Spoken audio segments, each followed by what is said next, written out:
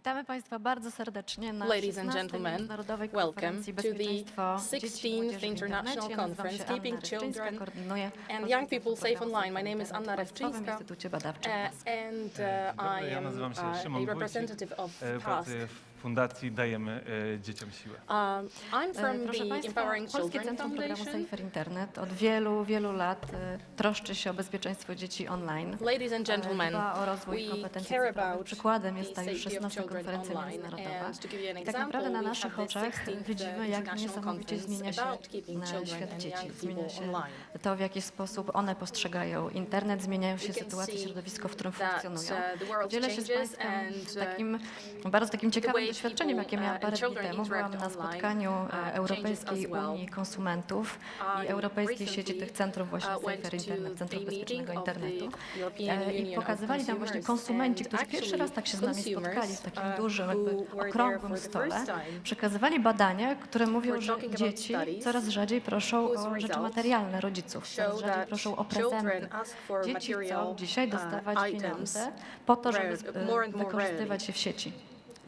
Najcenniejszym prezentem jest doładowanie konta w jakiejś grze czy w jakiejś aplikacji. Zobaczmy, że by playing video games, etc. Priorytety dzieci, jak So the priorities of children have been changing, niż bywało dawniej. and they are different from what they used to be. Świata konsumenckiego powiedziała tak: dzieci, proszę Państwa, są coraz Actually, children are more and more lonely online, and they are more and more independent, but at the same time very lonely. So actually, children having their smartphones don't actually need social interactions. They make different choices. And actually, we have to care about their parents for them to be aware of what's going on. So here's a great role for you, for the teachers who are here in this room, to give them as early as possible a set of competences, a toolbox, so that they are able to manage online. And we're going to discuss those challenges here today. And also there is a huge role of business so that they design the online world so that it's already safe for the children when it's being designed, when new services are being developed, instead of running around and fighting fires.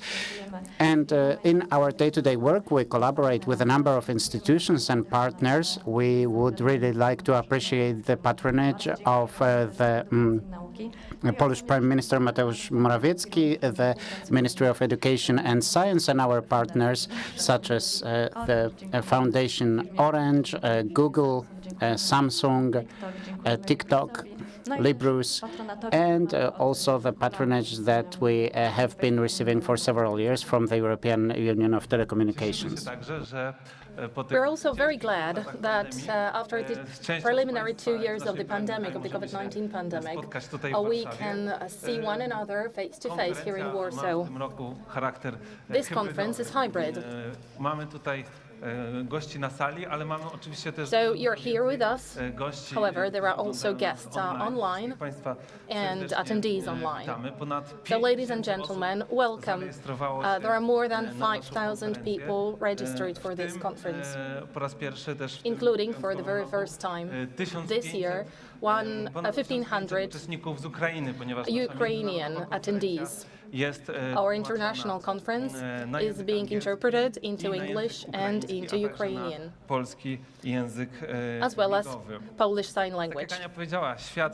As Ania said, the world has been changing and there are new forms of participating in trainings in education. Experts speak about the results, the consequences of the pandemic, and this is also that we will be focusing on, including overusing internet and the screen.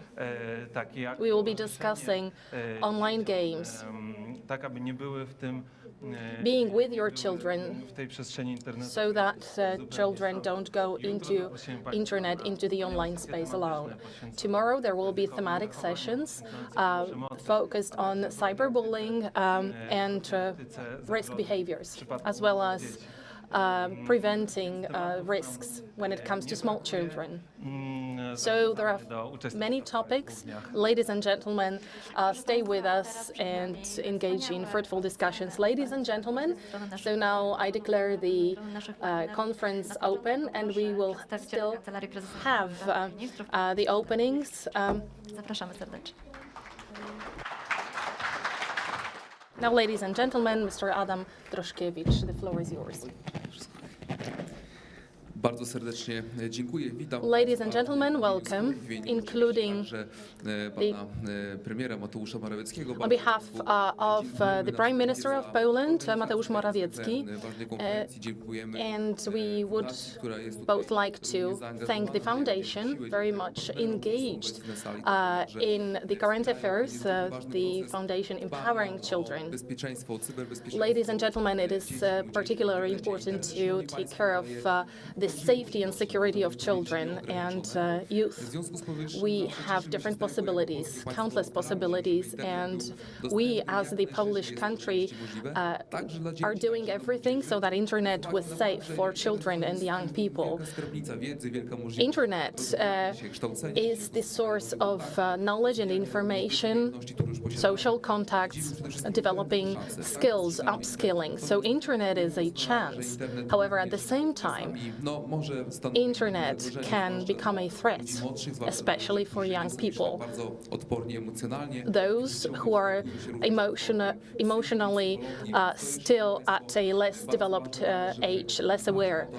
So, ladies and gentlemen, it is very important for us to care about children and their safe presence in the internet. We, as the Polish country, would like to provide children with internet, but with safe internet.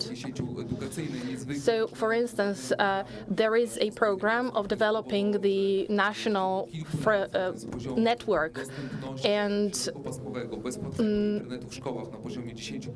providing fast internet to schools. Actually, 90% of schools have fast internet currently. And speaking about chances, development, I would like to underline the fact that everyone should have access to the internet, to new technologies, irrespective of the age. So the program is our response to the current situation. We're very proud of it. We also have our NASK experts, and they help us with providing safe internet and with providing it to broader communities. There are also other programs such as Nastolatki 3.0, and we know that there are currently changing trends because the users of internet are becoming younger and younger, and this makes us want to take care of younger and younger children. We're also talking with partners who take huge responsibilities because they are actually they are providing for different services, including technological network, social networks, etc. So actually, this is their daily reality, and they respond to the fact that children and young people are using the networks currently. We rely on our partners on those networks, and that is for all of us to use internet safely. And I also would like to emphasize the fact that children should use the internet safely and commonly. Thank you. Ladies and gentlemen, thank you so much. And now I would like to ask Dr.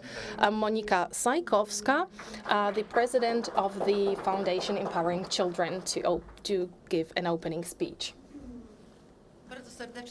Ladies and gentlemen, welcome to the 16th International Conference, Keeping Children and Young People Safe Online. I am very glad that after 2 years of the pandemic, when we could only participate in the conference online, we can meet here, actually in an actual room. We'll listen to different speakers, participate in discussions, and engage in conversations among one another. Now, ladies and gentlemen, change. This is a key word during this conference, and it has already been mentioned here. I think that this word, the word change, describes the problems that we will be focusing on, and also the world that the problem we are focusing on relates to. For the past 20 years, we have been tracking changes in new technologies that results in new chances and new threats. Change is an inseparable part of a certain process that has been taking place on Earth. And it is also interesting to see what prognosis and what conclusions we draw from this change. I think that this will be a topic that we'll be focusing on during this conference. This has all been changing during the past years. We have war in Ukraine, we've been having the COVID-19 pandemic, and these phenomena impose an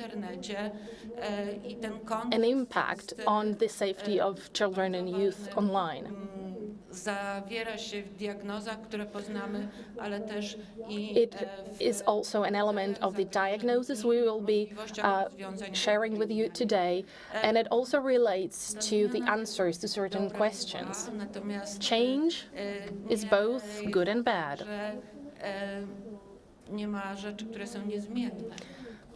But there are no constant things in the world. What is constant? The central value that we share as organizers and the attendees, both online and offline. The common value is the safety and security of children and young people. That is why we meet. That is why we work together. We believe that the competences of professionals and people working with children have to grow. There needs to be an upskilling. And that is why we've been organizing this conference with our partners. We want teachers and parents to be aware of the world their children are living in. Another important thing is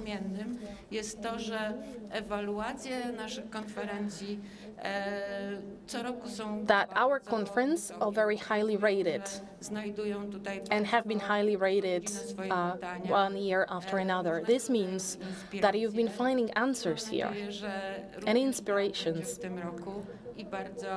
I hope that this will be also the case when it comes to this conference. Thank you so much. I would like to thank the partners, the organizers of the conference. And I just would like to mention that the list of the partners and the organizers is longer and longer every year. This also shows the importance of this event, that people want to participate, actively participate in the organization of the conference. Ladies and gentlemen, thank you so much. Thank you for the possibility of us meeting here today. Zapraszamy teraz serdecznie przedstawiciela. Now we would like to invite the representative of the organizer, the National Research Institute, NASK.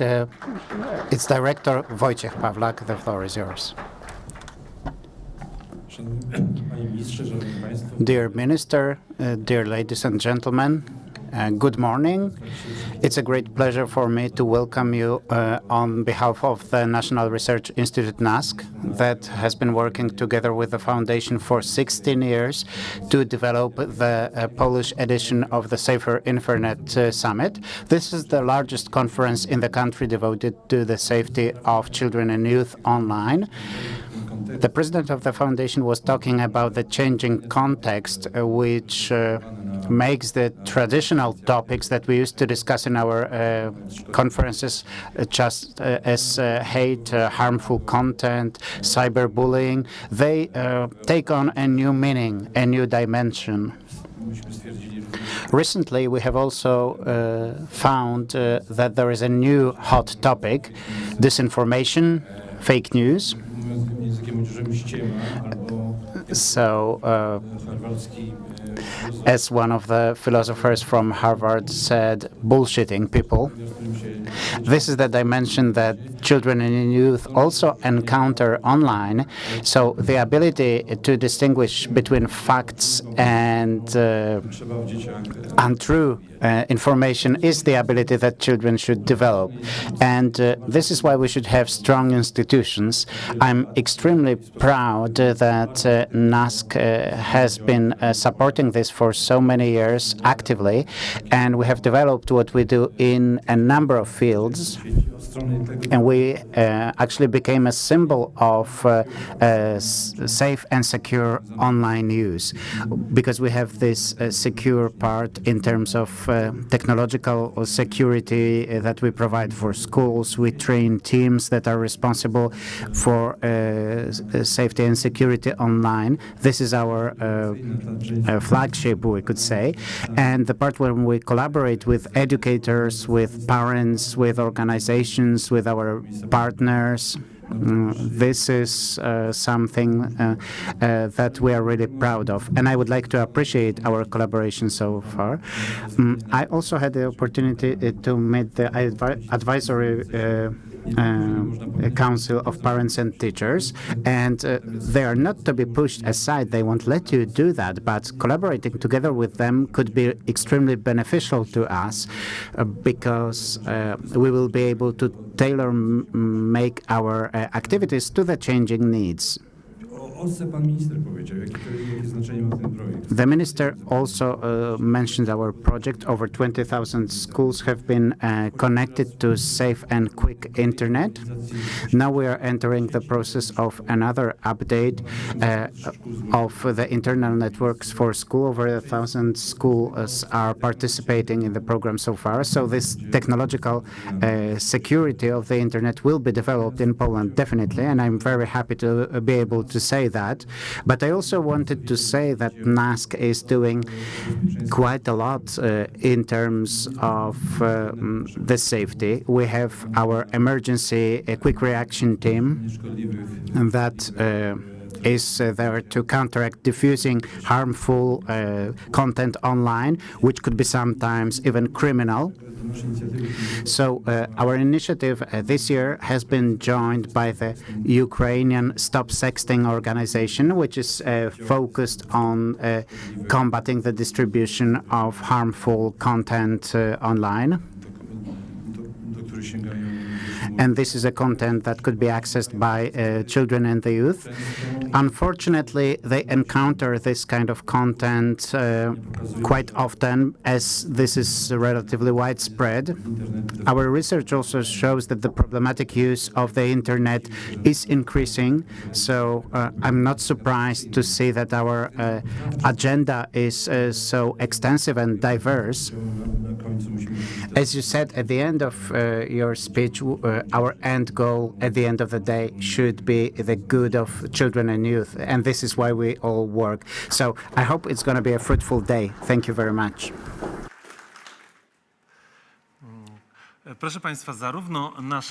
Ladies and gentlemen, our conference and most of the activities that we do are co-financed by the European Union. And it has been like this from the beginning. And now we're going to have the hybrid part of our conference because Ms. June Lovery Kingston, the head of the General Directorate for the Internet Content and Technologies of the European Commission, has recorded her speech to open our conference.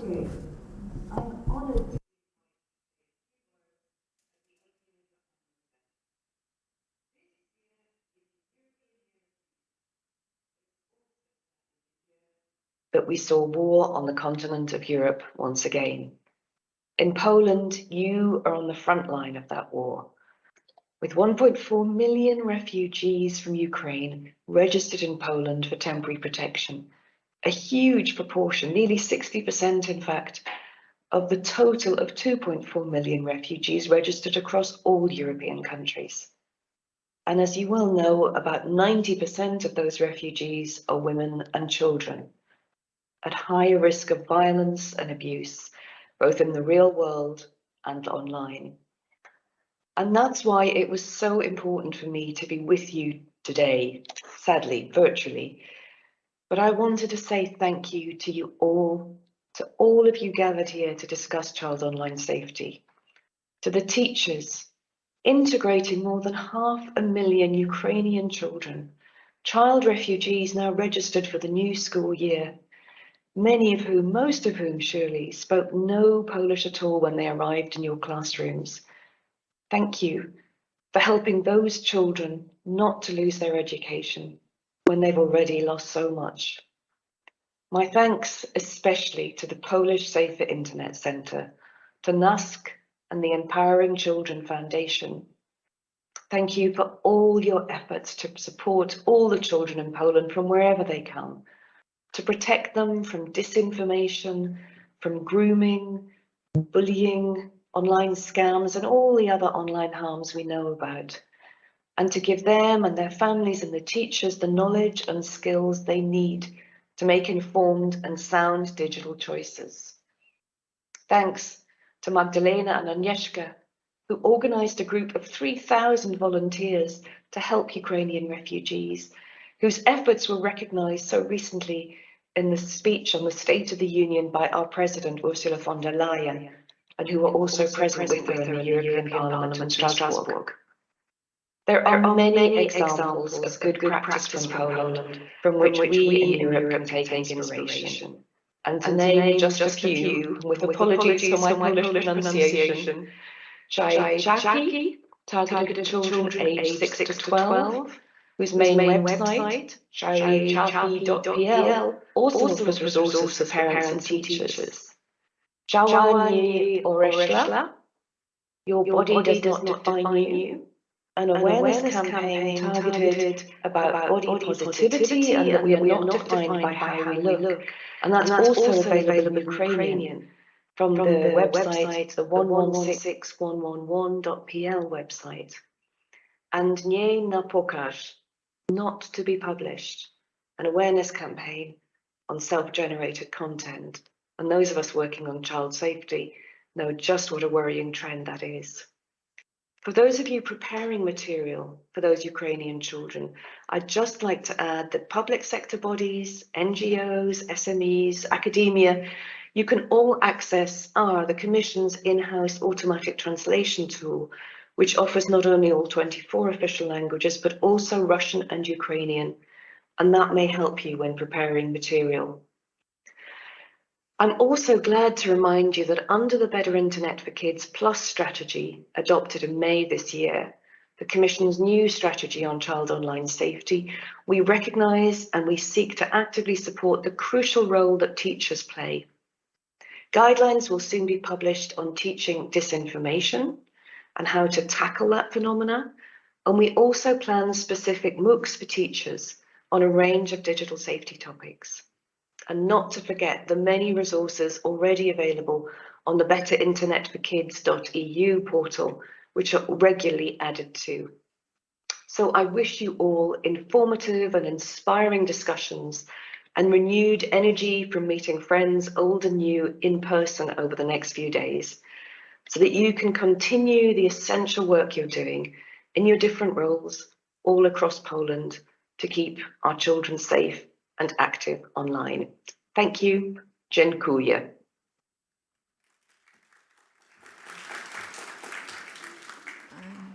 Proszę Państwa, ideą trochę Ladies and gentlemen, let me just clarify a bit, because the idea of all those safer internet institutions is to share our resources.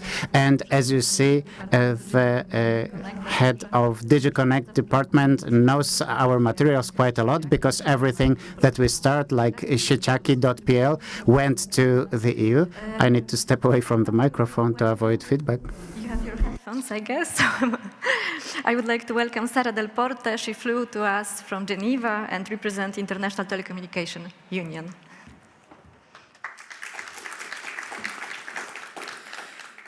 Excellencja Noruszkiewicz, esteemed partners, ladies and gentlemen, it is my great pleasure to be present today on behalf of the Office for Europe of the International Telecommunication Union. ITU, being the UN Agency for Information and Communication Technologies and Digital Development, we are proudly partnering for many years now at this conference. And I would like to start by thanking, on behalf of the ITU, the Polish Safer Internet Center and the European Union for organizing it, and all partners involved in the process. At ITU, we strive to create a world where the youth is connected and fully empowered by the digital world. ICTs can enhance education, reduce youth unemployment, and promote social and economic development. But with these opportunities can also come issues related to privacy, cyberbullying, disinformation, and internet exploitation. At the global level, 51% of children who have been exposed to various online risks and harms. And 44% of children who have been exposed to online threats suffer long-term consequences. With a child going online every half a second, we must address the issue of child online protection. Recognizing these needs, and upon the request of the Member States, the ITU launched in 2020 the updated Child Online Protection Guidelines, which reflect the change in the digital world. These guidelines provide resources and tools that support children, parents, and educators in the development of digital skills and digital literacy. It gives industry and government stakeholders guidance on the development of corporate and national policies and strategies. Since then, countries around the world have committed to this global mission by translating the materials into national languages and rolling them out at the national level. In the Europe region, let alone, the Office for Europe has supported 14 countries in this exercise. The role that ITU plays in ensuring cyber safety for all has been reconfirmed during the recent World Telecommunication Development Conference, which sets our areas of actions for the next 4 years. Guided by our global agenda on cybersecurity and regional initiatives, ITU remains committed to accompanying countries on this journey. And we're glad that conferences such as the one today provide a platform for stakeholders from across the sectors to convene, concert, and act together. Thank you, and I wish you all a very productive and insightful conference.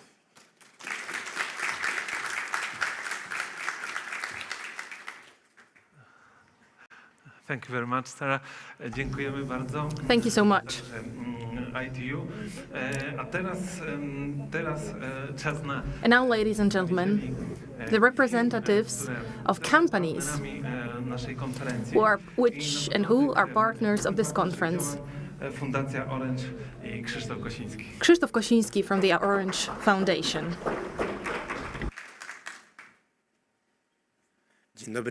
Ladies and gentlemen, welcome.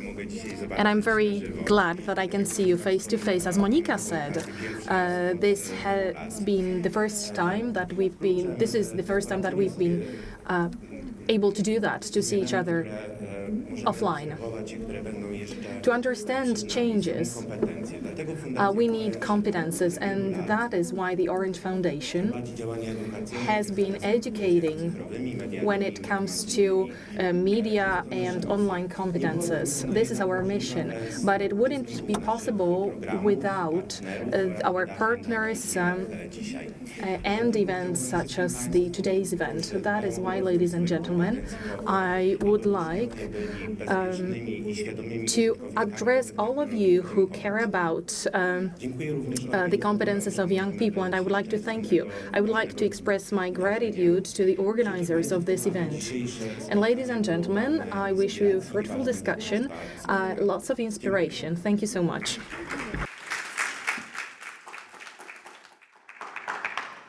Bardzo dziękujemy. Zapraszam. Thank you very much. Now, Marcin Olender, the representative of Google Poland, our long-term partner. Ladies and gentlemen, thank you so much. Welcome. Welcome to yet another conference on the safety of children and young people online. One of the most important events of this kind in Poland, and I think that in this part of Europe. Thank you so much. I would like to express my gratitude to NASCA for our cooperation. Ladies and gentlemen, I would like to relate to what the Prime Minister said, namely that Internet is a great opportunity, is a great invention, and has been changing the world to become a better place. But at the same time, we have to be aware of the threats that Internet brings, especially for users that are prone to these threats, namely children and young people. Now, responsibility is a word that the Prime Minister also mentioned, and we take this responsibility because we provide for services that are used by millions of people around the world. And actually, if we provide services to everyone, we need to protect everyone. As Anya said, designing and implementing tools that refer to security and safety is one of our key goals, and we are trying to do that. Some tools are used, but you're not aware of it. For instance, we recently recorded 100 million attempts to get information from children and young people, and products that are being put online have to be safe. But we also need education, the education of children and also the education of parents. And now, ladies and gentlemen, I would like to refer to our project, Asy Internetu, which together with Szkoła z Klasą, we are conducting online. 163,000 young people have been trained within these two projects, and we are awaiting another workshop that will be conducted by amazing trainers. We will also have a workshop in Ukrainian, because the material that we have was translated into Ukrainian and is available for Ukrainian students. So, ladies and gentlemen, I hope that this conference will be even better than the last conference, which actually puts our bar very high. Thank you so much. Thank you very much. And now, ladies and gentlemen, I would like to invite Magdalena Olworska, the representative of Samsung Poland.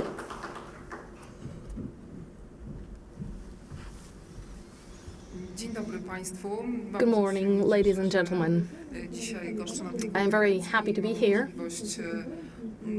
and I'm really glad that I have the opportunity to open this event. Samsung, apart from producing new technology, feels responsible for educating the users of new technologies.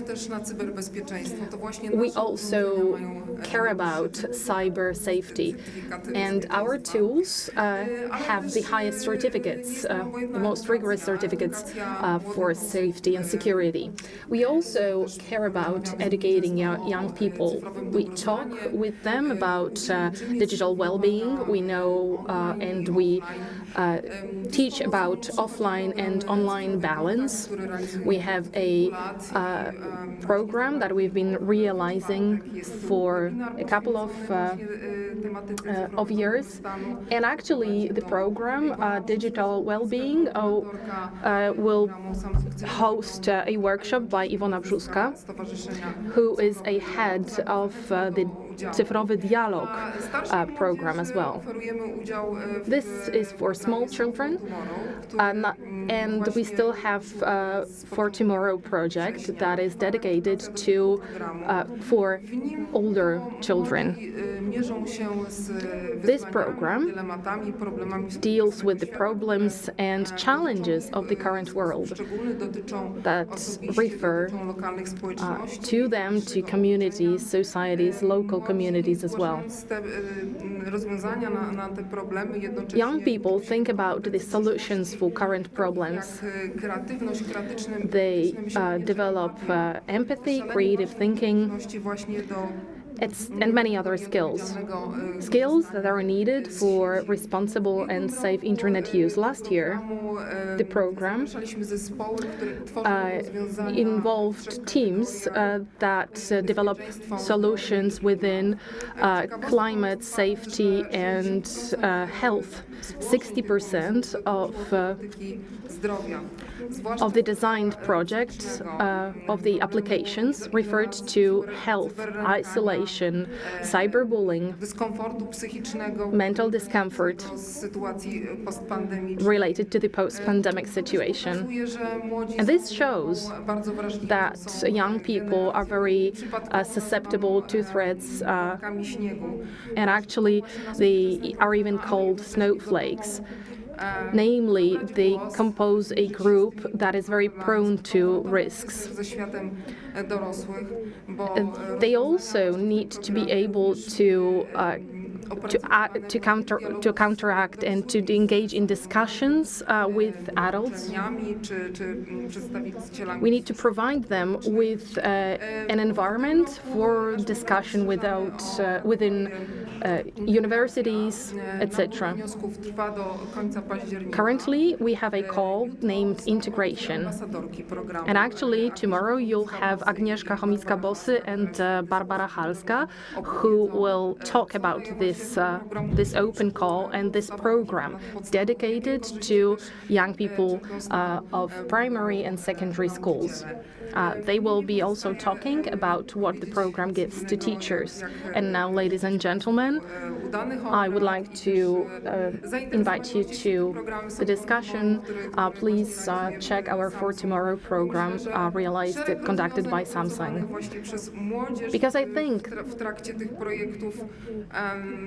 that there are many interested solutions that young people came up with within our workshops, and we can discuss that today and tomorrow. Thank you so much. Bardzo dziękujemy. Teraz zapraszam Ladies and gentlemen, thank you. Łukasza Gablera. And now Łukasz Gabler, the floor is yours. This is the representative of TikTok. Ale Łukasza nie widzieliśmy rano tutaj. Well, I think he is not here with us. Probably he is still arriving. Well, he's still commuting. So let me thank TikTok. And now, ladies and gentlemen, I think that it's high time we comment on the webinars. There is the conference offline in this hotel, and there are also workshops. Workshops offering in-depth insight into the problems that we are discussing. Now, answering your questions, we have the certificates, and the certificates will be sent to you, both to offline and to online attendees. Questions. You can send questions online, and actually Łukasz will tell you, Szymon will tell you how to do that. Tak, dziękuję Aniu. Ania, thank you so much. Oczywiście Oczywiście liczymy też na Państwa udział w trakcie całej konferencji. We count on an interactive discussion. So those of you who joined us online as well as offline, please do engage in the discussion. You can do that via the Menti.com system. There is a button for online attendees, Ask Question. By clicking this button, you will join a system where you can ask a question in English or in Ukrainian for those who don't speak Polish. Now, ladies and gentlemen, let's have a mock trial. Please take out your smartphones, tablets, anything that is connected to the internet. Please go to Menti.com. And insert the code 82862817. So, within the mock trial, please tell us where you're from or where you are. Let us know one another. We also know that the conference is international. And we also know that people came to Warsaw from different places. So this is what we have. Actually, attendees from Warsaw are most numerous. But we also have Grudziądz, Lublin, Tomaszów Mazowiecki. There is also Ukraine. Włocławek online. Some of you have joined us from work. Delegacji bądź urlopu. Aniu, widzisz jeszcze jakieś miejsca? What else? Pojawia się Kijów, widzę.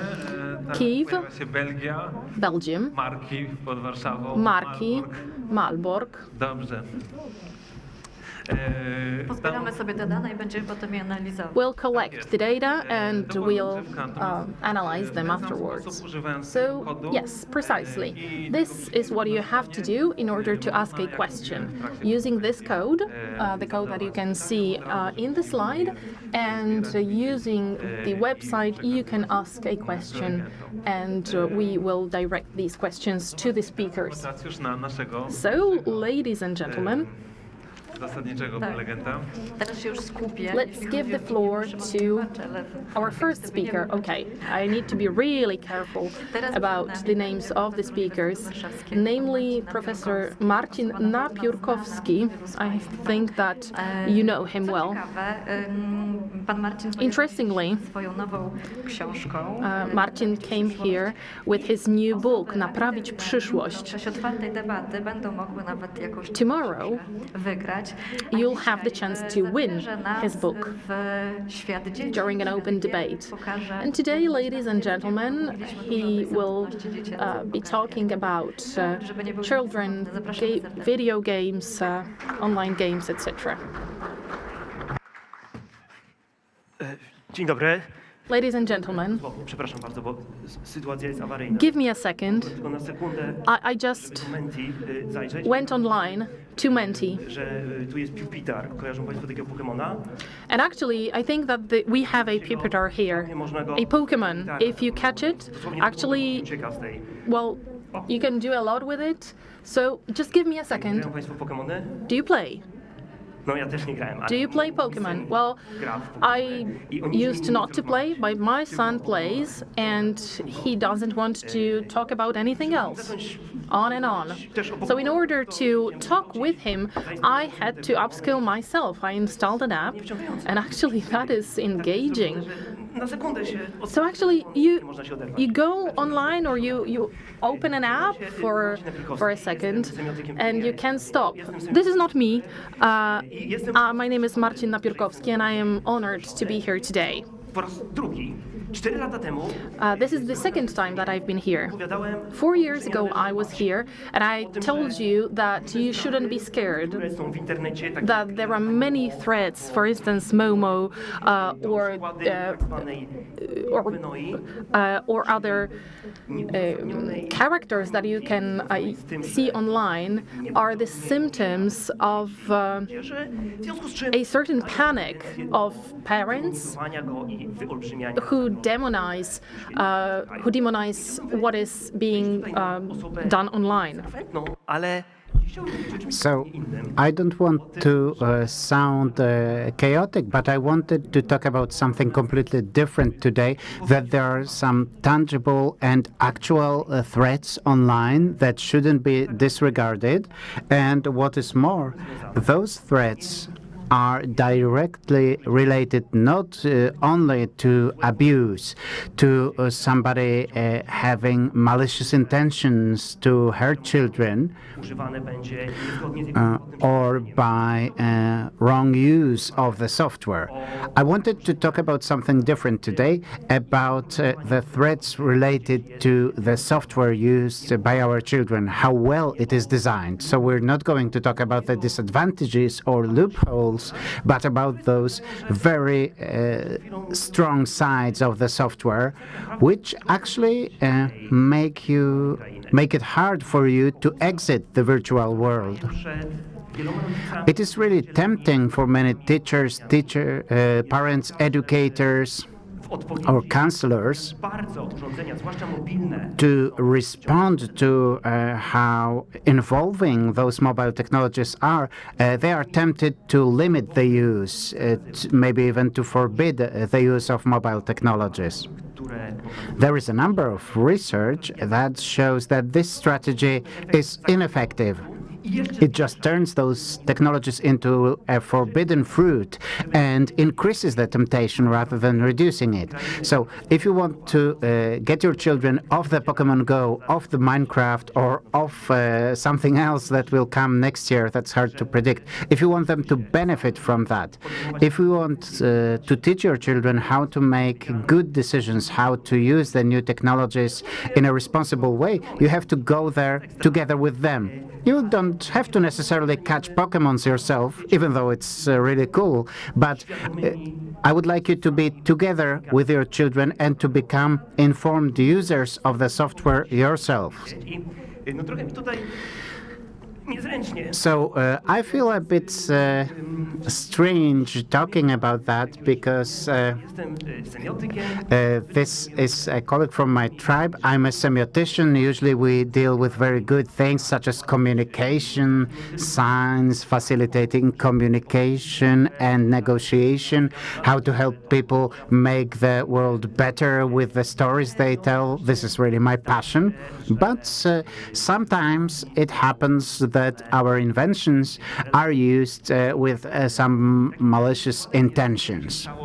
Persuasive technology. And one of the examples is what happened with persuasive technology with BJ Fogg. Maybe you have heard of Mr. Fogg traveling 80 days around the world, but this name is not really known to the public, but he is the founding father of every application you are using today. BJ Fogg has been dealing with semiotics, and he was interested in how much we know about interpersonal communication, but people tend to communicate with machines more and more often. So how to design a good interface for the machine, for applications, for software, that will have some human touch, that will make you willing to interact with the machine. So I'm pretty sure BJ Fogg has really good intentions, but when I was reading his books, when I was reading what he's proud of from his classes at Stanford, when I'm reading how his ideas evolved, I have this strange feeling that semiotics, the field that I love, may also create the real evil, and I mean true, pure evil. Based on Fogg's books, I have prepared some concise list for you, 7 simple elements that you may use in designing an interface in order to make it more involving. So this is the bad and scary part here, because as you will see, some of the tools are very easily used in a really unethical way. But I'm usually a cheerful person who doesn't like to worry too much. Then we're going to go to the second and more important part of our conversation, where we will talk about being together with your child in front of the screen and using very similar communication tools to not only counteract many of those negative elements, but use playing the Pokemon or playing Minecraft to understand the mechanisms and to make your child use them to their benefit. The first thing is reduction and persuasion by simplification. When you have ever bought something by a one-click purchase, then you have used B.J. Fogg's discovery. He was using some old psychological research to see if reward or punishment works better. So is it better to pull people up to the 10th floor, telling them, I have really great things waiting for you upstairs, or should you push them there, saying, I'll do something scary if it doesn't happen? So what does work better, the stick or the carrot? Nothing. Nothing works better, neither stick nor the carrot. You should just move your office downstairs. And this is what B.J. Fogg says. Make your application load faster, make it smooth, problem-free, intuitive, launch and go. One-click purchase. If on the way you have to enter 50 pieces of data, take some difficult decisions, then you will change your mind. And the tunnel effect is another thing. You are young people, so probably you don't remember that, but in the past we used to install the software for minutes or hours, and the progress bar used to show you what you're going to have in this wonderful new Windows version. It used to suspend every now and then, so it was pretty frustrating. Some problems are complicating, and you have to design it as a tunnel, not as a highway. So if you cannot go back, if you cannot cancel, you can build some experience by creating a nice progress bar or showing them what's going on, and the user will stay with you all the time. The third element is personalization. If you check your mailbox, you probably are getting a number of messages from people you don't know, complete strangers, saying Marcin and then blah, blah, blah, because our reaction is better if the message is more personal. If you use social media, then you will notice that you have clicked an image of a pressure cooker, and then you are getting 50,000 commercials of pressure cookers. I never knew what pressure cookers were before I clicked, but now I'm getting their pictures and descriptions everywhere. A hint at the right moment. This is the best piece that B.J. Fogg has written. This man says quite openly in his book that his students have done this ingenious project. But this project was really sinister, because prompt at the right moment means that when you sense just the right moment, you can be much more persuasive. For example, you can display 1 million food advertisements, but if your user is not hungry, it just won't work. But if you knew when should you give them the prompt, then you might give them the right hint at the right moment. Ancient Greeks had a great figure to that. Kairos was the god of luck, and he had long hair in front, but he was bald at the back. So when he was in front of you, you could still grab him, but after he went by, you have missed the boat. And one of the groups was ingenious. They have designed a teddy bear who was singing songs, and he had a GPS inside him. And he was singing songs, lullabies, and when the child was around a marked location with an M at the beginning of the name, then the teddy bear would sing French fries, delicious French fries. If it's not evil, then I don't know evil when I see one. BJ Fogg said that it's a future technology, nobody is going to use it, but we are getting this every day. Everybody has this application in our mobile phones, and they asked me for an app at a McDonald's restaurant, and I felt old for the first time in my life. If you look at me, they usually ask me for an ID in liquor stores, but now they ask me for an app at a fast food restaurant. Self-monitoring technologies, this is what you have in your smart watches that shows your heart rate, your body temperature, and BJ Fogg has shown in his research how self-monitoring is a great tool to impact people because it shows you some ratios.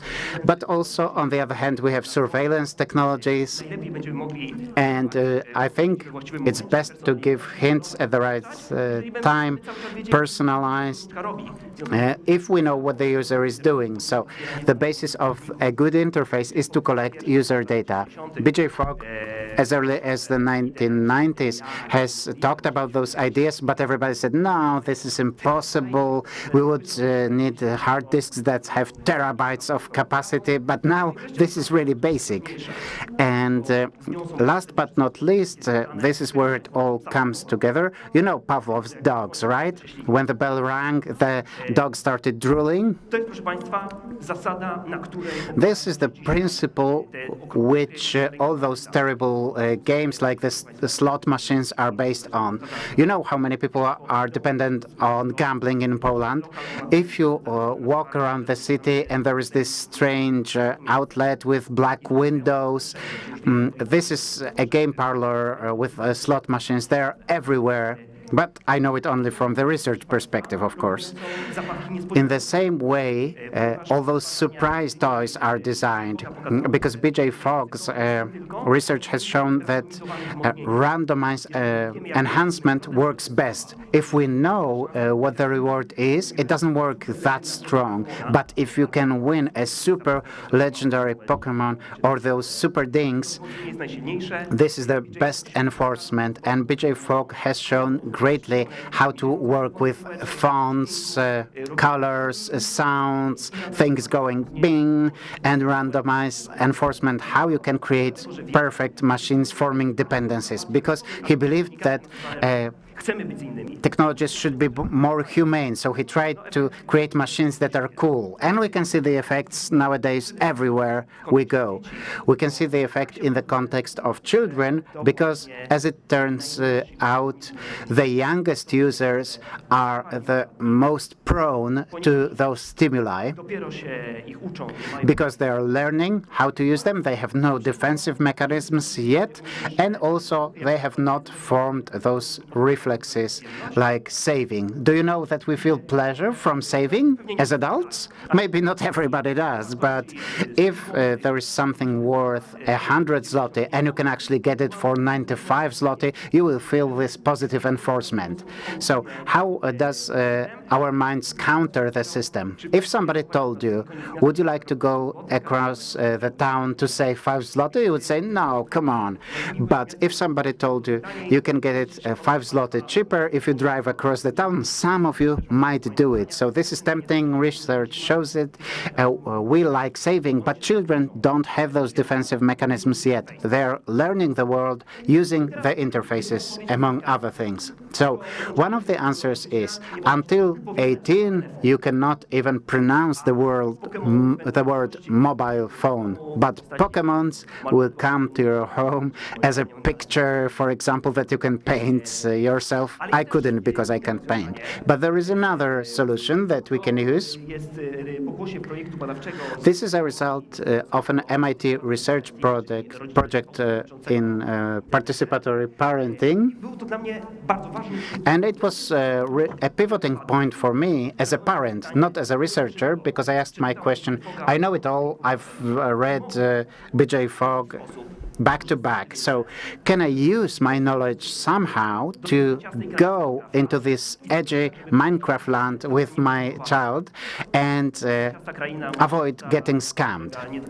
Because the edgy land of Minecraft is not just edgy and square, but it's also a world that uses some stimuli that wants to make us react in a certain way. So let's try to see step by step. And I don't have all the answers. I will say it up front. Sometimes I can just tell you, watch out, this is dangerous. So how can we counter those 7 elements using some communication tools to promote some positive and safe use? Of course, there is always this solution of participatory parenting. We can say that restrictions and limitations without justification will not build competence. This is just stressful because the children will thrive for this forbidden fruit. So how can we make it a joint experience rather than saying don't do this, don't do that, but how to get to this meta level to discussing what's going on, and when there is the red flashing light and when it goes bing. To szaber jest chyba po polsku, nie? Te skrzynie z bonusami otwiera, to w nich zawsze jest coś innego i się And also, why actually you can win something on a lottery online. So discussion is, ladies and gentlemen, the key element of what we should be doing. So let's go step by step. Reduction should actually be replaced by the effect of complexity. We should explain the effect of complexity. Every time that when the system wants to advise us that there is only one click that is needed, and we can, for instance, get a new armor, we should make our child aware that nothing is for free. And actually, by installing a game, apart from different actually data, like how old are you, etc., like age, they ask for the number of the credit card of your daddy.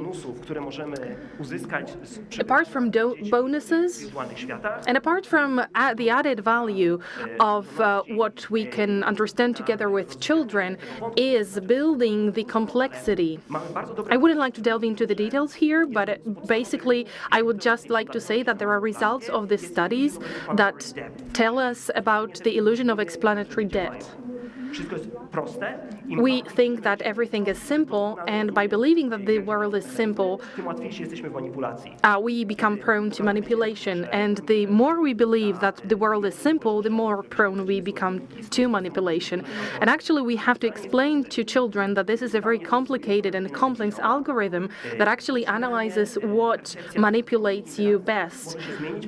We can make the child aware from empirical perspective, find a certain benefit by asking himself or herself a question: why actually am I being sold this and that?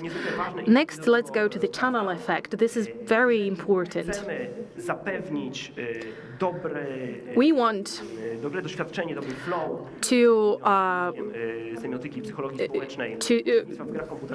to provide our child with a good flow, with a good experience, but we need to deal with the tunnel effect. So actually, the thing is that when you play, 1 hour is not enough. Actually, the child plays, he or she starts and then ends. We need to actually break playing into different modules. We need to engage into the safe exit system. So actually, we need to tell the child there are different modules, there are different intervals, and actually 1 hour of playing is not an in-depth black hole where you go and you start and you have to end, is a very valuable tool. So next, being lonely online. narzędziem budowania więzi. Actually, games, for instance, are a tool for building networks and building bonds. Na drugim końcu świata. So actually you can bond with someone who is on the other side of the world. So actually, it is not my role and responsibility to delve into the details whether there are real friendships or not. But actually, being online gives you an opportunity to find people sharing your hobbies. I don't think it's bad, and I actually don't think that children engaging in common play in Minecraft is worse than children playing, for instance, in the playground.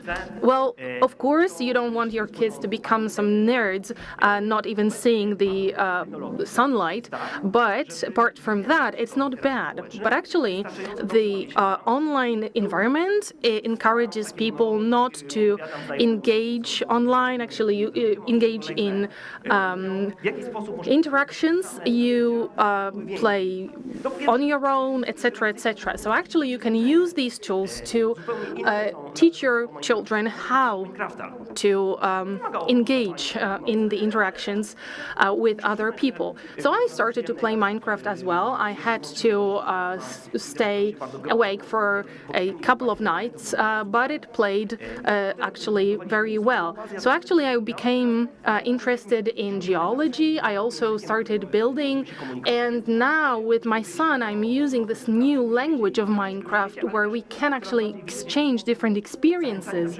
So I can see that telling my kid, stop being alone, actually call your friend, you can catch Pokemons together with your friends in the street. I will be supervising so that you're not run over by a car. And actually it turns out that being online is a great interactive tool, and I become a friend with my son's parents. So you have to plan as well. Planning, according to an old good school, is that you have to plan ahead, because, for instance, if you put a phone somewhere, the phone goes instantly bing, bing, bing, and the child wants to, for instance, catch a Pokemon or wants to see something on the screen. So actually, you have to be aware of what you have, what tools you have, what organization of the day you want to apply, and you have to talk to your kid that, for instance, if he or she catches Pokemon, he won't be able to, for instance, invite a friend over. So, in fact, imagine a situation where your kid, for instance, sees a teddy bear online, and the teddy bear sings French fries, and the kid actually sees the teddy bear, and instantly you explain to the kid that this is crazy. Singing bear is actually crazy. You have to explain things like that to the child. Now, speaking about the screen, the mobile screen, for instance, you can actually see how much you play. And actually you can program and see the algorithm. Actually, Adash, my son, is very proud of himself when he can actually check how much he played. And actually, well, he would see, well, I designed in Scratch for this and this amount of time, and for the rest of time I did something really stupid. So actually, the goal is to keep him proud of himself. Our children having a smartwatch, for instance, is a great idea, because we want the child to be safe and secure. But actually we have to ask ourselves a question, meaning teachers, parents, etc., what we want to teach our children. Where actually we don't want a system where actually you and all children have smartphones, and if mommy or daddy is actually scared, you click, you take a picture, etc., etc. What does it teach? Well, I am not afraid of what my kid is exposed to, but what does it teach to the kid? Now, we may think that we are not Pavlov dogs, that we are not prone to being manipulated online. No, ladies and gentlemen, we are all prone to being manipulated, because these mechanisms are very deeply coded and go into the depth of our thinking. So what we can tell our kid is, okay, I am prone to risks, you are prone to risks, we can be manipulated by machines. What can we do in order not to fall into those digital dependencies? The situation is quite complex and difficult. You know this, because children don't actually mirror our speaking, what we say. They mirror our actions. So actually, if we are talking about how important it is to put your phone away, to put your laptop away, to have time for your family, but if I check my mail every breakfast, now this is a whole another situation. If I finish writing and it's really important for me and I just have to finish it, my children see that. And actually, if they see me drooling every time my phone rings as a Pavlov dog, this is a situation we don't want to have, because they won't be mirroring our words, they will be mirroring our actions. Well, I can see that the prompter is really going to go crazy because my time's almost up, but I'm not disappearing from this room, from this conference. So if you have a very private and intimate question, be my guest. And if you want to ask a question now, be my guest as well. Thank you so much. Thank you very much for a lovely presentation.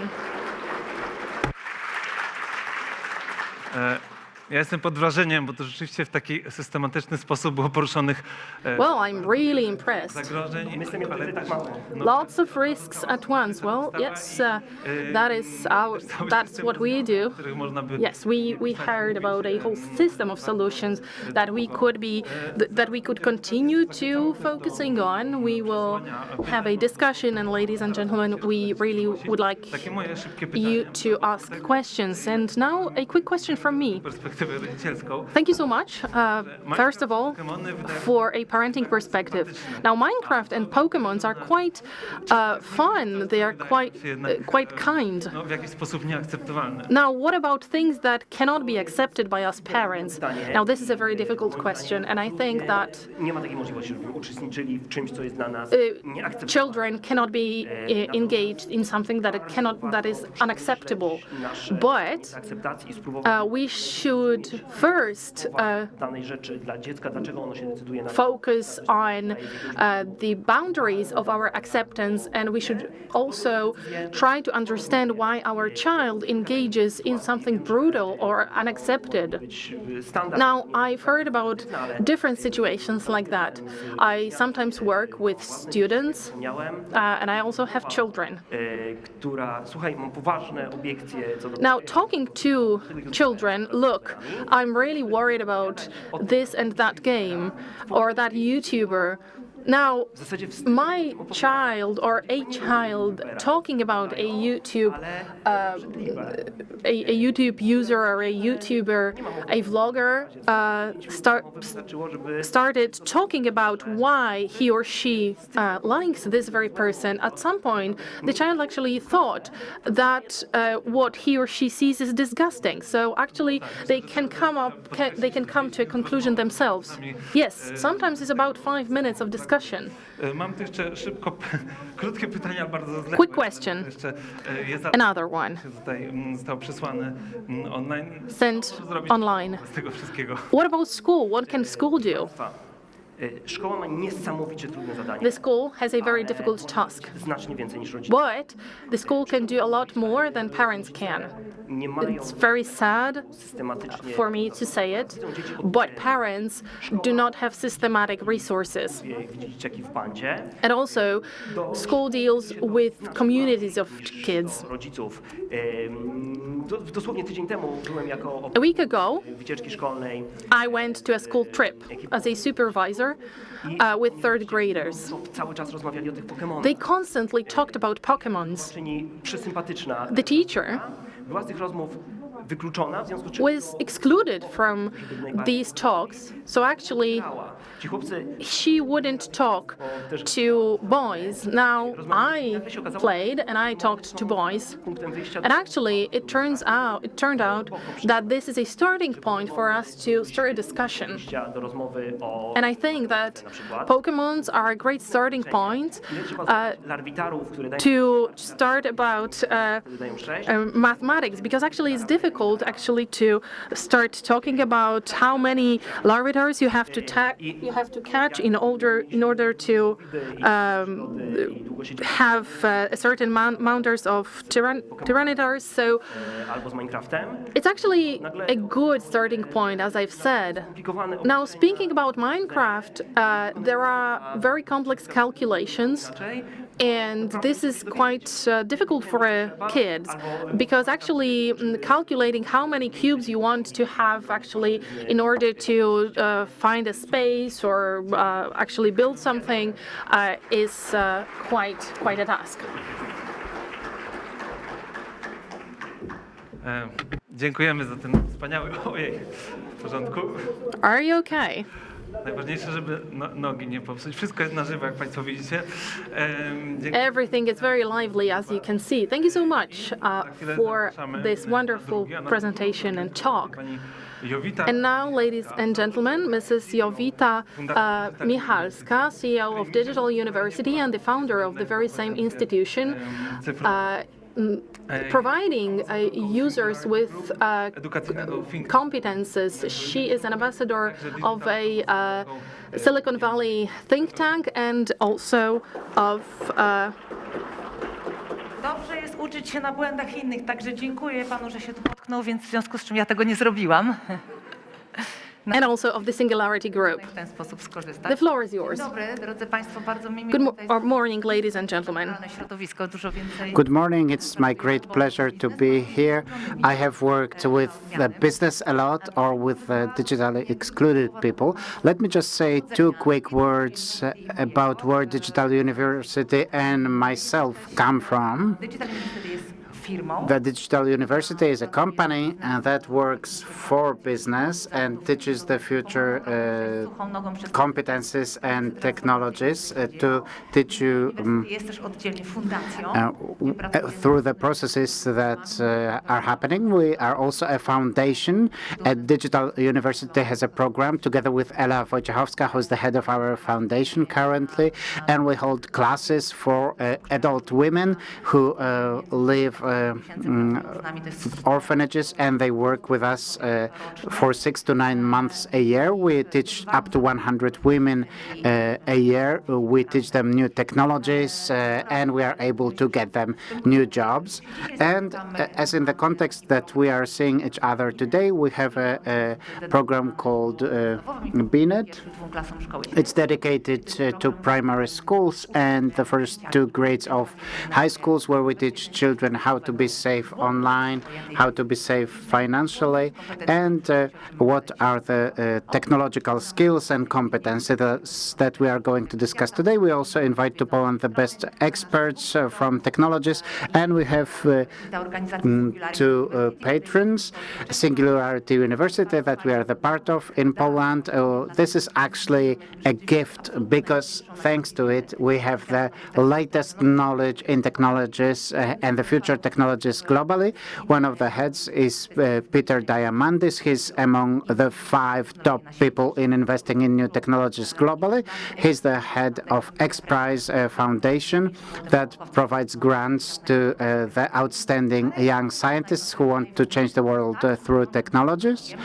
And Ray Kurzweil is also the longest living futurologist. He's also the author of the Google algorithm. So if you use the Google search engine, then probably Kurzweil has written it. We have several gurus related to new technologies. I wanted to tell you something about a wider context, not just discussing safety online, but if you want to be safe in the world that is coming, then, in my opinion, you need some broader knowledge that the future competencies are not necessarily purely limited to what's going on online. If you want to find a job, if you want to get around, if you want to find employment in 10 years, being 12 years old like my daughter, you need to get a series of future competencies today, because you don't know what kind of job you're going to be doing, but you know what competencies are required and what kind of competencies can supply artificial intelligence. I had a chance to talk to Professor Scott Galloway. He's one of the most fascinating economy professors. He's a lecturer at NYU Stern, and he hates the technological giants.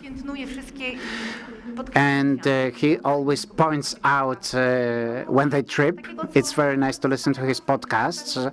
And he's saying something like this, that the world belongs to new technologies, and this is the world that we live in. So sulking and saying that you won't accept new technologies doesn't make much sense, because you're just beating about the bush.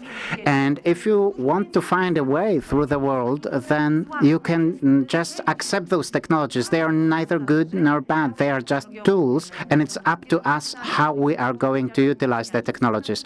One of the ladies in my lectures told me, I'm not going to use any technologies, and I'm going to be dealing with digital detox in my job. And I said, hold on. If you want to deal with technological detox, you have to know what digital means in the first place.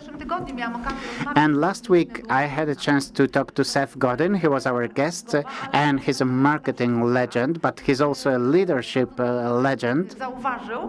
And he pointed out rightfully what's the way of thinking today and how it can allow you to find your place in the future world. And the future is actually now, as he says. So Seth Godin said, oftentimes in companies we have this first mindset. So let's improve by 10%. And these are the employees that we like. This is how schools educate the students. Improve yourself by 10%. Look at your mistakes and each time try to iterate a little bit better. But if you look at the world that's being constantly disruptive, that's constantly changing, we need people who will think out of the box, who will get out of the stereotypical thinking. I know everybody talks about out of the box, but we are sitting in our boxes or bubbles day in, day out. And the point is to think about yourself, about your education in a more interdisciplinary manner. Look at the people who changed something, like Da Vinci. Those were the Renaissance people, the interdisciplinary people who are looking at various areas, interested in a number of things. These are the people we need to educate today. We need to teach them to have the courage to think independently and getting out of the standards, getting out of the comfort zone, out of the explored territory.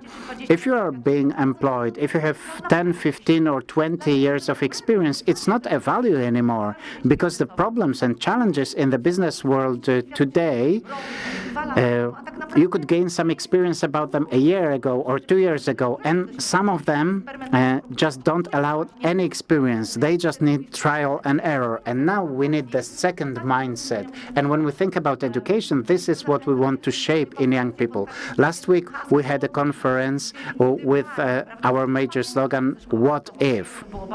I remember from my primary school a long time ago that we kept saying, what if this? What if that? But this approach is not welcome at schools. They teach you not to do that. But on the other hand, we are not able to predict the future, like the war, the pandemics, the disruption of supply chains. This is something that we cannot be ready for, but we can do this what-if activity. And one of those what-if scenarios is this. And the more what-ifs we say, the more things we are able to prepare for. So what's the world like today? I really like what The Economist said last year, that this is the new world disorder. We have no new order. This is no new reality. We are trying to build it because as people, we are phenomenal in adapting. And it might seem that we are not and that we are using our set schemes, but actually we are adapting. And the pandemics, the war has shown that we need 2 weeks or a month to get ready. It turned out that the banks can use electronic signatures, even though for 10 years they wouldn't do that. Some people are educating online. Well, maybe not all the examples are perfect, but we're able to do that. You don't have to drive across the city and look for a parking spot for half an hour to get some education. You can do it online. So the next 10 years, in the views of all the futurologists and future experts, is that the future will be a huge disruption, one big chaos. Things will happen in a larger or smaller scale, but every time we will try to ramp up to adapt. Once we get to some sort of normality, we'll get some new disruption. And this is the world we need to get our children ready for. These are the competences they will need in the future. Countries are trying to be technologically independent. That's not easy. We have climate transformation. We have geopolitical tensions. We have huge polarization. Everybody is either really for something or really against something. There are not many people in the middle. So the art of discussion, the art of thinking, reasoning, what solution is better. Genetical modification, we are at the threshold of huge discoveries in synthetic biology. CRISPR is a technology which was not invented by people, but it was discovered in a bacteria. This is a protein, simply speaking, that can be modified.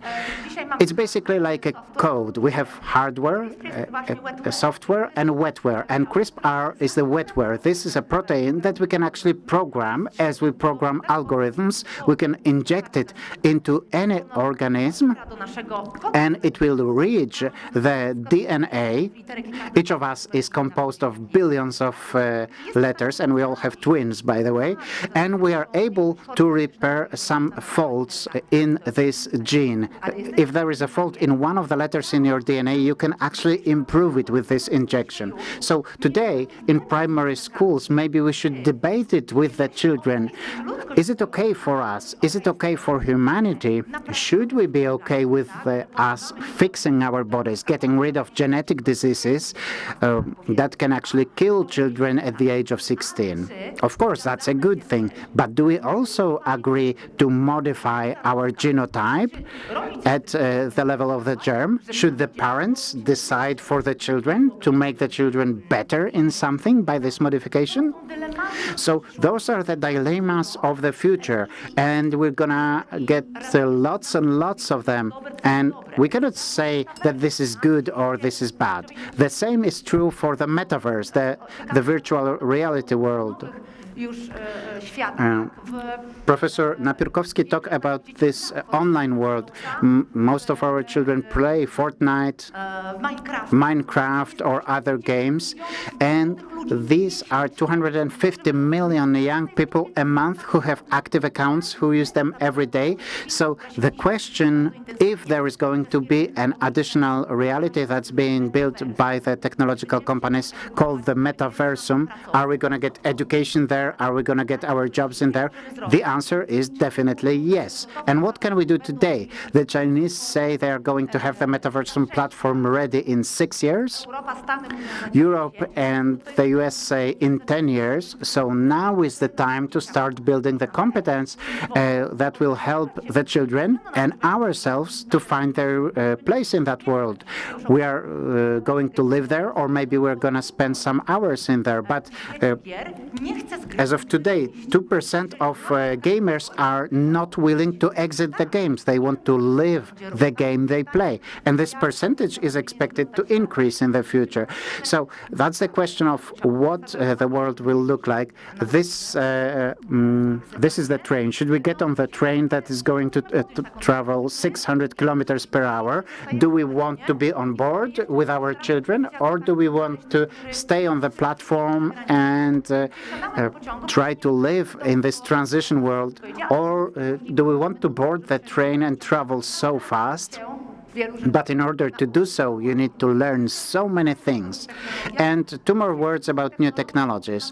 New technologies today are even more demanding than they used to be, because what's important here is the word convergence. So it's not just sensors promoting or robots promoting technological advance or AI itself, but it's about convergence of 2, 3, 4, or 5 areas. When they merge together, this is why people who are interdisciplinary and have a number of interdisciplinary skills can find their place in this world.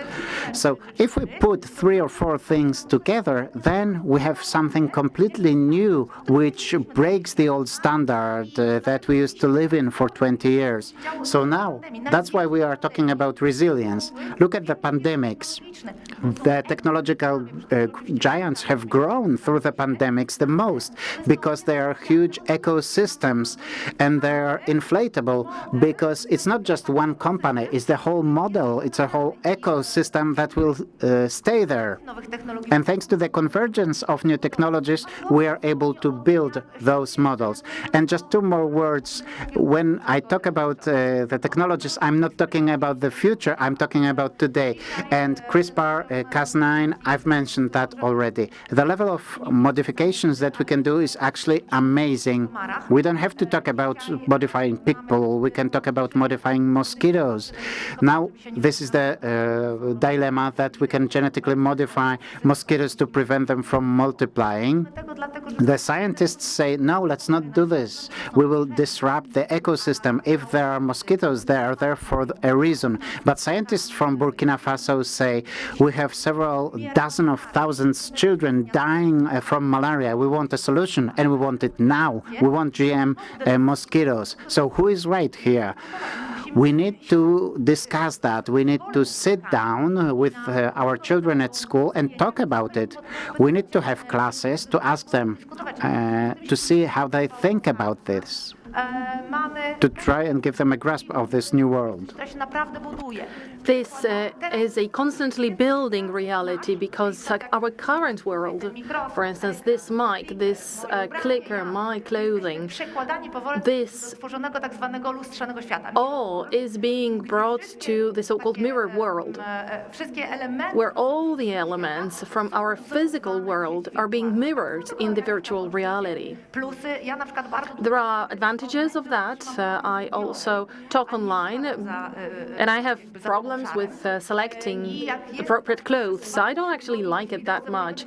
But actually, the thing is that I don't want to appear in the same clothes, but, well, one video after another. Now, what if I can choose my clothing online? What if I can just select an avatar clothing? I don't have to invest that much. I don't have to adapt to a certain reality, and I don't contribute to climate change. And now, speaking about deep learning, in-house farming is another idea that I would like to bring. One of the biggest ones is near Copenhagen. They will continue developing, for instance, in Africa. There are many changes, one coming from Europe, and it is very hard to estimate, speaking about weather changes, what is going to go on. But basically, these farms use about 1% of water that we would be using in natural conditions. These farms are very well calculated, and they produce about 90% of food for the whole country. The farm that I referred to, the one in Copenhagen, this is also our future. Now, 3D printing. we take part together with the US and young people representing the company Unlimited Tomorrow. We work with them for Ukraine, and actually we work on a project dealing with very advanced bionic prosthesis for upper limbs. And actually, these used to cost about $100,000 per item. Now, speaking about war in Ukraine, many people need the prosthesis right now. Together with Unlimited Tomorrow, we managed to digitally print elements for these prostheses, and actually now they cost about $10,000. So this is unbelievable. We are currently engaged in a crowdfunding campaign, and we managed to sponsor about 20 prostheses like that. And we also have a prosthesis for a 9-year-old who, running away from Kyiv with her parents, lost her upper limb. Tissues, small items, small body parts are being printed in the 3D print. There is even a heart that can be printed with this technology. And in 2020 in the US, a heart that was partially 3D printed was implanted in a patient during a waiting period for a real transplant. There are ships, houses, including houses in Africa, that are being 3D printed. And actually, in the future, we won't be using VR goggles. They tire us, and actually some people feel bad an hour after starting wearing them. And actually, imagine screens being in a, let's say, 60-centimeter distance, and imagine a screen just in front of your eyes. This is a huge difference. But actually, we have a certain reality, and we'll be having a certain reality, but on the other hand, an extended virtual reality in the very same room. Pokemons or the authors of buildings or urban designs appearing as avatars when, for instance, you're visiting or touring. Now, ladies and gentlemen, competences that we have are constantly evolving together with the technology very rapidly. And actually, we constantly become aware of things that need to be changed. Now, in business and in marketing, there is something called leadership. But leadership, actually, in marketing before the technological era, so to speak, is a completely different thing that we need in current leadership. So things change. Now, ladies and gentlemen, the pandemic changed our thinking and showed us that we adapt rapidly, and actually this is much more much faster than we thought we would be adapting. So we can change things fast. Probably you've read a report that I'm referring to of the World Economic Forum on the future of the labor market. Now, we are approaching 2025, and actually it shows that 42% of the key competences that we are having today will undergo changes in or until 2025. So actually there are changes, and we have to adapt to them. Even looking at the education system,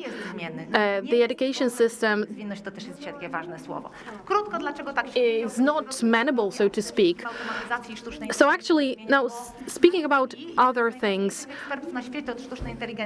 one of the greatest experts in artificial intelligence, actually a Chinese citizen, Kai Fu Li, has 50 million followers, and he says that 100% of the labor market will have undergone a change by the upcoming several years. So actually now we should be discussing what the artificial intelligence won't be able to do. Now, if we localize a gap in the competences of artificial intelligence, we'll be able to find those competences that we can develop as humans. When I was young, I dreamt about joining companies such as, for instance, Orange, because they enabled me to secure payments, to take a loan, mortgage, etc. So now young people want to work in different companies, or actually they simply work in companies that, for instance, take care of the human being, the climate, etc. And we also treat certain things as an element of the political fight.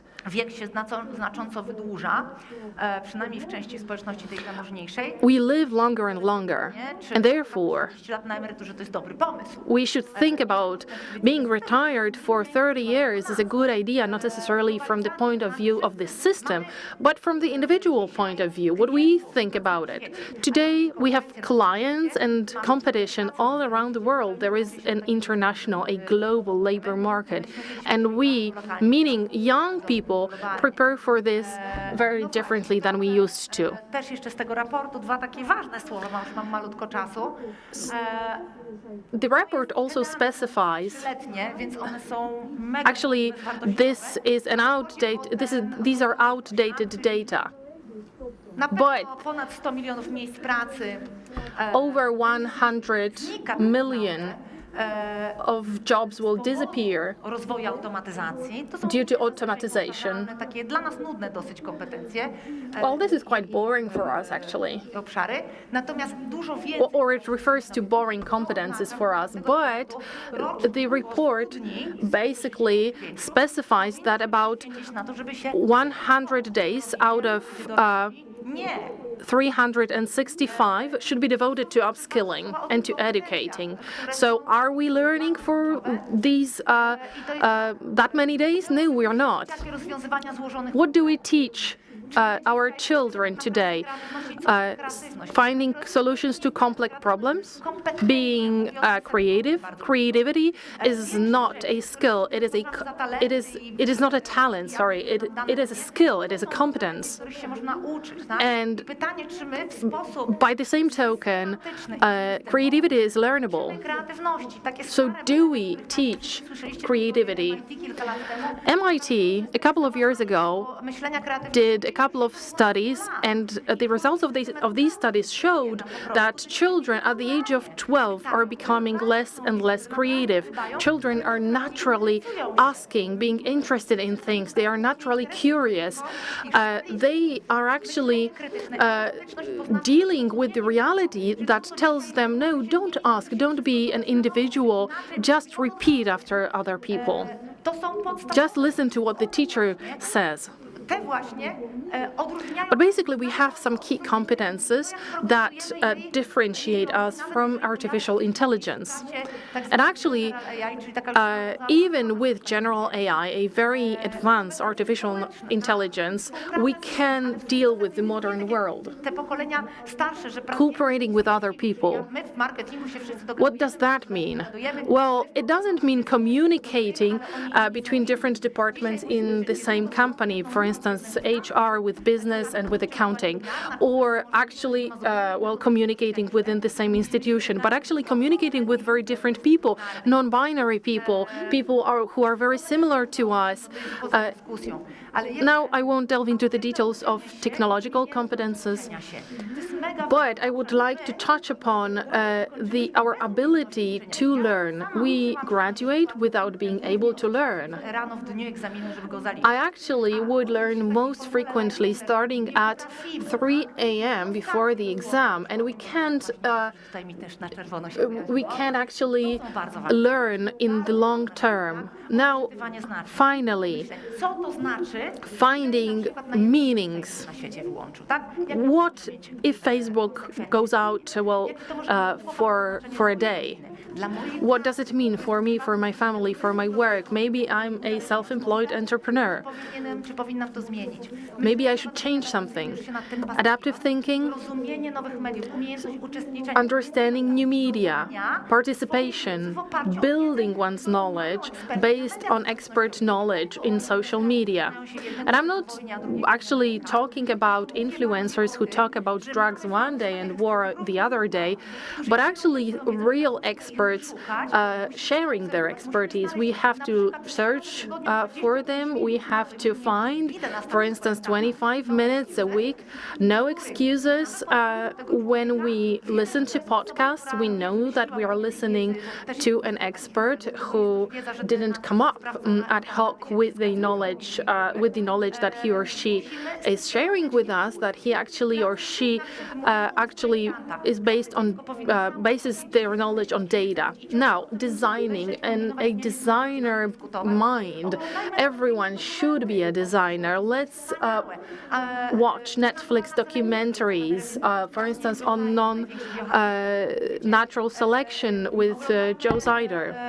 Dylemat społeczny z dzieciakami. Social dilemma. Let's watch Social Dilemma with our children. Bias, czyli Coded bias. jak jednak technologia uprzywilejowała sobie About technology favoring white men about 40 years old, informacji, to już mówiliśmy. dealing with information overload. Naszego życia. So actually, phones shouldn't constitute an axis of our lives. Leci mama z dwojgiem So actually imagine a situation when a mom uses her phone constantly while on a plane with two kids and tells her kids, stop playing with your mobile phone all the time. Dosłownie ostatnia wiedza, bo to wszystko So last bardzo but not least, czytać. let's read. Ja czytam tygodniowo co najmniej jedną książkę. I read about one book, at least one book for a week, and my daughter actually has mirrored my behavior, and now we read together. Na sam koniec poleci. And finally, I would like to Się wydaje. To jest książka napisana przez mojego szefa Petera Diamandisa. to show you these books. For instance, a book by Peter Diamandis. Najbliższe wjadą z impetem w najbliższe 5-10 lat naszego życia. These are books which will be present which describe actually the phenomena that will be present in our lives in the nearest future.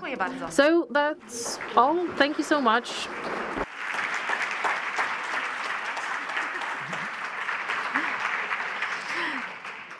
Bardzo dziękujemy. Mam pytanie, póki mamy naszą... Thank you very much. I have a question to the audience. Do we have any question to our speaker, as long as she's here on the stage? Yes, asking question is another future competence, so I do encourage you to do that. Oh, we have a hand up at the back. Ktoś podejdzie tam do tyłu z mikrofonem. Could we have the microphone at the back of the room? Nie uczy się nas w szkole, gdzie Yes, in Poland we are not taught to ask questions or stick out because we are usually punished for that. If I work with Americans and somebody says, who's got a question, then everybody has questions. In Europe or in Scandinavia, people are more quiet. So there is no more question? Zniknęła. Ja mam... The hand has disappeared.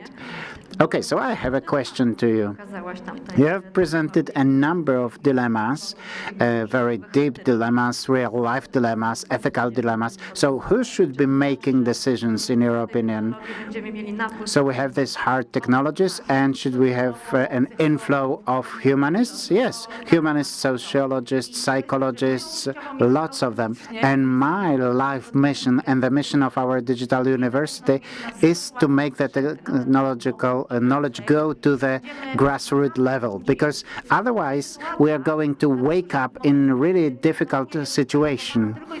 Because if technology is driven only by profit, and the companies are motivated by profits, by the way, drones that could save są sprzedawane jako people stranded at sea are usually sold as selfie drones. So there is a number of solutions like this. If we want technology to work for us, not vice versa, if we want to build first-class people, not some kind of second-class hybrids, then we have to enter this sphere. We need to form an opinion about that. We need to ask questions. We, as humanity and technology, a never normal world. Oh, we have some hands at the back. We can display some questions on the screen, but maybe we have some live questions from the audience. So there is some hope for humanists. Yes, there is. Oh, yeah, we have a question. So how to develop competences in learning with this questionable authority at school? Well, do it outside of school. I love hacking. I like hacking my own life. I'm a bit of those anti-system rebel myself. So I can tell you what I do. I invite my child to my world. So our children and the programs that we create are a bit established in our world. So if I do a lecture in the evening about new technologies, I would take my daughter along to learn something. Last week I had a conference when I had a very rich investor from the United States who wears a turban, and he's actually of Indian origin, and he was educated in Great Britain. We had a non-binary biohacker who is addressed as they, and two more investors from Asia and the States. And I take my daughter along with me to talk to the people, to build different boundaries. I read one of the biographies of Maria Curie, and her daughters did not attend a regular school with the children of other professors of Sorbonne. They had some meetings. They came together with the professors to work. They asked their own questions. They discussed. Today is a really breakthrough moment. It's a huge change in the educational system because we've had some attempts to change, but systems are very resilient to change. Even though we have really wonderful teachers, the mainstream, the core of education is based on tradition, copying from the board, me talking to you as a teacher. And there is not really much time for discussion because we have an extensive syllabus to cover. And in the primary school, it's about your exams. Get ready for your primary school final exam, whatever you do. So we can support some stream of changes in the system, but let's do it outside the system. Do we have a question from the room? Yes. Good morning, Dominika Urbanska. I represent the IT sector, and my question is as follows. After those two wonderful presentations that we've heard, what can we do as the technology industry, in reference to what you have said before, in order to support the system of education, to help it go through those reforms that you have mentioned? Because the competencies that you have mentioned are absolutely the key, and they are necessary. And even in the technological sector, we won't have new employees if we don't shape those skills in young people. Do you have any ideas? Yes, I think the NGOs in Poland are doing phenomenal work, and I'm not just promoting digital university here, but there is a number of different foundations who already have some programs, sometimes quite large. Our program covers as many as 30,000 children annually. That's a lot. Of course, this is just the beginning, but maybe this will make them curious. Look for those programs, support those programs in a number of ways, if you can. Because on the one hand, they need financial support, but on the other hand, those programs need some content-based support, some knowledge sharing, because there are many people inside those organizations who are great educators, and this is really good for branding. Those people will feel the purpose in their work. So support those smart NGOs who offer nice projects and who understand what they are doing. Thank you very much, Jowita. Let's put our hands together for our speaker. And I also have a podcast, Digitalk, on Spotify and Apple. There is a new part every week where I will discuss the details. Follow me on LinkedIn, on Instagram. I'm Jovita Digital. Thank you very much again. Proszę Państwa, zaraz przejdziemy do prezentacji. In a moment, we're going to have another presentation that's going to be research-based, but I just wanted to add one more thing about this parenting and competence session that we have just completed. A few days ago, I was watching a talent show with my 8-year-old daughter, and when it came to the poll, she told me, "Mama, download the app really fast." And I tried to put her off, but she said, "No, I want to use my opportunities. I want to vote in that show." And I thought, well, probably this is the way to use the internet to follow to pursue your goals. It was hard for me to do it in 3 minutes before the voting was over. So now Professor David Smachel, who represents the Masaryk University from Brno, and he is going to talk about some unique European EU Kids online research. Professor? Okay, first, thank you so much for inviting me for this conference. I'm happy to be in Warsaw, and I'm very sorry that I couldn't speak Polish. I hope you will understand my poor English anyway, and for some of you it could be perhaps translated. So my presentation is mainly about online risks among European adolescents, and I will present mainly data from the survey of 19 countries. I will speak very briefly about developmental context of online behavior, also about the EU Kids online project, about internet access and online activities, and then about risks, specifically about cyber aggression, cyber hate, looking at sexual images, and excessive internet use. Just very briefly, there are many articles and a lot of research on developmental needs of adolescents, and maybe you as teachers and educators understand best what are developmental needs of adolescents. And the research revealed that developmental needs of children and adolescents are interconnected with usage of the internet also. Because adolescents needs to develop identity, they develop intimacy, they develop sexuality, friendship and relationships, and they also use the internet in line with these developmental needs. Therefore, we need also developmental perspective to understand what children and adolescents are doing online.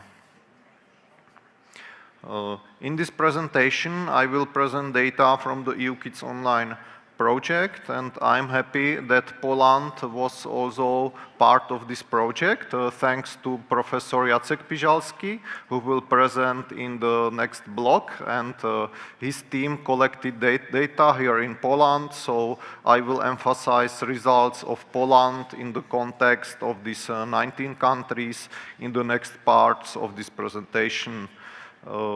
In this research, we had more than 1,000 children in each country. In these 19 countries, the data were collected before COVID, actually, 18 and 19 mostly, and the age of children was from 9 to 16, and in some figures from 12 to 16. It's quite important to understand the age of children in these results. If you want to read more, just download the EU Kids Online report. There is much more figures and results about all the areas and more possible risks. First, let's check what our children do, what is the access to the internet. In the EU Kids Online, we asked if children had access to following devices. And you see that the most often used device to access the internet is a smartphone or mobile phone these days. It is maybe not surprising, but it's a quite big change from the last survey in 2010, because in last 8 or 5 years, the development of mobile internet and mobile access to the internet was developed quite fast. If you look at Poland, it's always this, back, this one. Okay, nice. This point is too slow, I think. Okay, the point is slow. However, if you always look at this blue arrow, this is Poland, PL. Czech, for example, is CZ, DE Germany, EE Estonia, ES Spain, FE Finland, FR France, HR Croatia, ET Italy, Lithuania, MT Malta, Norway, Poland, Portugal, Romania, RS is Serbia, Russia, Slovakia, and VL are Flanders, which is part of Belgium. Now let's briefly look what are children doing on the internet. It's maybe not surprising that the most common and most often activities which are children doing daily is entertainment, shortly said. They often watch videos and listen music. For example, in Poland, 70% children said they watch videos on the internet daily, and 65% said they listen music on the daily basis. The next box is for communication and visiting social networking sites. It's also not surprising that children a lot of communicate online. However, they do it little less than the entertainment. They said this 4 years ago approximately that about 50% of children in Poland visit social networking sites on the daily basis. What is little less than the average Europe? Just down there. Okay, I will try. Oh, sorry. This. I will try once more the point. Okay, no. So down there, the EVE is average for these 19 countries. I will speak about it as about the European average. However, it's average of these 19 countries. So you can compare, for example, here that Polish children in this survey said they little less visit social networking sites than the European average is. Concerning playing games, you can see that about 1/3 of children in Poland said they play online games on daily basis. What is again quite low number from my perspective, because the average was 44%, and for example in Lithuania it was 71%, what is almost twice more than in Poland. I'm not sure what is interpretation of these numbers. Maybe Jacek Pijalski could help you with this.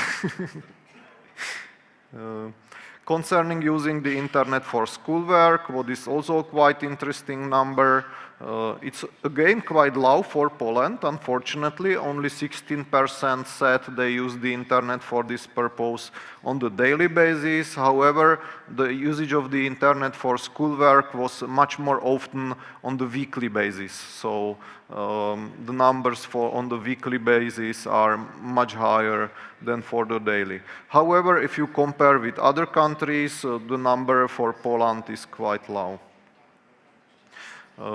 Let's look at online risks now. In this presentation, I will focus on cyber aggression and cyberbullying, partly at cyber hate, also looking at sexual images and excessive internet use or online addiction. However, there are much more other risks which are included in the data and in the report, and even other risks which are not part of this report, such as exposure to harmful content, for example, pro-ana or pro-anorexia websites, meeting online strangers from the internet, commercial risks, data misuse, or gambling.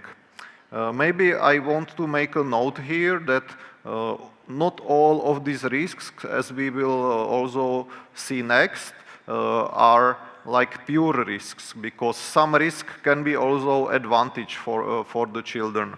For example, news media and also some scientists typically speak about meeting of online strangers as a typical risk because and parents are typically afraid of these sexual predators which can children meet. However, more than 3/4 of children meet people from the internet which are of the same age, and many of them make also friends from the internet. So meeting an online stranger is an opportunity to have a new friend or new relationships even, but on the other hand, as we know, it can be also very risky. So there are always two sides of the one coin for many of risks. So let's look at the cyber aggression now. This is the definition which we used in the EU Kids Online survey. You can read it. In this survey, we included teasing someone in a way this person doesn't like, hitting, kicking, or pushing someone around, leaving someone out of things. And these things can happen face-to-face on the mobile phone or on the internet. So this survey is comparing also online and offline aggression. In this figure, it's all together, online and offline, and you can see the victims is the down number together for online and offline, and the other column are aggressors.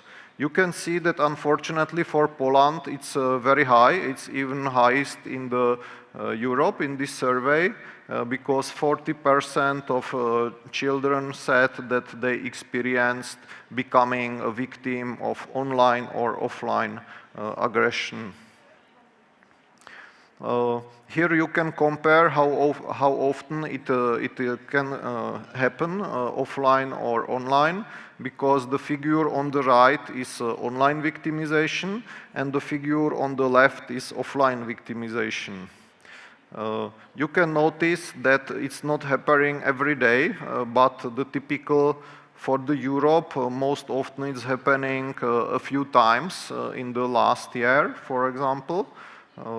However, in Poland, the numbers are quite high, because 13%, what is the number on the right, 13% of Polish children said they become online victims at least every month, and 11% said they become victims in offline victimization. That means that the numbers for the offline and online are quite similar these days, and it is also needed to say that the research is showing that mostly these cases are interconnected, because this victimization is happening very often in the school, and when a child is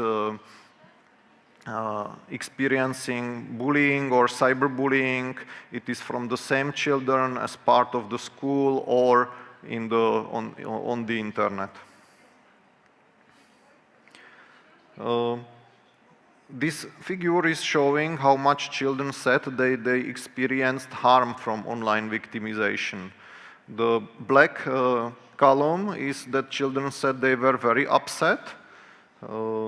Then the others fairly upset or little upset, but there were also some children who said that they were not upset at all. Like on the figure, the column on the right is showing numbers of children that they were not upset. Such as in Poland, about a quarter of children said they were not upset after the online victimization, after the victimization. However, 23% said they were very upset. Let's move to the cyber hate exposure. The cyber hate definition is somewhat different to cyber aggression. Aggression is typically happening between children, and it's against the individual. On the other hand, here the cyber hate was defined as seeing hateful or degrading messages or comments online against people or certain groups of people, such as against Muslims, migrants, Jews, Roma, etc. That means the cyber hate is rather against the groups. You can see again that the numbers for Poland is quite high. However, for Czech, it's even higher. And I can say that in these characteristics, Czech and Poland, also in other research, are typically very high, and we should do something with this, I think. So 47% of Polish children said they were exposed to cyber hate messages. Not victims, but exposed. They saw this kind of messages somewhere online. Those are differences between boys and girls on the left. You can see that it's almost same for boys and girls. However, there are quite steep age differences, as you would expect, because younger children between 11 to 12 experience cyber hate much less, such as in Poland, 27% said so. They experience exposure of youngest children. However, for the older children from 15 to 17, 63% of children said they experienced cyber hate, what is quite high number from my perception. Let's move to the other risk, which is seeing sexual images. However, I should again remind that seeing sexual images could be not only risky for children, but it is also a developmental need from some age in some way, like developing sexuality is a basic developmental task, and seeing sexual images could be part of it for some children. From certain age, let's say. You can notice that those numbers, you can also read the question and the definition which was used in this research, and you can see that for Poland, those numbers are quite low. I'm not sure about the explanation, perhaps because Poland is a rather Catholic country in comparison for Czech, where the number is very high again. So in Poland, 29% of children aged 9 to 16 said they were exposed to sexual images. In general here again. Here you can compare boys and girls again, and it is not surprising that boys are looking at sexual images more often than girls. This is valid for 34% of boys in Poland and 23% of girls in Poland. However, from these figures, I must note, we don't know if the exposure was intentional or unintentional, because some of this exposure could be unintentional in the way that peers or even a stranger is sending the images, or it can be part of the marketing or unwanted banners and such kind of exposure. And on the other hand, adolescents of certain age are also looking intentionally at sexual images and pornography. It is also not surprising that there are steep age differences, such as in Poland, 11% of children from 9 to 11 agreed so that they had some exposure in comparison to 62% of children from 15 to 16 years old. You can see that in these characteristics, the numbers of Poland are even a little lower than the European average. Those figure is showing reactions to seeing sexual images. This was answers for the question, thinking of the last time you have seen images of this kind, how did you feel about it? And the answers, possible answers, were from upset, fairly or very upset, little upset, neutral, neither nor. It is actually, it's gray here on this monitor, is almost white. So the neutral is gray, and the purple on the right is the answer happy. You can notice that in some countries, even more children reported they were happy after seeing sexual images than upset, such as in Spain, 39 said they were happy in comparison to altogether 28 said they were upset. In Poland, there was a majority of answers, of neutral answers, because 43% of Polish children said They were not happy and not upset after seeing sexual images, but about 19% answers there were fairly or very upset after seeing sexual images, and 22% reported being happy after seeing such pictures. I don't present the figure here, but it's also clear there are quite sharp age differences, that older children look more often intentionally at sexual images, and they more often report being happy after the exposure, and younger children report much more being upset after seeing sexual images. Now I move to the topic of the excessive internet use, which I will also present briefly. Here the questions were based on the research of Griffiths and his 6 components of excessive internet use. I will just briefly introduce those components. Its salience, when the activity online is becoming most important in the life. Mood change, when the subjective experiences are affected by the activity, such as bad mood after children have to stop using the internet. Tolerance is the process that children or even adults, it's same actually for adults, need more and more of the activity online.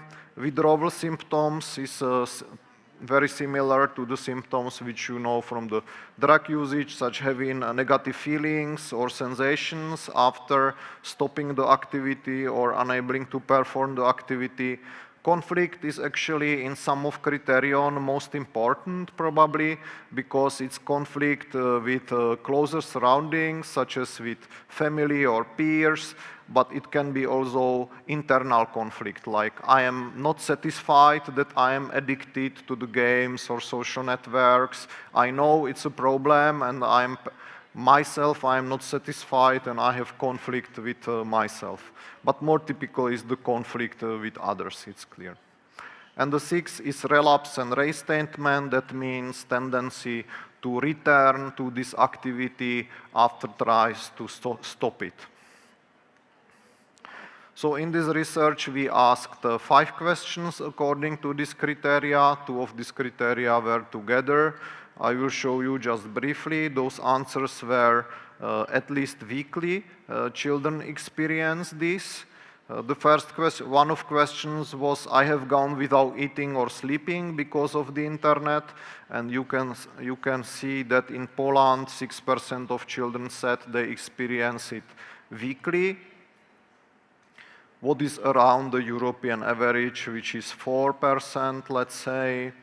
And the other question was, for example, I have spent less time than I should with family, friends, or doing schoolwork because of the time I spent on the internet.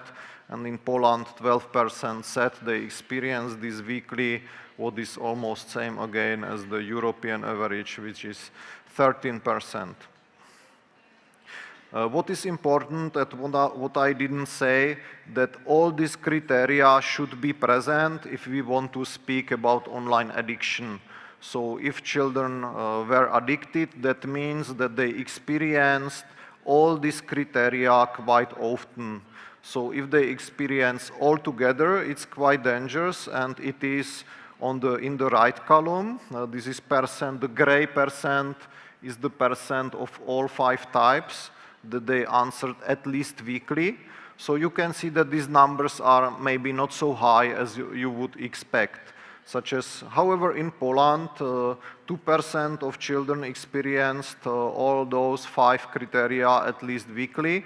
What is maybe number which you would expect higher. However, 7% said that they experience 3 or 4 types of this criteria at least weekly. What is somewhat more than European average, for example.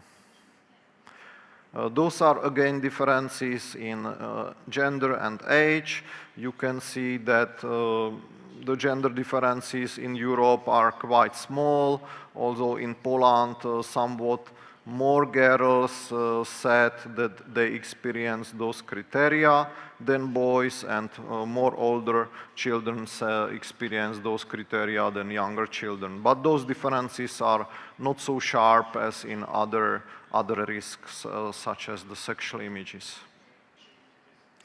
This is one figure. This is a figure which is not from the report, but this is from the article which we are preparing, and it is comparing numbers from 2010 to 2018. And simply said, what is the message of this figure? That in Poland, the level of excessive internet use increased from 2010 to 2018. However, the level in comparison to other European countries, if you look at the triangle, it's kind of similar. It was quite low in Poland 10 years ago, let's say in 2010, 2012, but now the level is kind of similar. So let's come to the conclusions. Maybe you noticed that there are quite big cross-cultural differences between countries. It's quite difficult to explain those differences. If you ask me why it is in Poland low somewhere and why it is high somewhere, it's quite difficult and complicated, and we always discuss with researchers of that country if we do some common research. However, we saw from several articles, which I had no time to present here, there are some underlying factors of online risks. All the risks which I presented are interconnected with emotional problems of children and also high sensation seeking of children. What is this characteristic when children still need something new and they have a tendency to seek for new experience, but emotional problems are important. And what is even more important are protective factors which are connected to these risks. That means that those factors are decreasing levels of those risks, of all risks actually, almost universally in all countries. And good family relationships and family social support is decreasing this risk. So that means if children have good family support, good family environment, they have lower tendency to experience those risks.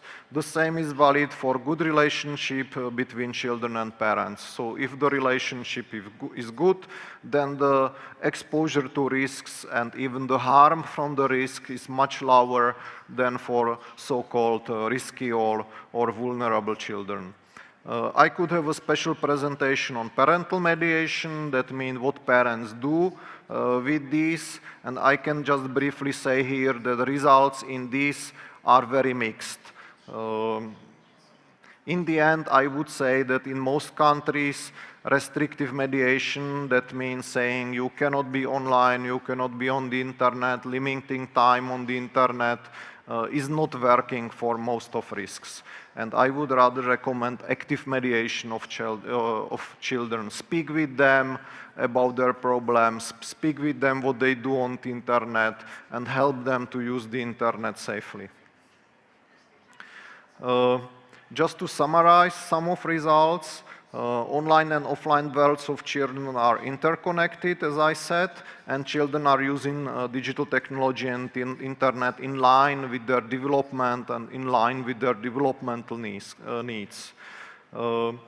As I also said, that many activities which are risky can be also beneficial for children, but on the other hand, also beneficial activity can be risky.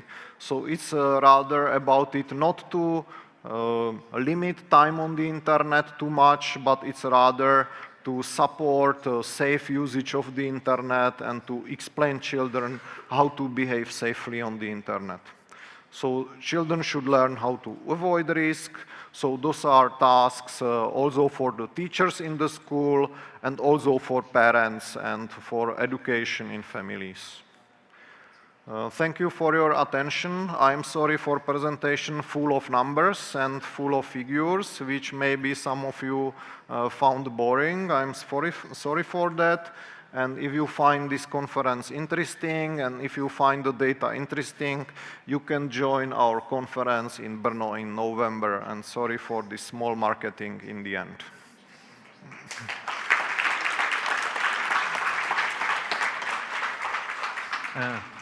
Thank you very much, Professor Smachel, for this presentation, for presenting this research. And maybe some of you have questions. But I wanted to ask, you mentioned that it was like already several editions of EU Kids Online, and you said about this rise in excessive use. But what other trends, let's say, have you as a team seen, like rise or decrease in some risks? I think that the rise in risks is very often interconnected with the rise of the usage, but also of the internet, which is also interconnected with higher digital skills and higher skills to use the internet. So I would say that opportunities for using the internet are going hand in hand with risks. So it's not only the negative that risks could be slowly rising, some of risks, but it's also kind of positive because also opportunities and advantages and what children do and what knowledge they find, for example, are also rising. Maybe just a note, if you are interested in COVID changes, we have a report this in our webpage, on the Czech webpage, only on Czech children, unfortunately, not the international. And it's quite obvious that the excessive internet use was increased in the pandemic and in the COVID time. Yes. Well, thank you once again. You presented data on cyberbullying, sexting, excessive use, and all these problems will be addressed in further sessions of this conference. So it was very good, let's say, research background for that. So thank you again. You are welcome. Bardzo dziękujemy. Proszę Państwa, dla wszystkich niespokojnych. Thank you very much. And if you didn't have the time to make your notes, to write down all the data, all the presentation will be recorded, so we will have time to go back to them, to review them again after the conference. And what's also important, the certificates. We keep getting questions about certificates, so everybody is going to get their certificate emailed. And we are also going to send you our survey, so please share your feedback, what we could improve, what you enjoyed here during the conference. This is really valuable for us. So thank you very much for the first session. Now we're going to have a short coffee break, and let's meet back here at 11:30. Yes, please be with us on time. We will reconvene at 11:30 sharp. Thank you.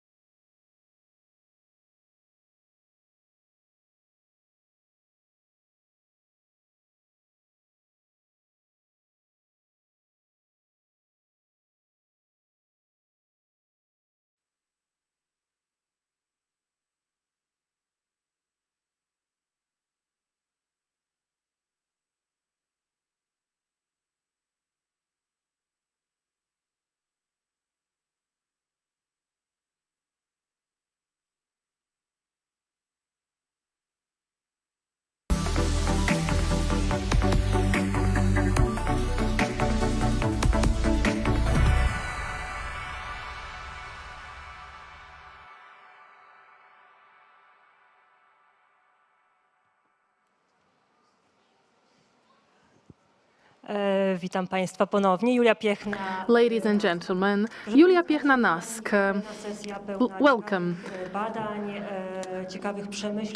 A new session is starting right now, the second session, and we'll have Mrs. Anastasia Diakova, an initiator of the biggest in Ukraine educational project related to the safety of children online, Stop Sexting, which is also a partner of this conference. Anastasia is also an author of the first Ukrainian book devoted to the online safety.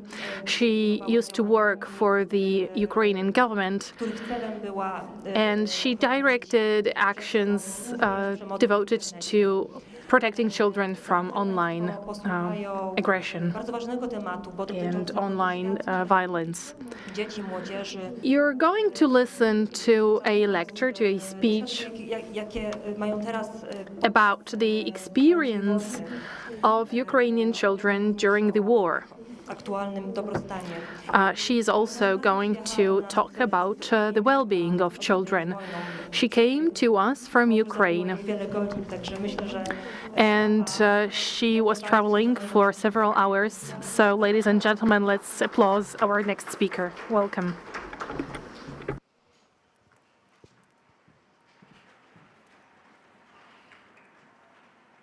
May I ask to turn my presentation? Great. Вітаю, шановні колеги. Сьогодні я буду виступати українською мовою. Ladies and gentlemen, welcome. I will be speaking Ukrainian, and I'm very glad to be here today.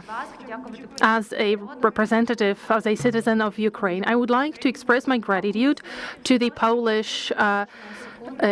Polish people and to the Polish government. A gratitude that our whole nation feels. Thank you so much. We are very grateful to you. Ну що ж, будемо розпочинати. Okay, we shall start. Today, we'll be talking about the safety of children online during the war. I would like to start with pre-war period, and I would like to describe our project to you. By the same token, I would like to touch upon how to help refugees. 2.5 years ago, we had a line, 1545, where you could call both as a child and as a parent. This was a call line composed with the cooperation with the government, and I think that this could be also applied to different countries. I know that this is an international conference, and therefore we can engage in a discussion about that. We've educated more than 700,000 children, parents, and teachers. We conducted more than 30 educational programs for teachers, and we won in the peace category of the Partnership for Sustainable Development of the UN Global Compact Network. We were the first via request on the topic of children's safety, and we also compose material against sexual abuse of children. We also launched the chat book called Stop Sexting Bot, which works on the site, and in Telegram we published 2 books about children's safety online, and we also launched a very good campaign that took us several years. We worked together with the Ukrainian Parliament in order to propose a new act against child abuse online. We even directed a short film about this matter and started working on a comic book and a comic story for kids. Now, about a morning that I will remember forever. It's been half a year, and I'm still waking up at 5 a.m. The day we woke up in the early morning changed our lives forever. And I think that each and every person in this room feels the changes that happened during the past 6 months. Now, we would like to discuss how these changes affected the safety of children online. Of course, this is not a new matter, but on the 24th February 2022, we understood that the greatest risk for children is the risk that they have to deal with offline. But in the past 6 months, we also could see online threats. Now, do you know what this building is famous for? Do you know what that is? Please raise your hand if you know. I am sure that you're familiar with the events I'm going to refer to. And you'll understand everything. This is a mosque in New Zealand on the 15th of March 2019. There was the first terrorist attack in New Zealand, transmitted on Facebook. We couldn't react to that attack. However, there were 200 views on that before Facebook realized that there was a terrorist attack in New Zealand. Back then, we realized that nothing can be erased from the internet. Following the attack, there was 1.2 million copies made of that original video. And this shows us that violence and violence-related material, including sexual violence, cannot be erased from the internet. Now, that was 2019, and we have 2022. Now, this is the first war that is being transmitted 24/7. And everything is put online. No one actually knows how many views the Ukrainian war has.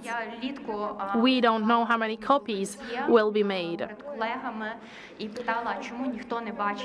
I was in Vienna recently, and I asked my colleagues whether they knew that for quite some time there has been an armed conflict in Ukraine, and actually if people could see that there is a Russian army in Ukraine a long time ago, perhaps certain events wouldn't have taken place. But let's talk about the results of transmitting war online. First of all, I would like to touch upon the privacy of victims. I'm sure that you've seen many examples of victims shown online: pregnant women, tortured captives. And I think that this is something that deals with privacy. People have content about them published.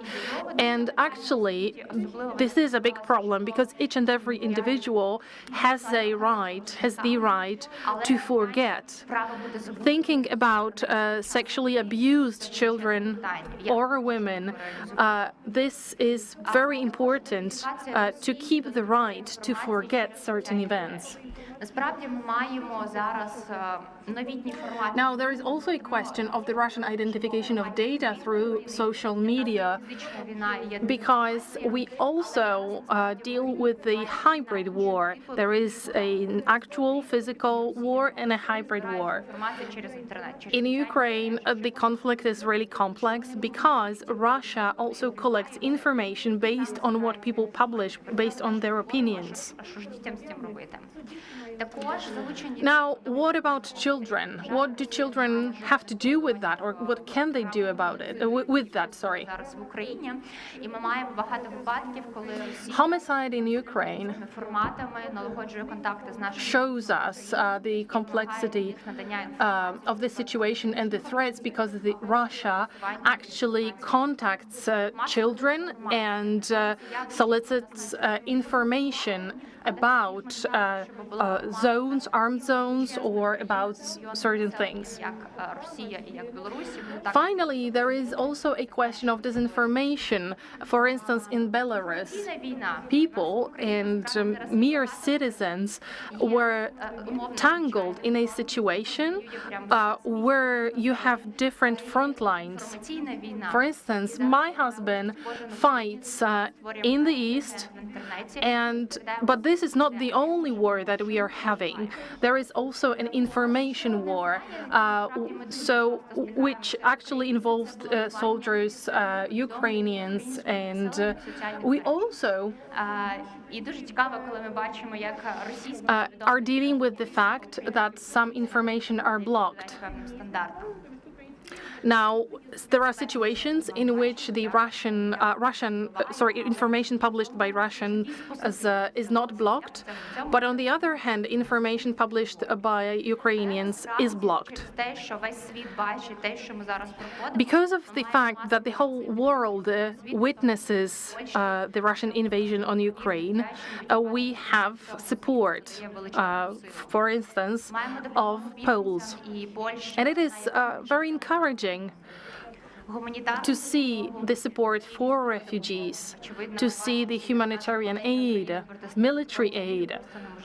Looking at the situation, we can see that actually the world can see us fighting this giant beast, and people can help us. But on the other hand, we are touched by the psychological traumatization, because everything is transmitted. Previously, there was a selection of content that was transmitted, and currently Internet has it all. So Internet publishes everything. We can see tortures, and we can basically see everything without any censorship. And I'm not talking about the political one, I'm talking about the psychological one. This leads to psychological traumatization of people who watch content like this. It leads to anxiety, of pain, and even depression, as well as sleep disorders and nutrition disorders. It leads to mental disorders. And the fear of missing out, a phenomenon that is quite complex.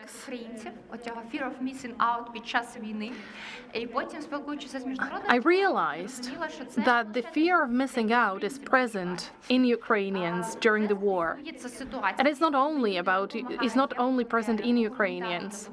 Basically, people involved in the conflict, volunteers, as well as other participants, some people publish. Basically, people think that they are not doing enough if they don't publish 24/7.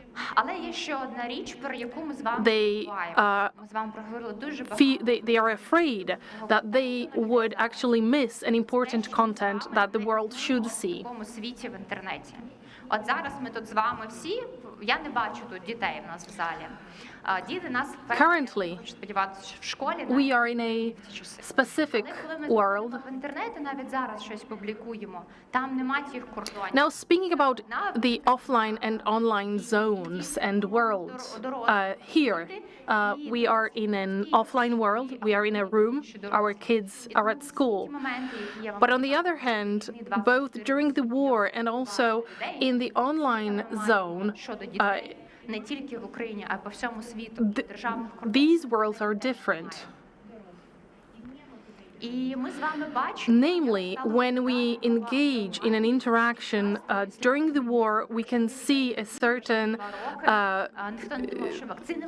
disappearance of boundaries between the child world, the adult world, etc. And everyone is in the very same world.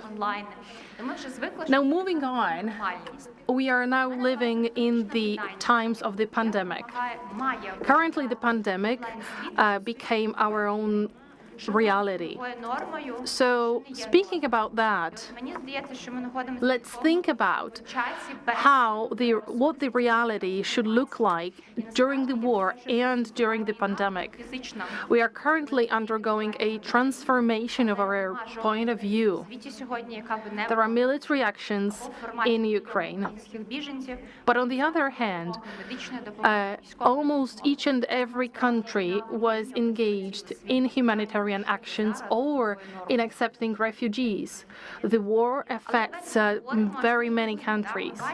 So what is a standard? What is actually a normal reality? What can we do in the world of the Third World War? What can we do in the world where we cannot protect our children? We should do something as specialists. First of all, we cannot pretend that the elephant in the room doesn't exist. Following the Russian invasion on Ukraine, we have to understand that we have to be very sincere about the facts. In 2014, this conflict started. And actually, even before, many experts claimed that the war would start. Now, I was conflicted. Should I discuss it with my team? Should I discuss it with my colleagues? Or should I pretend that everything is well?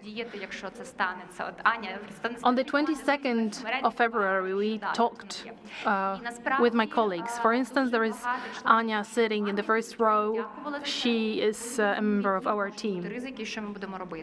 Many members of our team thanked us that we actually discussed the risks and what actually can happen. When we pretend that there is no elephant in the room, we are really separated from the events.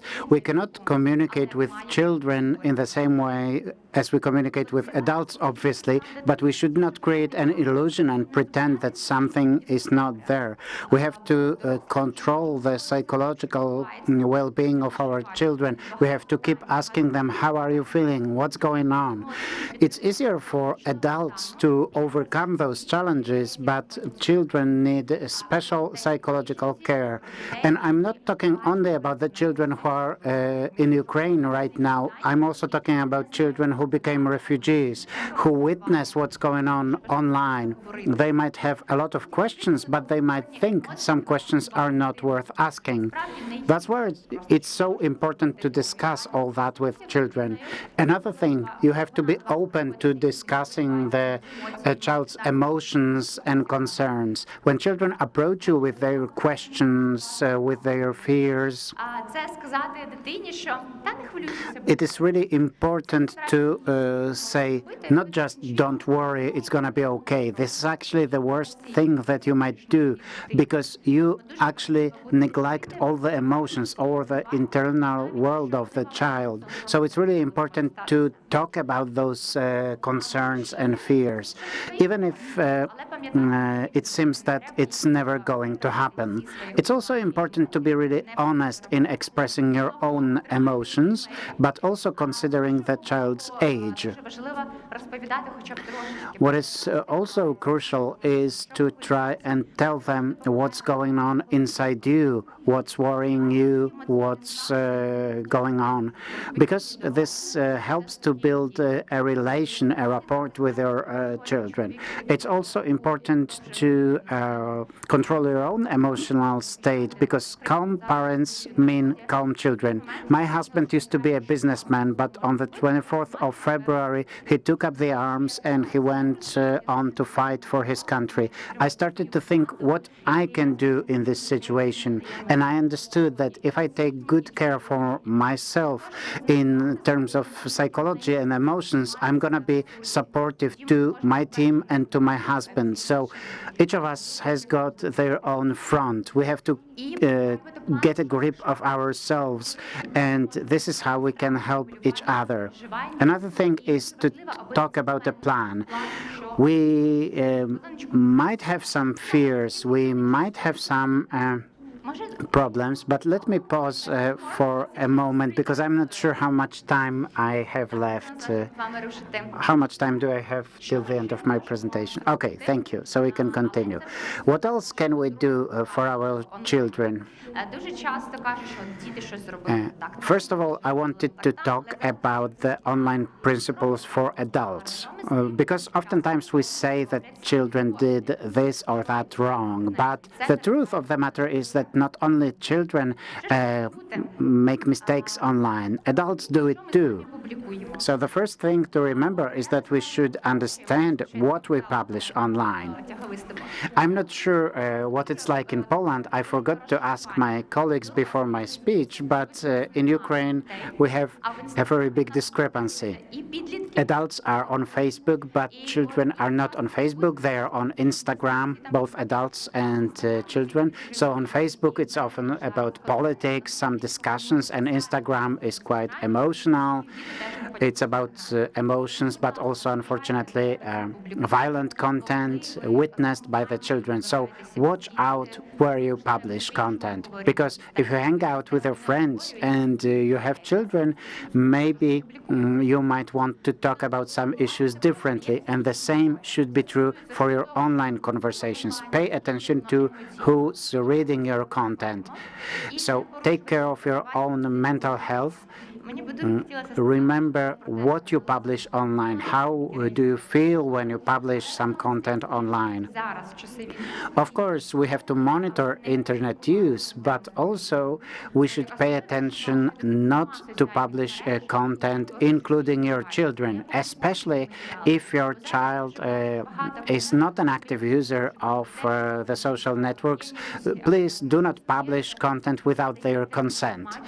Oftentimes we can see some information about how your child is feeling, how your child is experiencing the conflict in Ukraine. Don't do that, because your children might not approve that. So what other skills should we hand down to our children? After some time has passed, we started thinking, what should we do? How to take care of our kids? We have bombs being dropped on our heads, and it's not a metaphor. This is actually happening. So we started to think as a team what we can do, and we started developing programs for educators, for teachers, for parents, in order to take care of children's safety online and offline. So what are the new skills for children who are in Ukraine and who are abroad during this Third World War? Discuss what your child is viewing and where it's viewing something. So it should be like a contract between parents and children. Maybe a more formal one, or maybe a spoken contract. So what we watch and when we watch it. Another thing, try to learn to distinguish disinformation from the truth and check the sources of information. This is another skill which is really crucial for adults. But what we are seeing also is that there are so many fake news circulated around. People are trying to incite the panic or to influence others' behaviors. So try to teach children not only how to cross the road, but how to take fake news from actual true news. This is another important remark. Very often it's the adults who spread the fake news. We see something That was especially true at the beginning of the war. We saw some information that seemed crucial, and people started sharing it, reposting without even verifying the information. So somebody might see it and say, oh, so if this or that person has published that, this must be true. And in this way, we are actually propagating and verifying the content because somebody trusts us. So remember about that. First, check if the information is true and post later, or once you have made sure that this is an actual news. We should not publish any military information. In Ukraine, this is illegal. We are not allowed to publish information about the location of military equipment or some other military information. But that should be true not only for Ukraine, but also for the rest of the world. It's really crucial so that we don't publish information about trains transporting military cargo, for example. If you publish this information abroad, you are jeopardizing Ukrainians because Russians are very diligent in monitoring what's going on online abroad. So this is a way to protect us, to protect our country and our children against Russian aggression. So what can we do? We can do some parental control. We can also technically or based on a contract, limit the time that your child spends online. This is true both for adults and children. In those crisis situations, it's very easy to get dependent on your technical gadgets because you want to follow what's happening all the time. So make sure you monitor how much time is spent online. Switch off the notifications. Children are starting their new school year, so if they see too many notifications, if somebody commented something, if somebody has published something, that's a huge burden for the children. If there are so many notifications coming to their phones, they influence them psychologically and mentally, and it actually impairs the learning process. What's also important is that we pay attention and we make some arrangements that some images should be blurred out or grayed out. And we should tell our children, if you see an image blurred out like this, don't open that. Also, the children should not take their devices to the bedroom or to the bathroom. This is especially important to avoid sexual violence. We are not going to discuss that in detail, but this is really important that your children follow those rules at home and at school. Creating some shared online activities both at home and at school, distracting children from what's going on online, creating some shared space. Yeah, just tell me how many I have and I will finish. Okay. Так, що ж нас ще тут є? Okay, so what else do we have here? What's important for the specialists? We are moving towards the end of my presentation to provide additional information on possible risks, both for the people living here in Poland and also for the refugees. If you are a social organization, if you are a school or some community, please realize that the refugees are exposed in a number of ways. You might work together with Ukrainian organizations because they understand Ukrainian culture, mentality, and the challenges. And for this conference, we have prepared a small booklet. I have brought just one copy with me, but you can scan this QR code, and we will ask the organizers to share this with you. This is a small manual that you can send to Ukrainian refugee families, and it's about immigration and its impact on mental health, what the adults adults can do to provide a safe zone for their children. So what's an appropriate way to support psychologically the refugees?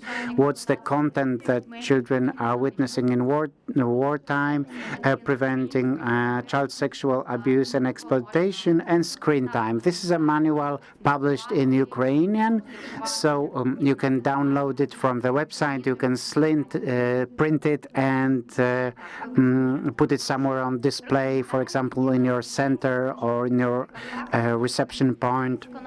This is on our website, as I said, so I will send it to you later. Also, as part of our project, we have a website in English. You can also scan the QR code to read some additional materials referring to child safety online. It's in English, and also you can share it with your colleagues. And I think it's time for me to finish, because I think I have gone beyond my time. My contact details are here. My LinkedIn and Twitter are in English, so if you want to follow what we are doing as part of our project, if you have questions, please do contact me. And if you want to ask me about the manual, or if you have questions, please let me know. Thank you very much, and glory to Ukraine. Bardzo dziękuję. Anastasia, thank you very much. Your presentation is very important, especially now when the war is not happening in traditional format anymore. It is the war that is happening online. Czy mamy jakieś pytanie z sali? Do we have any question from our audience? A lot of new information, I think. A lot of information, very useful, but it's very important because today we have more than 1,000 participants from Ukraine, of course, watching us online. So thank you very much for your participation. Zachęcam do jednego pytania. We have time for one question. Everything was clear. Yeah, I think it's a really difficult topic to raise questions, and but it's new reality in which we live, so we have to get used in some way and be strong. Thank you. Thank you very much. Thank you.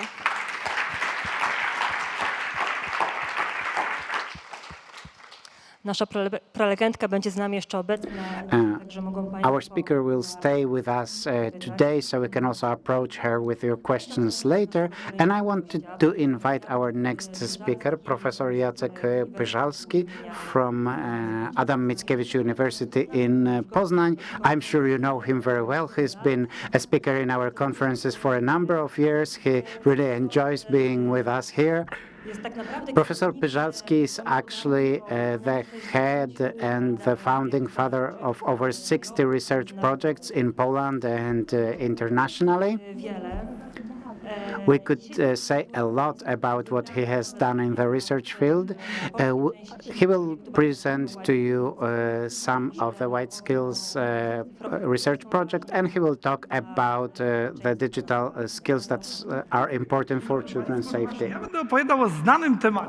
Thank you so much. I will touch upon a very well-known topic. The conference has been ongoing and focusing for a couple of years on safety, and we've been talking about online safety, and I'm going to present very fresh results. I think that this is the first time that I've been talking about that. Professor David Schmachel, who talked about EU Kids Online, together with his team, is responsible for the coordination of the quantitative parts of the study, but I'm not going to show you superficial results. I actually selected a couple of results that I actually put together because I wanted to show you that actually we need a thinking shift, thinking about the skills or the abilities and the inabilities of young people online. Please have a look.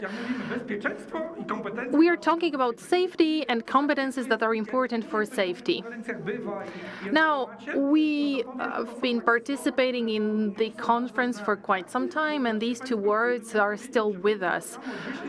But actually, let's think, did we understand these two words in the same way that we understand them today, 10 years ago versus today? I think that we have the same label for different things, for different topics. There are different key topics that we focus on. On the other hand, thinking about competences, so what young people have to know in order to neutralize threats or to be resilient to it, to have some sort of a shield protecting young people from threats, then we are also thinking about competences. So yes, we do have the same label that we just keep sticking on different things. Everything is changing, and it is changing due to technology. Safety and security is related to technology. And for instance, deep fakes or other threats, putting voiceover on in films, in movies, etc. This has become a problem recently. But it's not only about technology, because when we think about the epidemics or pandemics and mental health of the young people, then health literacy becomes something that we need to deal with. So it's not only about technology, but also about all the surrounding elements. The problem that we talked about as a keyword, actually, we talked about truth, untruth, fake news, and this is only one element of a very complex umbrella problem. Usually we talk about truth and untruth online, or understanding this a content as truth or as untruth. Many people say that untrue information constitutes a threat to education. So for instance, you can learn something that is actually erroneous because you're using wrong resources or sources of information. But the deeper we think, the more we come to a conclusion that truth and untruth, for instance, when it comes to health, relates to health choices that can be detrimental to us. So actually we can decide to treat our health in a certain way, to decide about, for instance, activities that we want to undertake, taking risks, etc. Speaking about social life, information can change political situation, or they can affect voting, or they can polarize the relations among different groups in the same country. So this is a whole new other topic. We used to think about threats and risks as something closely related to the internet. Someone will steal something from me, someone will steal my data. But now this whole problem from a very narrow one became a big one, as I've said, an umbrella one, encompassing health choices, health literacy, social interactions, etc. So this is very true, and we have to reflect on that, because if we continue thinking in a systematic way we used to think, we won't be flexible. Now, about this study. The study was conducted in 13 countries. The quantitative part of the study was conducted in 6 countries. Now, I'm going to show you raw data before clearing out the data from noise, but basically the results speak for themselves anyway.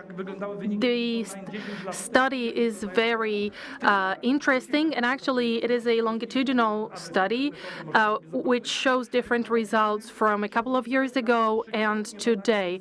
So actually, during 4 years, we are analyzing the very same group of young people. We verify their development, and we actually have different variables related to digital competences. So actually,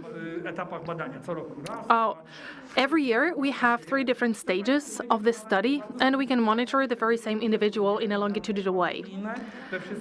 During the pandemic, collecting results was very challenging, including getting all the consents, etc. But results are really juicy, so to speak, and I've selected the juiciest parts, I would say.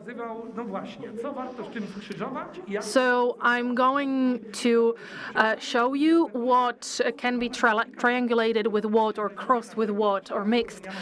And speaking about that, I'm going to, for instance, address ideas that refer to the work of someone who, for instance, deals with media and competences, etc. So first, ladies and gentlemen, let's start with technological competences or skills.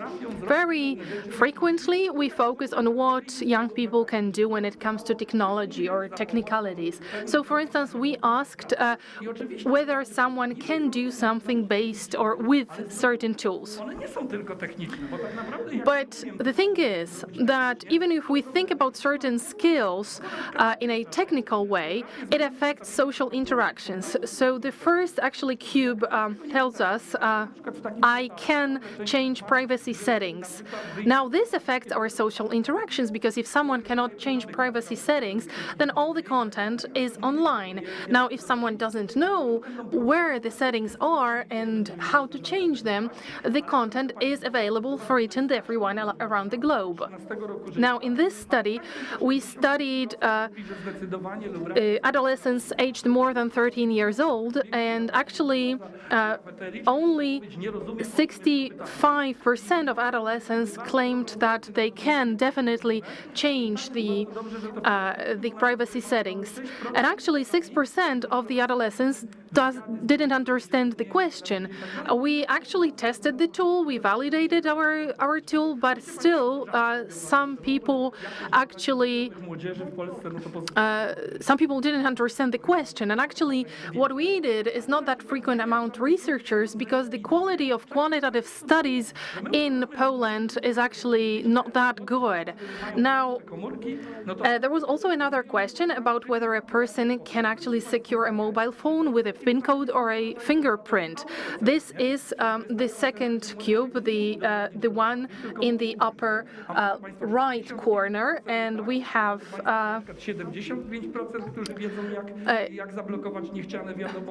we have actually only 80% of people who can definitely do that. Now, on the bottom left corner, we have a question about blocking unwanted content. Only 75% of people can do that definitely.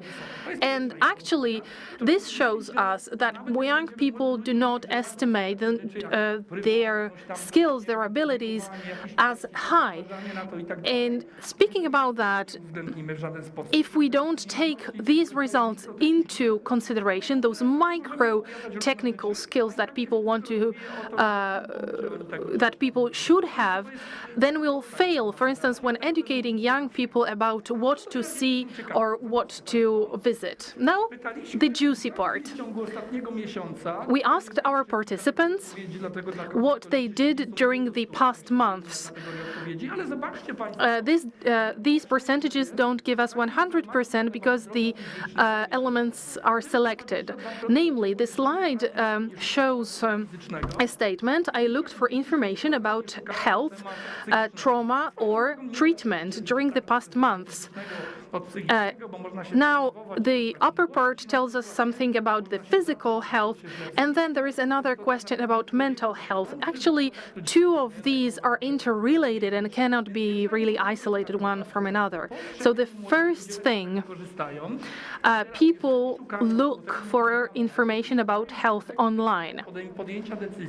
And let's say a young person wants to verify, what should I do? Do I have to go to the doctors, or shouldn't I go to the doctors? I don't have to do that. Now, people were asked whether during the past year they happened to make bad health-related choices about their health. This actually is highlighted in red. And starting from the left side, there is 44% of people stated that they didn't make any bad choice. Now, for a young person, to answer this question, yes or no, a young person has to know that they made a bad health-related decision. Sometimes people wouldn't know that the decision was bad.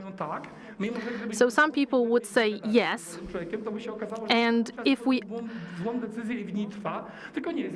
or no, and if we went to ask the young person about the decision, it could turn out that it was actually bad without this person knowing that. Now let's go deeper.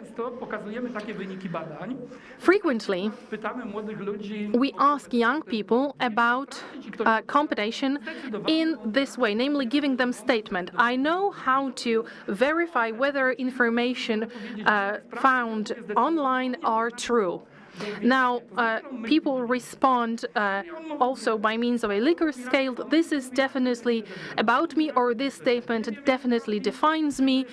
This statement definitely doesn't define me. Now,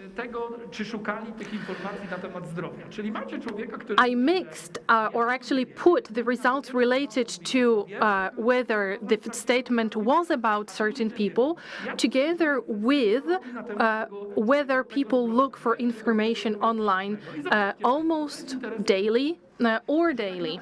Interestingly, statistically speaking, because I've done the statistics,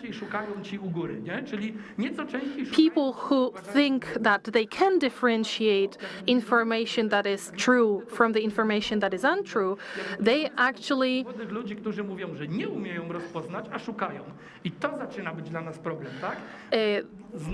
they look for information daily or almost daily in about 5% of cases. Now, another interesting thing is that even those people, this is the bottom row, who think that they cannot differentiate truth from untruth, they still look for information daily or almost daily in 5% and several times 36% of cases.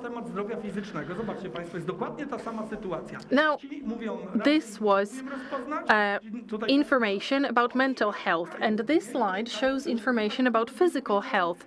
Still, people who think about themselves as knowing how to differentiate truth from untruth, they look for information online.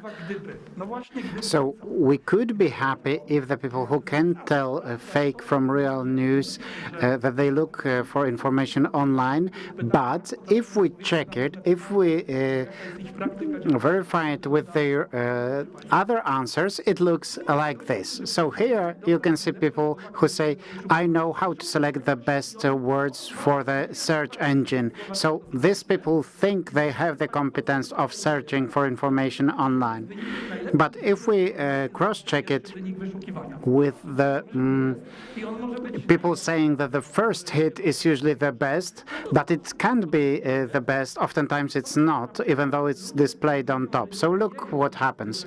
People who said they cannot select the keywords, they cannot search online, when they say this is true, it should not be surprising, but just notice how many people who think they can do it, how many of them said that they are not sure. Actually, this I'm not sure answer is quite similar in terms of percentage. How many people said, yes, I can do it, but in actuality, they have shown by answering another question that they cannot do it.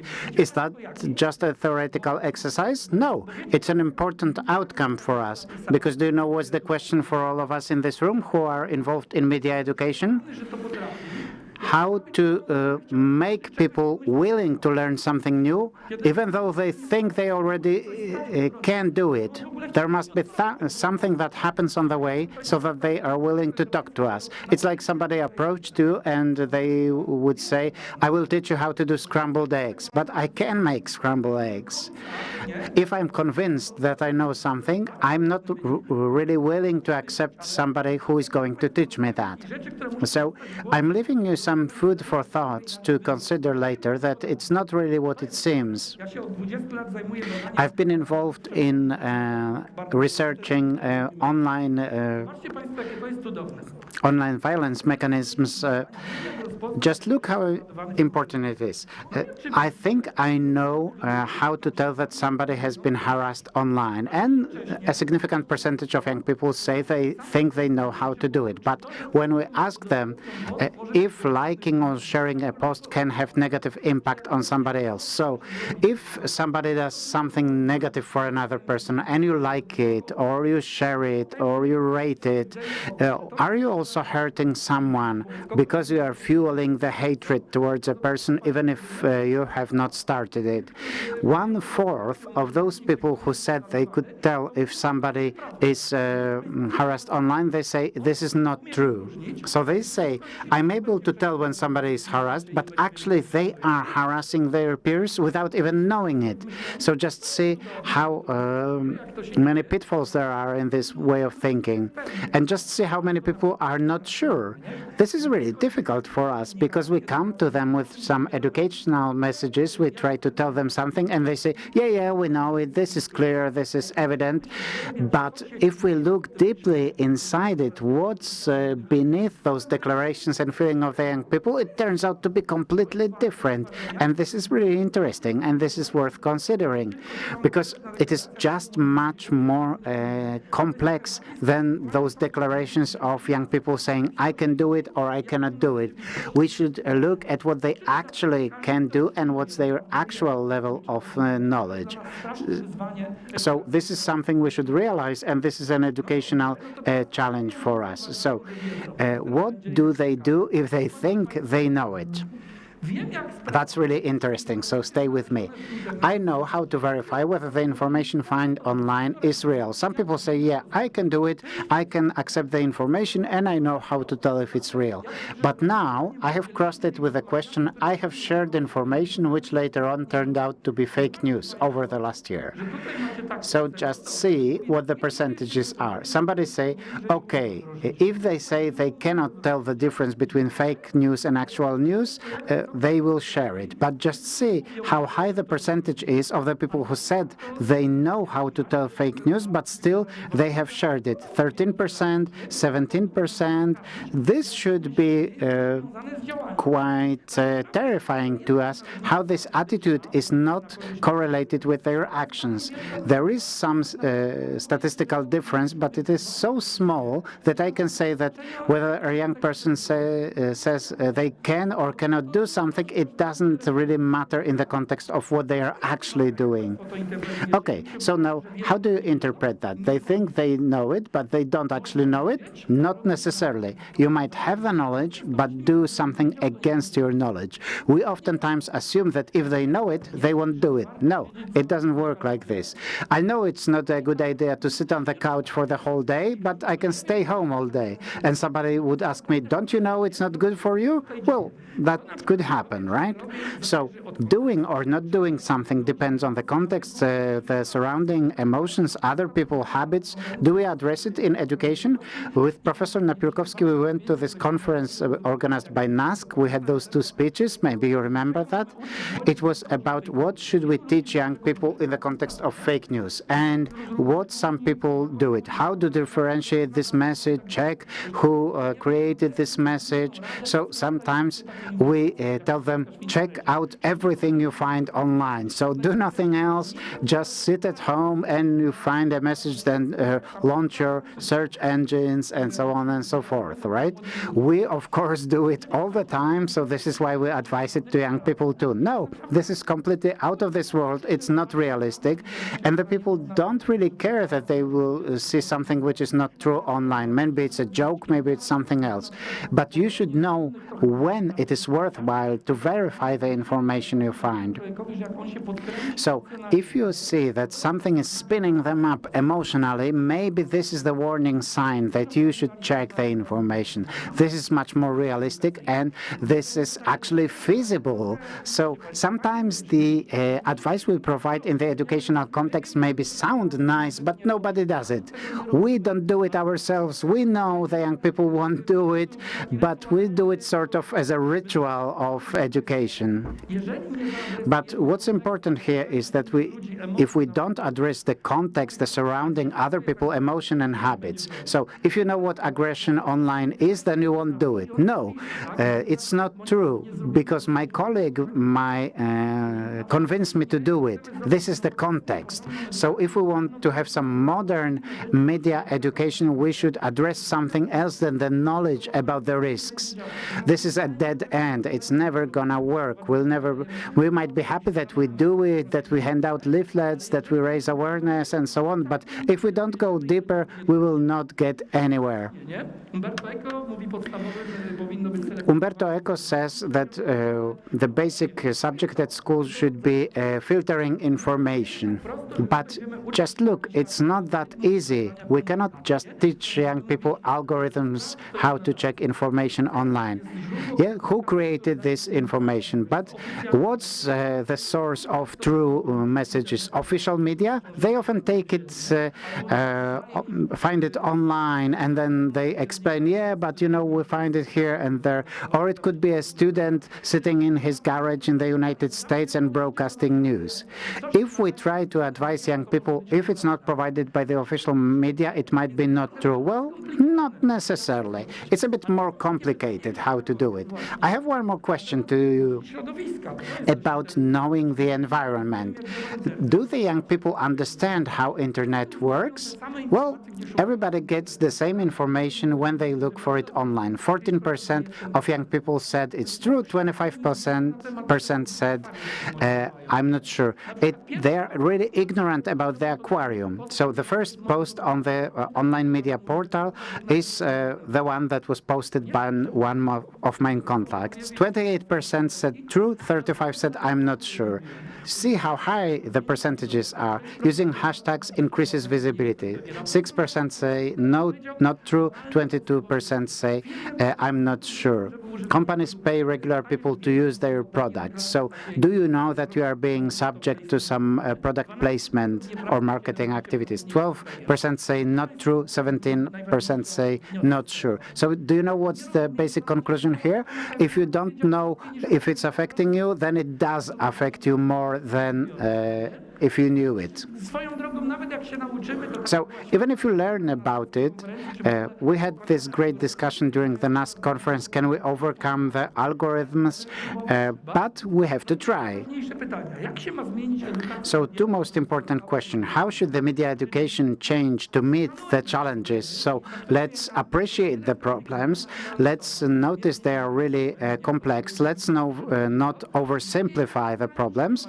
And what are the limitations of media education? Because everybody talks about media education as a protective measure against everything. If we teach you how to tell fake news, you will be safe. But can you be able to tell fake news if you don't know medicine, the political context, the social mechanisms? Some people say you can differentiate it based on the message only. Not true.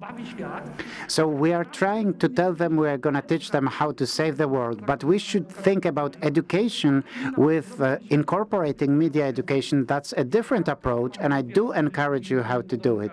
I have opened some doors, but I can see that there is a time for changing our values, changing our approach to this area, because it is a pitfall for us thinking about digital competences. So I think it's time we revised what we took for granted. Many of you who have been specialists for a number of years might have the feeling of a plateau here.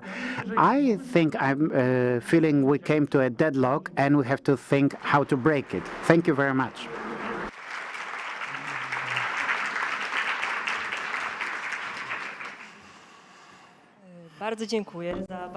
Thank you very much for this extremely interesting presentation and those great insights. Professors, please stay with us for a moment because we have several questions from our online participants. We're going to see them in the screen in a second. Jak motywować uczniów do analizy informacji w sieci? How to motivate students to analyze online information.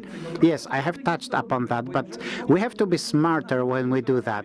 If we tell them analyze everything you encounter, then it's not going to happen. That's one. And secondly, it's not possible. And then thirdly, if you convince somebody to try and do it, they will give up pretty soon. So we have to be smart doing that. We have to try to analyze what information requires an analysis. Then we have information research over affect, that we are most susceptible to fake information when it raises a lot of emotion, like political polarization, our own personal views. So it doesn't really matter if they're right-wing, left-wing, if they're red or brown or whatever, but when they feel they are getting so emotional, they see red based on the information, then they should take this psychological cold shower and think about it. Okay, I should take a step back here before I take any action. So it's not about doing much more, it's about acting smarter. So I would stop here and think analytically how to start doing that. I would change our methodology here. And my general advice would be to consider whether our advice is really realistic. It's like we say people to make your own rules at home, to do this, to do that, but who actually does it in real life? I heard it so many times, but I have never met a person who would do it day in, day out. So we should really consider if the advice we provide to people is realistic in the context of how people are functioning, how they get along, and so on. So I think we should also verify how the recipients of our educational activities see what we provide to them. We seem to do it over their heads, we invent our own ideas, and we think we have a clean conscience because we don't really check if it's smart, if it's not, if it's effectively reaching them or not, if it's working or not. Thank you. And we have one more question.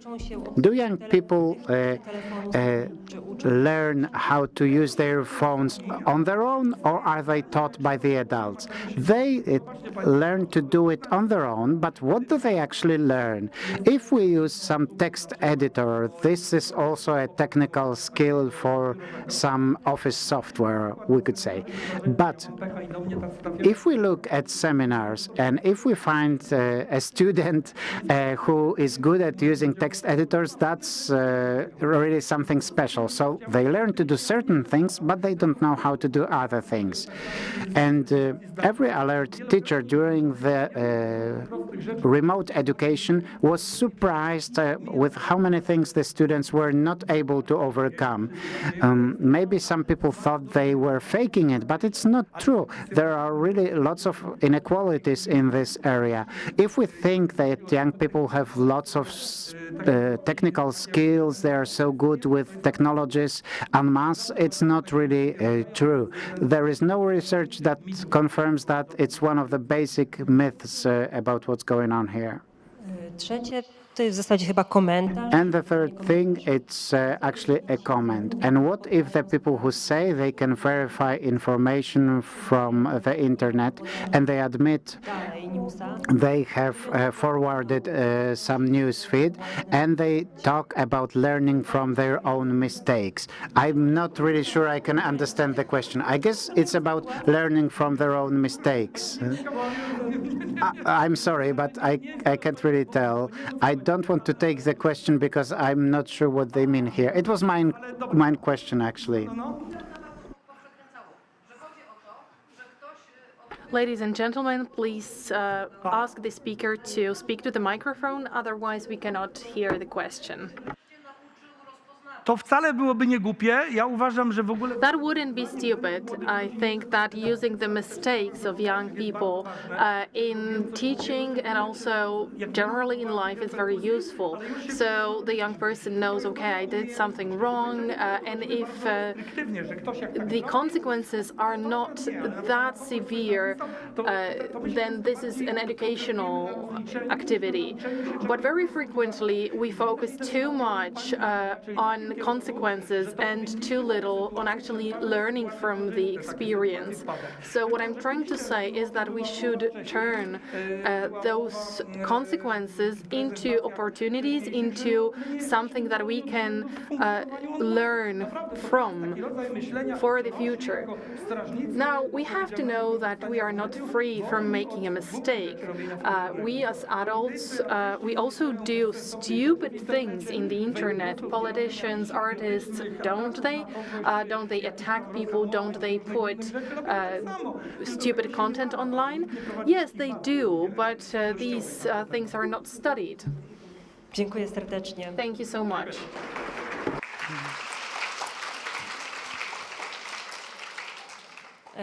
Proszę Państwa, Ladies and gentlemen, now I would like to ask Dr. Maciej Dębski, who is a sociologist of social problems, and he's also the head of the Dbam o mój zasięg Foundation, as well as a teacher at the University of Gdańsk. So he will delve into online activities as being positive versus negative. Witam Państwa serdecznie. Ladies and gentlemen, welcome. Czy to działa? Działa. Te badania, które przedstawię, studies whose results I'm going to talk about were conducted in 2019 and 2020. Jak już wiedzieliśmy, że pandemia wpadła, to when we realized that the pandemic is ongoing, przed pandemią i w trakcie pandemii, I actually constructed a new column, inserted a new column in my Excel file, pre-pandemic and post-pandemic, because actually this could be a confounding variable. I used to be involved in the sociology of religion, and I studied being religious, and actually at some point the Pope died. Suddenly I had to stop because every factor, or every question, for instance, did you go to Mass or did you participate in Mass during the past month, was answered yes, following the death of John Paul II. Now, our results of this study are very optimistic. Często się mówi, o, ta młodzież jest uzależniona, prawda? Frequently, we say, well, young people are addicted. Everyone plays, everyone is online. Well, it turns out that this is not necessarily the case. The studies were conducted by the Dbam o mój zasięg Foundation and the University of Gdańsk. The studies were an element of a project conducted by the Halina Konopacka Foundation. Gaming constitutes time and entertainment. This is also money. More and more frequently, we also have games that are educational and that constitute an element of training or education, for instance, in math or physics. And frequently, we're not satisfied with ourselves, our partner, our children, losing time in internet because we think about the amount of time that we devote to being online. But gaming, or the problem that we discussed today, shows us that we should be asking ourselves. All right, but it's not only about the amount of time, it's also about the quality of what I'm doing. My son, Antoś, is 10 years old. Sometimes I see that what he's doing is unproductive. Then I actually pay attention to the fact that actually he should stop, for instance, gaming or being online. But when I see that the added value of what he's doing online, irrespective of the fact that he spends more time that he should online, then I'm more lenient, so to speak, towards him spending time online, when I see that this is actually quite beneficial. Secondly, losing control over gaming can become a huge problem. A gaming disorder now constitutes an element of the ICD-11 classification. Psychologists and therapists discuss whether this is addiction or dependency, depending on what game we play. On the other hand, clinicians and psychiatrists point out to the fact that in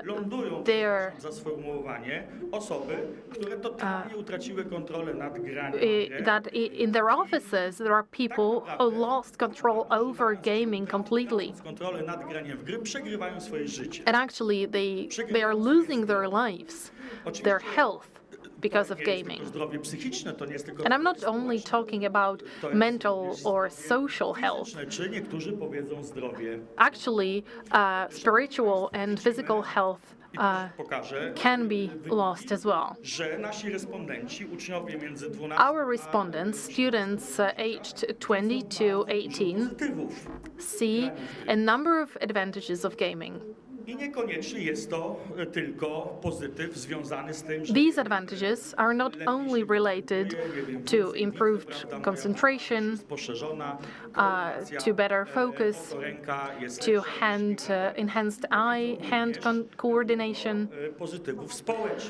They also see social advantages. Currently, an advantage lies in other people gaming.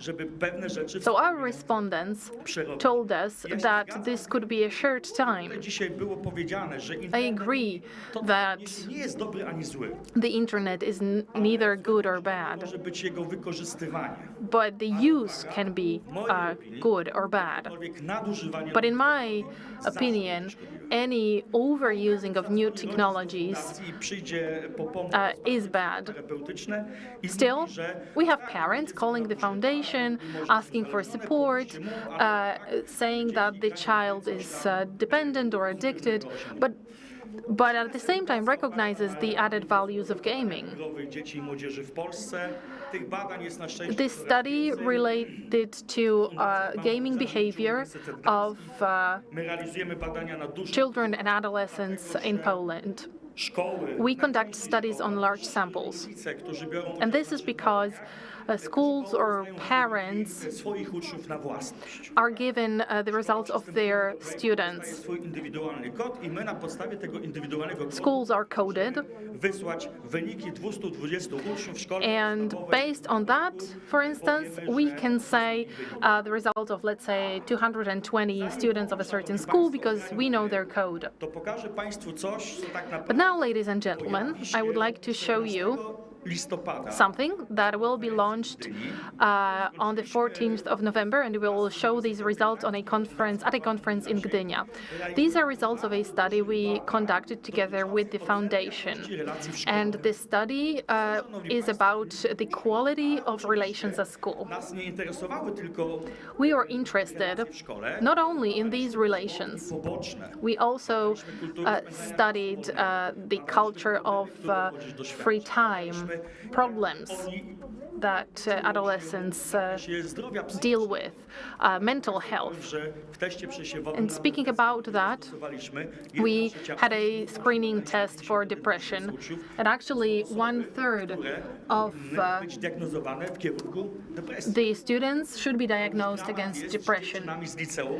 Actually, this situation is tragic when it comes to young girls, when actually this percentage increases up to 50, and we actually analyzed 51,000 and over 800 students.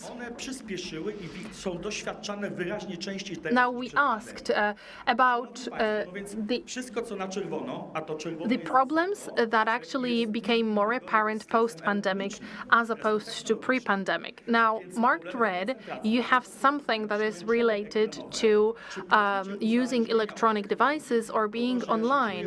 Now we have screen fatigue, dependency on the technology. And actually, we very frequently see signals that the adolescents' problems relate to being online. Speaking about entertainment and leisure time, we asked our respondents about entertainment that they engaged in post-pandemic as opposed to pre-pandemic. 7 out of 10 of these relates to new technologies. Well, I'm very glad we have lectures about introducing new technologies into the world of children. But what about an alternative to the digital world? What about the culture of using your free time? What about being in open air? What about digital hygiene? Irrespective of our point of view that we take. And actually, I'm just going to mention that I also make mistake. Well, anyway, balance is my key word now. It's not about telling your kid that they cannot be online. It's about building, constructing alternatives. Because every child without any alternative will spend online.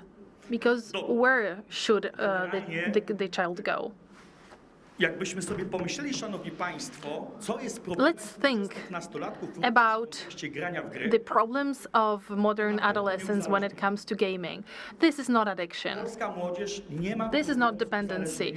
Polish adolescents are usually not addicted to new technologies.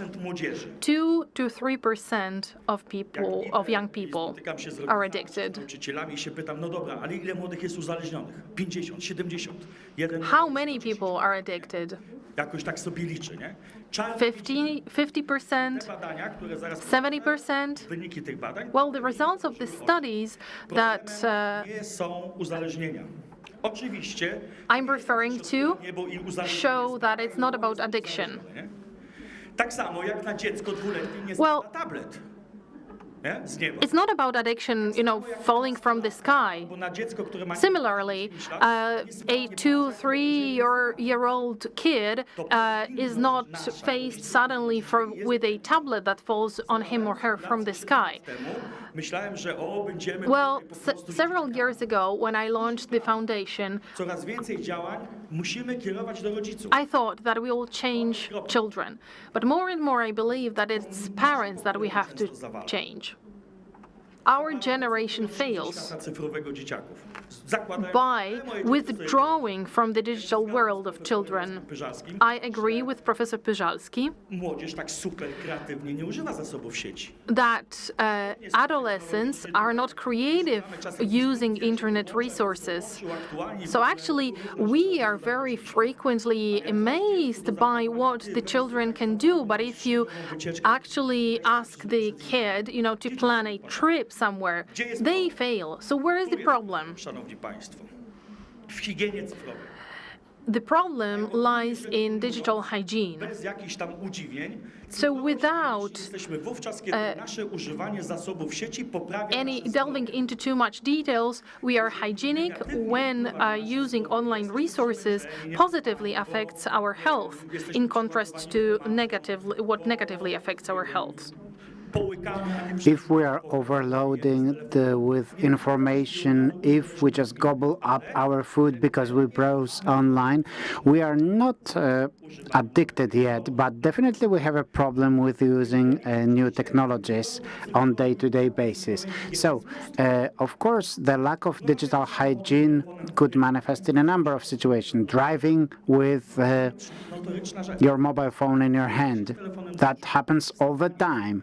Going to bed with your phone, looking at your phone just after you wake up. I remember those studies from 2017, 2019, and a significant percentage of people woke up and started to use their phone. It was 1 in 10 people. Do you know why? Because the phone was in their bedroom.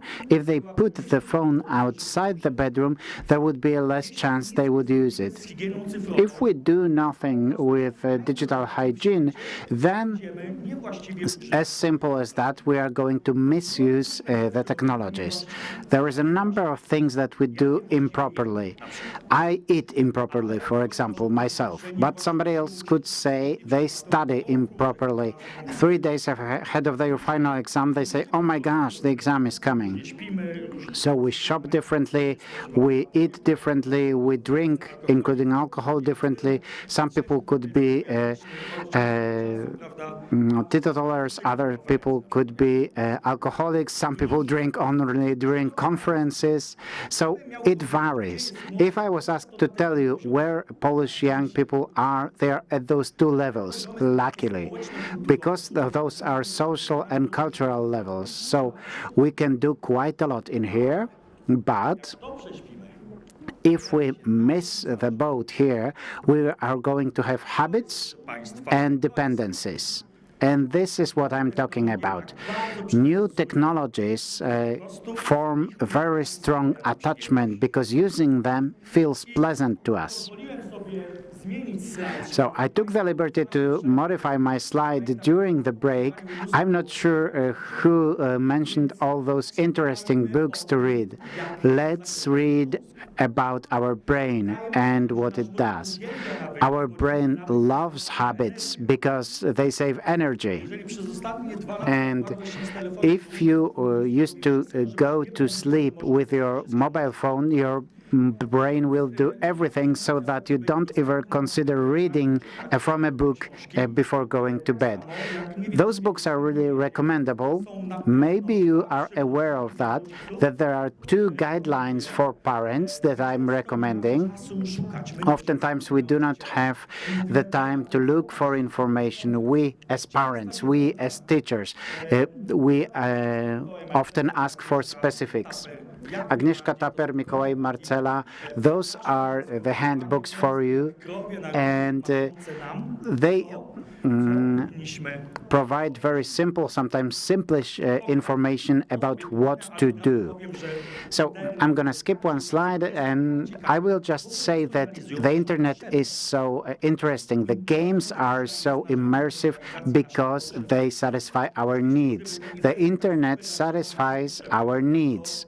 Of course, if it was so good at doing that, maybe we wouldn't have so many people coming to psychotherapists about their online use patterns. But if the parents fail to notice that, then they will not move forward. And it's going to be easier to withdraw and pretend that Minecraft does not exist, even if they could understand that it really matters for the children. We can talk all day about new technologies, but they are not the problem. The problem is oftentimes in the poor quality of relation between the parents and the children. So if I was supposed to say what's the biggest competence of the future and what we should tell our students and our children, it's to care for relations and to maintain relations in the right way. Okay, so now about my results. Yes, that was a large-scale study. The study group was almost 36,000 students. As we can see, the gaming time for 38.5% of the respondents was every day, so it's a significant percentage of our leisure time. 30% of students do sports every day, as compared to almost 40% of gamers. Maybe they were talking about esports here, but I'm not convinced about that. So almost 39% of students game every day. So it's not right that everybody plays games. No. Our studies have shown that 2/3 of students have played a game at least once over last year. That could be any game. We didn't ask them what were the games. So if somebody said no, then we said, okay, finish the survey and that's it. But those people were condemned because they had to continue in the survey. So, of course, we have a publication. Now we're going to have some research articles based on that. But what we saw is the increasing percentage of people who play games after the pandemic has started. This seems quite obvious. We were locked up at homes. We couldn't go to school, or school was done remotely. So even if you did not play, you could start, because this percentage increased by 16%. But we did not do a follow-up analysis here. 1 in 3 people plays games regularly. 1/3 started gaming more often than 2 years ago. So we can see the increased incidence here. 42% of students play digital games very often or often when they feel bored. This is the problem. Hey, parents, do something to avoid boredom. My Antek also tends to abuse new technologies, but do you know when? When I'm a lazy parent. There is no other option. Or when I'm tired. But if only we have quality time, Antek can give up on those new technologies. Benefits. We have a plethora of benefits. 7 out of 10 students, they are faster in reactions. 70% said they have spent their time more creatively. 62% of students said they have better orientation in space. And they are better in decision-making. It all is referring to gaming and what kind of games they play. Of course, there is a number of benefits of gaming. We have some online posters. We can email them to you, and they show that there is a number of benefits from digital gaming. It's motivating. It promotes empathy. It develops your scientific interests. It helps you learn foreign languages. It could promote interaction with your grandparents, which will, my world, be closer to the world of my parents or my grandparents. But of course, we have some adverse consequences here too. Luckily, in the opinion of the students, they are not far-reaching. So if the youth is experiencing something negative, it's about those current things. I forgot to do my homework, I forgot about the classes, I had a fight with my parents, I forgot to walk my dog or to feed my cat. But today, at least based on our results, we cannot say that Polish adolescents are losing friends because of gaming. No, it's actually vice versa. They are finding new friends. Of course, there could be also a variety of adverse consequences. We also know that gaming does not increase violence levels, but it sort of makes you used to violence. If I keep playing GTA and running people over in the streets, it could be immersive. I could look around, watching out for cars trying to run me down, or I could think, maybe I could run this person down. But if we play games which are so bloody, we won't be able to notice some violence of a parent against a child in the real world, in the street, because it wouldn't be as bloody as the game. So are the adolescents dependent on games? No, it's only 2%. Those disorders in gaming, they were quite comprehensive, but if we looked at all those aspects, we could say that only 2% of our respondents are showing clear symptoms of abusive gaming. Are they dependent on that? Probably they would be underdiagnosed, but it would be a good idea to look at them. So, ladies and gentlemen, parent involvement in the digital world is really at a minimum level. I'm referring here to the first lecture. Hey, parents, learn about the games. Psychologists and psychotherapists who provide therapy for people who are addicted to gaming, they go to courses, they learn about the structures of games. They do that in order to be able to understand what their patients are telling them when they say using this new slang, when they use all this new language. Maybe I should also learn about Pokemons, because if you look for Pokemons, you might lose weight. So maybe it's good for you. Dear colleagues, when is the best time to talk about those issues? Try to imagine that I am visiting birth schools quite intensively nowadays. This is the right moment to talk about two things. Hey, watch out, you're just about to have a baby. Remember about surveillance? Remember about those tablets, about those potties with some arms to attach tablets to them? Remember about the digital world. And dear parents, remember that whatever you do, the most important protective factor for your children will be a well-built relation.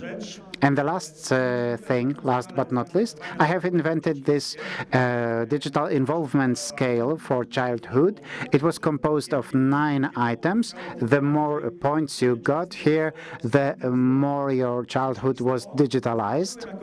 And childhood was, in my understanding, the age prior to school age. So the children were thinking about the time when they were about to go to school. So when I correlated my scale with the scale of new technologies abused, telephones, the internet, problem using of the internet, problem use of social media, then I found out quite straightforward that the more digitalized your childhood is, the bigger the problem with teenagers.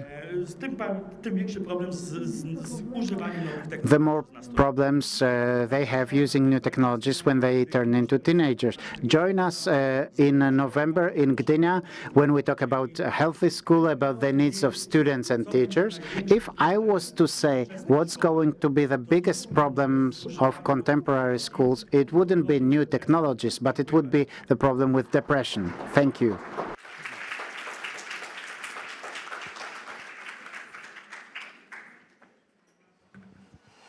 Bardzo dziękuję za bardzo ciekawą prezentację. Thank you so much for this extremely interesting presentation, great data and great insights. Please stay with us because we have a question. So how to involve the parents? What can we do to make them aware about their responsibility for their child development? So how can we involve the parents, being educators and teachers? My experience with the parents at school are no good. They are the last to come to school, and when they come there, they shouldn't even be there in the first place, because those who should be at school are not even aware they should visit the school. So, about your question, First and foremost, many of us parents, people from our generation, have a very negative stereotypes about new technologies. That's one. So we should say, hey parent, think about it. Maybe this Minecraft or another game can be good, can be something positive. So these stereotype the new technologies. That's one. And secondly, the internet and what's happening online is important for the children. And thirdly, we should also consider that the games that children are playing today is not the treasure island I used to play on my Commodore 64 that I could pause and go to school before it even launched.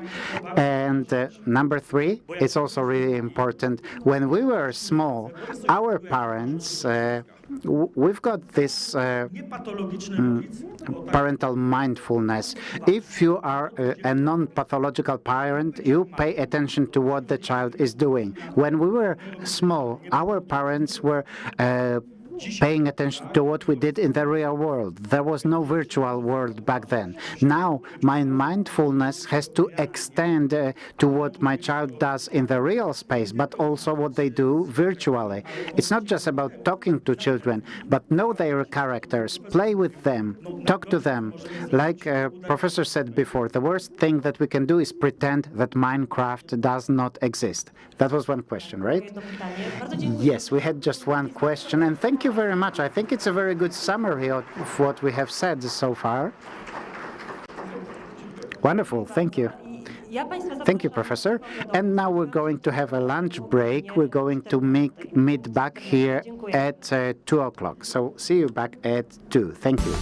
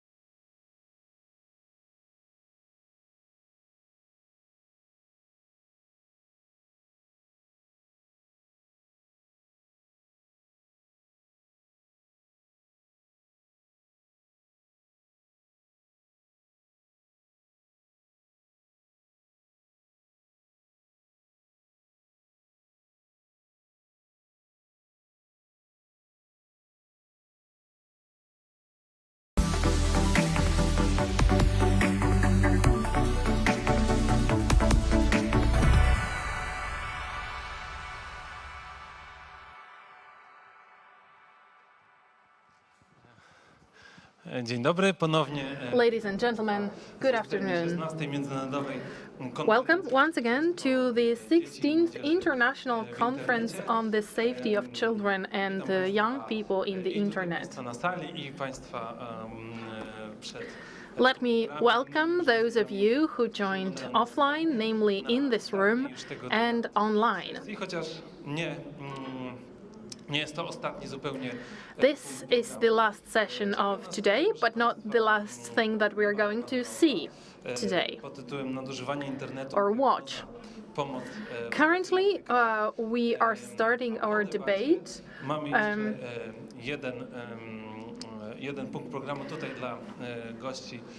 Namely, an expert debate on overusing the internet, and then we'll have a documentary played to watch on a similar topic.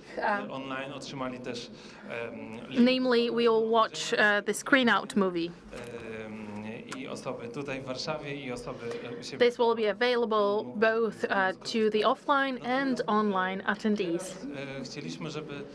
And now, ladies and gentlemen, we would like to talk about a subject that is widely discussed, especially post-pandemic. Namely, let's talk about whether dependency or overuse is changing, is decreasing or increasing. But let me introduce our special guest, Wojciech Pinkowski, who is a student of the primary school number 52, number 2, sorry, in Mrozy. Wojtek, please join us and let's applaud. And now, ladies and gentlemen, I would like to invite Mrs. Bogna Białecka, psychologist, the head of the Edukacja Zdrowotna and Psychoterapia Foundation.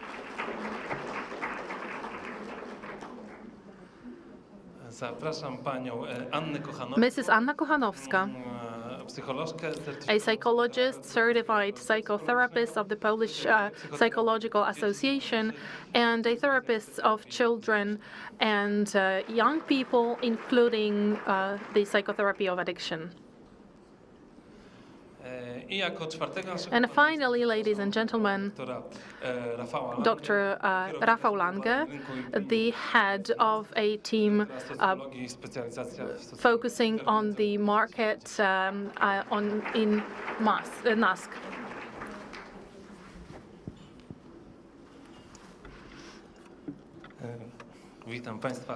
Ladies and gentlemen, welcome.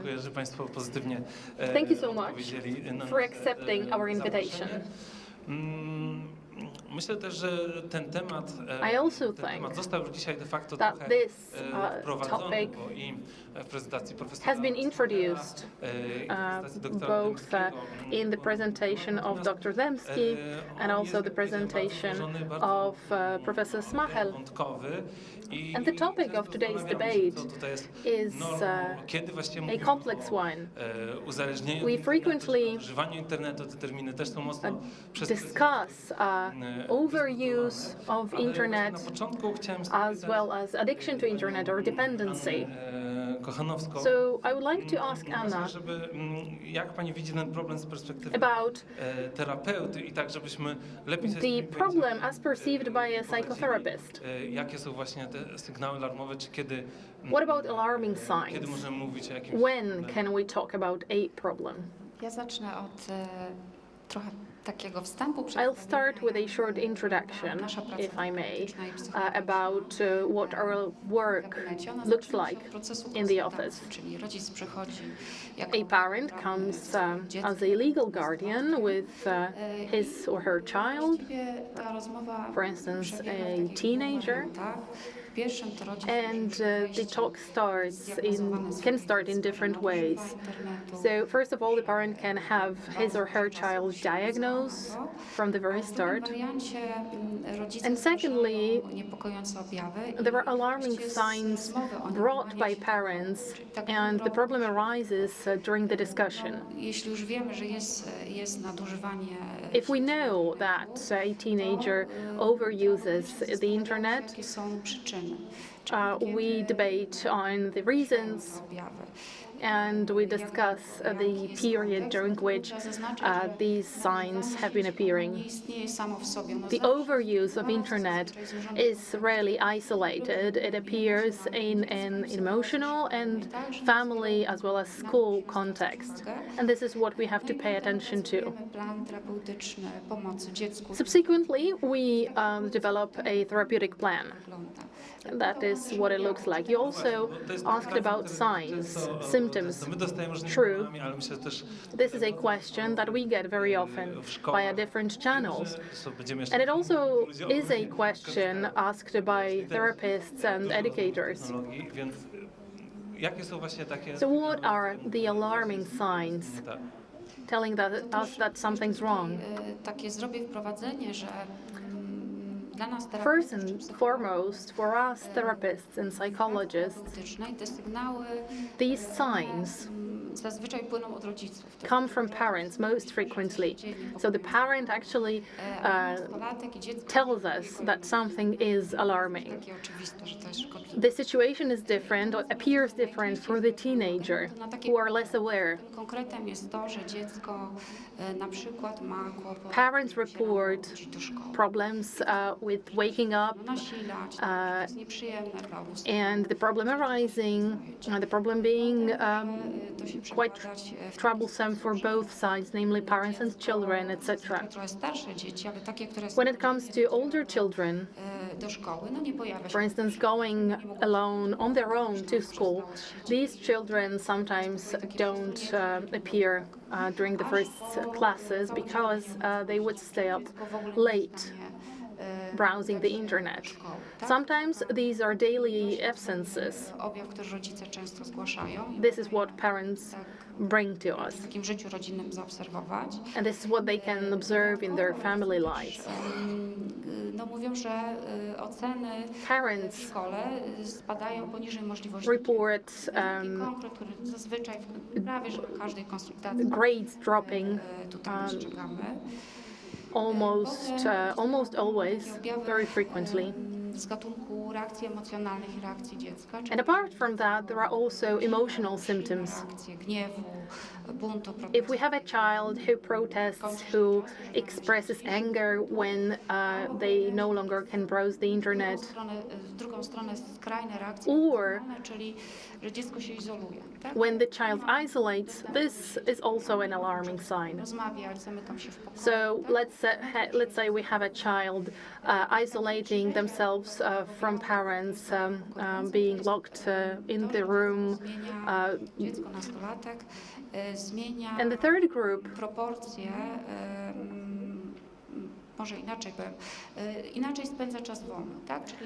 is composed of teenagers who change their social behaviors.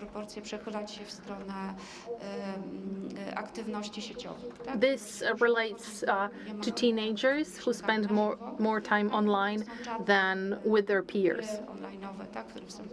And he or she is gaming, engaging in chat conversations, etc.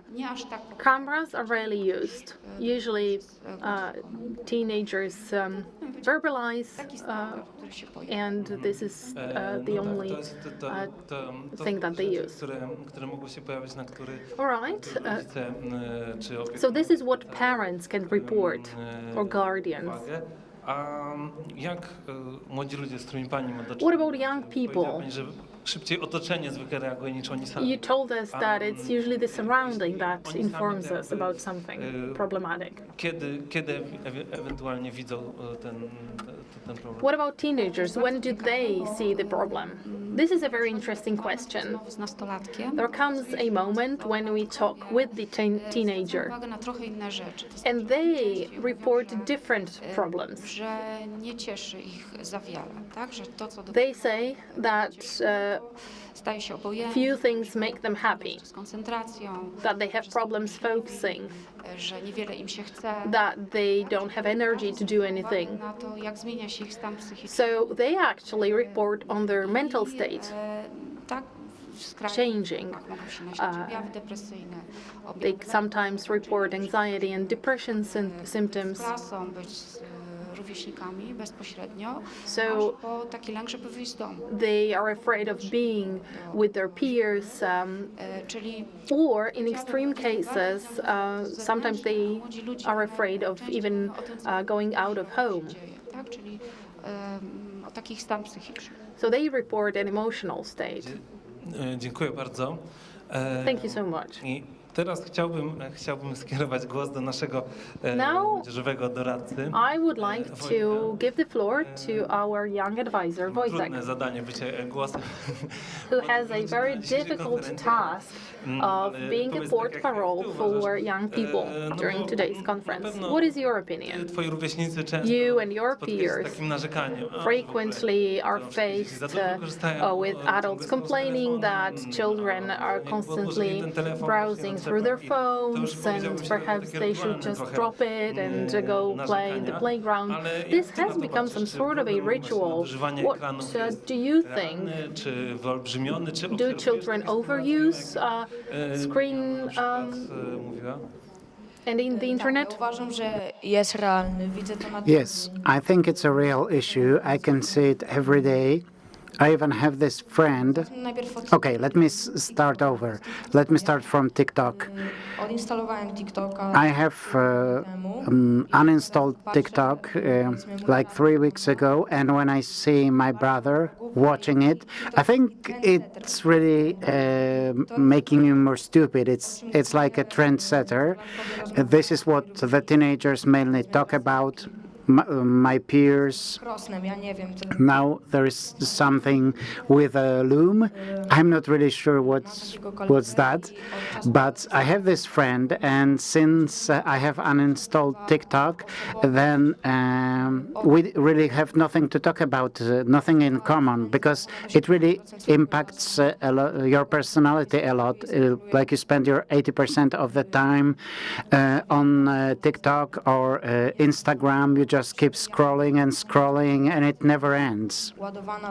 And you keep getting dopamine shots in your brain, and you cannot really focus on one thing. For example, there is this 1 hour-long video, and 80 to 90% of teenagers are not able to watch it, to focus on one movie or to watch a game for 60 minutes. They need to have the mobile phone in their hand all the time, and they have to be online all the time. Yes, as we've heard, it's not a problem only of teenagers, but we're focusing on the juveniles here. But you've said one interesting thing. You have uninstalled TikTok. That's the decision you've made. But you said it was also not easy because the trends keep changing all the time. So maybe 3 weeks later, you will not be able to understand something, or you haven't seen something. So it's a difficult path that you took. So would you recommend it to others to do the same thing? Or maybe you see some other attitudes to have some control over what you are doing, over how you are using your smartphone, rather than having your smartphone controlling you. Yes, for example, TikTok and Instagram. On TikTok, you can skip those videos which are not relevant and to go to something that you really want to watch. Like you're interested in soccer, so you will watch the videos related to soccer and skip the other. Of course, some people are smart enough to use the algorithms of those applications. They have several accounts and they post almost the same videos just to attract attention.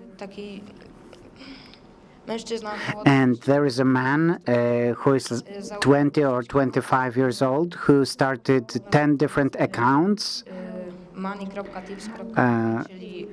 And they were named like money.tips.uk. And he would post some videos that are supposed to be advice, and he's making about $10,000 a month on that, because everybody's interested in what he posts. Okay, so we can see that there is some fight for attention. Some people are using algorithms and applications to grab the attention or even scam others. But other people are trying to maintain some common sense. So now a question to Bogna. It's a follow-up of what I have asked before. I'm following up on the question that I asked to Wojtek. In education, I think we have a problem how to talk about it. This is something we are working on in our foundation too. It's very easy to fall into the extremes. You know, juxtaposing the fight of generations. We didn't used to have that, and now they have this. Well, parents also tend to use their phones a lot, not just the children. So what's the advice? How to stay reasonable in what you are communicating? I'm going to start a bit differently, but I remember when I talked to this lady several years ago, and she worked for a number of years in a center for young people who had some addictions from drugs and other things. And she shared this reflection that among the young people who have gone out of the addiction, those were the people who were asking questions. They wanted to find out what's going on in their brains, what's going on in their life, and which makes them react in a certain way. And that was an inspiration to me. I thought, what if we start to explain in what's happening in a person's brain when you are gaming or using TikTok or using the social media? And it turned out to be a great pattern. Wojtek mentioned dopamine, and this is really good when the youth learn about the reward system, how dopamine affects your body and so on. They are really interested in learning that. And the teenagers want to be independent, want to have some freedom. So the moment when you realize that you could become a slave of your own smartphone, which will rule every aspect of your life, and it will decide when you check your Instagram account because you will get a message. So this sort of makes you lose control over your life, because there is this thing, not even a person, but a device that's starting to control me and my reactions. I think this is the moment when people start making those good decisions. So congratulations on your decision, giving up on TikTok. And about a year ago, I was on that train, and there was a group of young adults. I think they were students, 18, 19 years old, and they were talking a little bit between themselves, using their mobiles. And there was just one girl who was reading a book. And at one point, she was asked, listen, why are you reading this book, actually? She said, well, it's just nice and it's interesting. Okay, but nobody called you? Nobody texted you? And she said, no, I have just uninstalled all the social media on my phone, and I'm just using my desktop to access my accounts, and then I have nothing to distract me. And the people started discussing how revolutionary it was, what a great step it is to get rid of Instagram from your smartphone.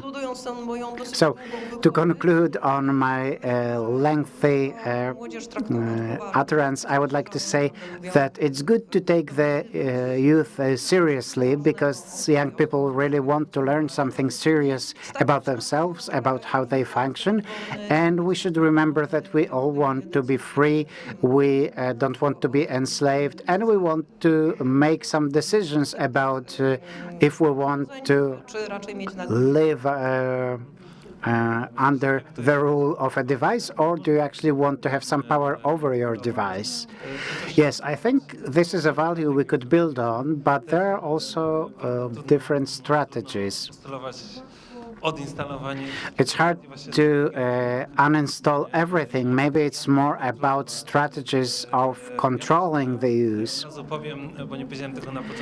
I haven't mentioned that, but I will say it now, that you might have been preparing your questions, so we hope we have some time left for Q&A during the discussion. You can use this Ask a Question button in our live transmission. So I hope we are going to receive some questions from the audience. And now I would like to turn to Rafał Lange.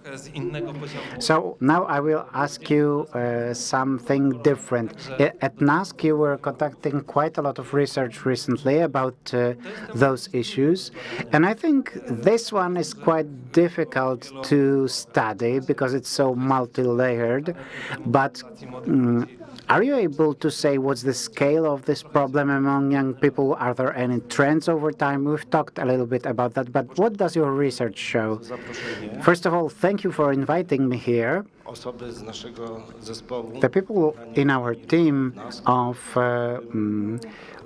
polls and market research at NASK that has been researching not just the teenagers, but also other age groups in the population and their digital behaviors. So thank you for giving me the opportunity to share my knowledge from my primary research and also from the review of other researchers' studies, because we have a lot of informational noise and the data doesn't always get to the recipients. So we are trying to use this ASAPS 18. This is a tool to study problem use of the internet. I'm going to talk what we understand by that, because this is a very interesting notion that sheds some light on what is going on nowadays. According to this test, 1/3 of the population requires some intervention. It could be an intervention from a parent, a psychologist, an advisor.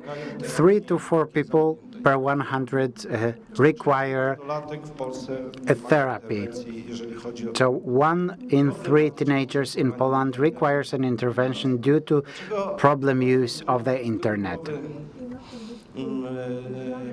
So what we have at the back of the head, this is a dependency, but in academic setting we tend not to use the term dependency, because if we establish that a smartphone can cause dependencies and it's bad for your health, then somebody could raise a hand and say, so why don't we treat smartphones such as other substances like alcohol or nicotine? And academics, just as film stars, sports people, athletes, are dependent on the people who sponsor them, right? So that's one thing. Another thing I wanted to say is that we are talking about this problem as if we were discussing a leaking roof. So what kind of bucket we should put? So should it be plastic bucket or a porcelain bucket of 5 to 10 liters? But the roof is still leaking. A single parent or an individual parent or an individual teacher has no chance to stand up against the algorithms of social media. So we cannot compete against the positive stimuli from social media. No chance. We can discuss it here today, but on the other hand, we have crowds of psychologists, experts who want to improve the social media so that young people spend more time in there. So we don't have a chance against them. So I want to make a sociological digression here. Most of the Polish society come from the country. So in our minds, we know that the village brings up your child. Yeah? So it takes a whole village to raise a child. So we sort of leave it to the micro-community to raise a child. We have researched parents' attitudes in terms of this digital parenting recently. So the parents say it's up to the experts, to the psychologists, to the government, but not up to the parents. All the parents can do is talk to the child or forbid them to do something. The parents oftentimes don't understand the nature of the tool, because to parents, the smartphone is like the Swiss pocket knife. This is a tool that can be used in various contexts. So check the timetable, buy something. But for a child, this is their social space. This is used for auto-presentation, to make relations, to build autonomy, to build their sense of freedom, to build the sense in many aspects. So the parents should be helping them to build this nomos, so make sense of what the child is encountering now and what they will encounter later in life. So what's the meaning of life? Is it to avoid suffering? And does suffering make sense? And now the parents give up on this, and they think it's somebody else's job, and they give this right to the meta level. So there is some person from Australia, from the US, from another part of the world who can raise my child via the smartphone. So explain the meaning of life to them. Yesterday, I was talking about an article that was published in an Australian paper in Sydney Herald. That was an account of a task force that was combating pornography that contains depiction of children. So what they found is that the officers oftentimes go to some households, and it's really like a raid. They smash the door and they say, what's going on with their child? Why is their video online? Why are their pictures online? And the children who are 6, 7, or 8 years old, they actually produce pornography on their own, because that's an understanding that was imposed on them by somebody else, not the parents. The parents became absent. Let me interrupt you, because there are many topics you touched upon. And we will have the chance to discuss sexual risk behaviors tomorrow. So actually, I'm trying to detangle all the tangled topics and now ask Anna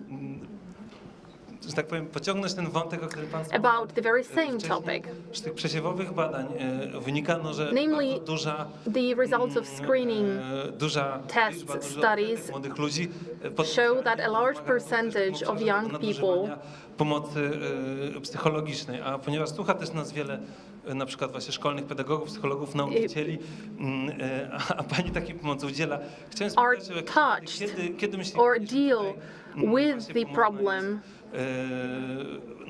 of referring to the psychologist or not. So my question is, when is support needed? When is help needed?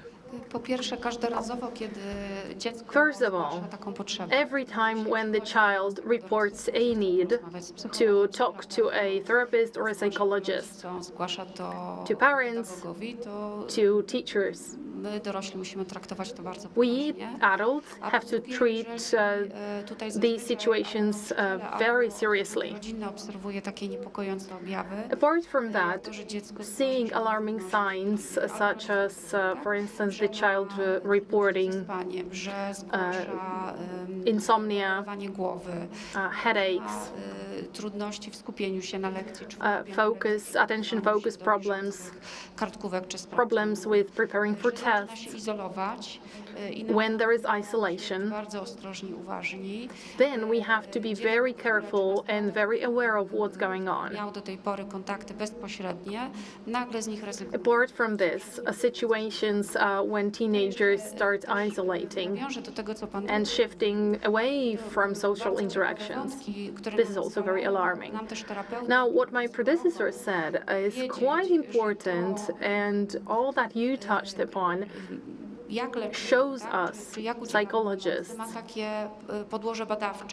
that there is a scientific background to what we are doing in practice. Namely, that problems with internet overuse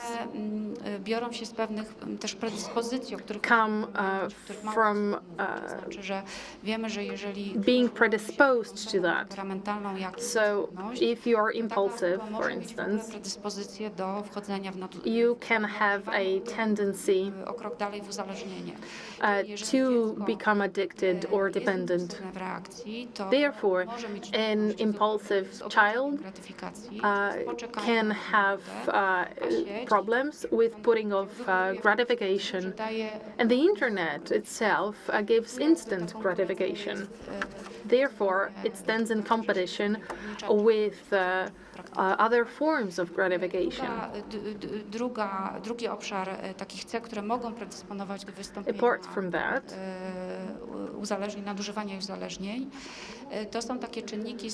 traits that can predispose to being addicted refer to the bond, to attachment. Dismissive people, avoiding attachment style predisposes to developing an internal world where we isolate. Avoiding style is also associated with too much shame, with excessive shame, pathological shame, and therefore someone who isolates himself or herself should actually face the challenge of engaging into correct relations, and we as the society should help this person, because shame is proportional to isolation, a factor that can contribute to dependency,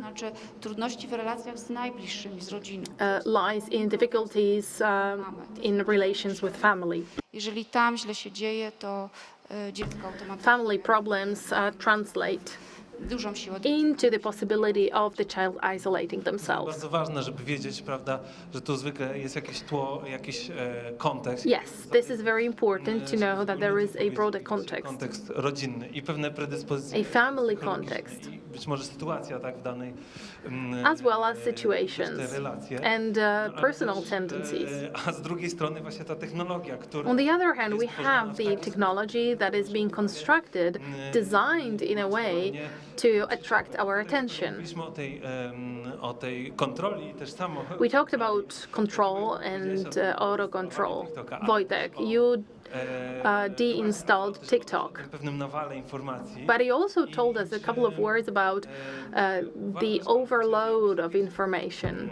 So the question is, would you have any piece of advice jak sobie radzić z tym nawaniem on informacji, how to deal with information overload, ciągłymi powiadomieniami, ciągłymi rzeczami, constant które notifications pojawiają się w aplikacjach, serwisach społecznościowych, żeby that appear, for instance, in social media. korzystać i How to use that to, co ważne. consciously. No to przede wszystkim pomijać takie nietreściwe, First of all, you should skip bez contentless information, meaningless information, something that doesn't interest us. Kiedy jesteśmy powiedzmy w szkole, Let's say we're at school or we are doing something that we want to focus on. włączyć tryb nie przeszkadzać albo tryb samolotowy na telefonie. I think that we could enter the plane mode Odinstalować TikToka albo or actually press do not disturb. Trzeba chcieć po prostu. You have to gain control over what you're doing. It can be done. It's not the easiest, but it can be done. Filmów itp.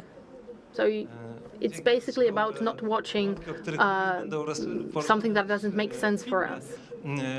który później zobaczymy. Yes, that will be also the topic of a documentary that we are going to see. Radzić sobie, powiedzmy, How to deal też warto powiedzieć, że w samych with certain challenges. mamy narzędzia. Our smartphones themselves have tools.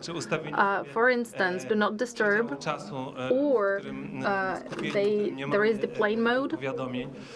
Namely, there are tools that we are equipped with and we can use in order to gain control. At the same time, the knowledge about them is not that common. To może mikrofon do pani Bogny. Jakie właśnie jeszcze rady i tu słyszeliśmy What other pieces of advice for parents i dla młodych and for children no właśnie, sposoby postępowania, would you have on how to act?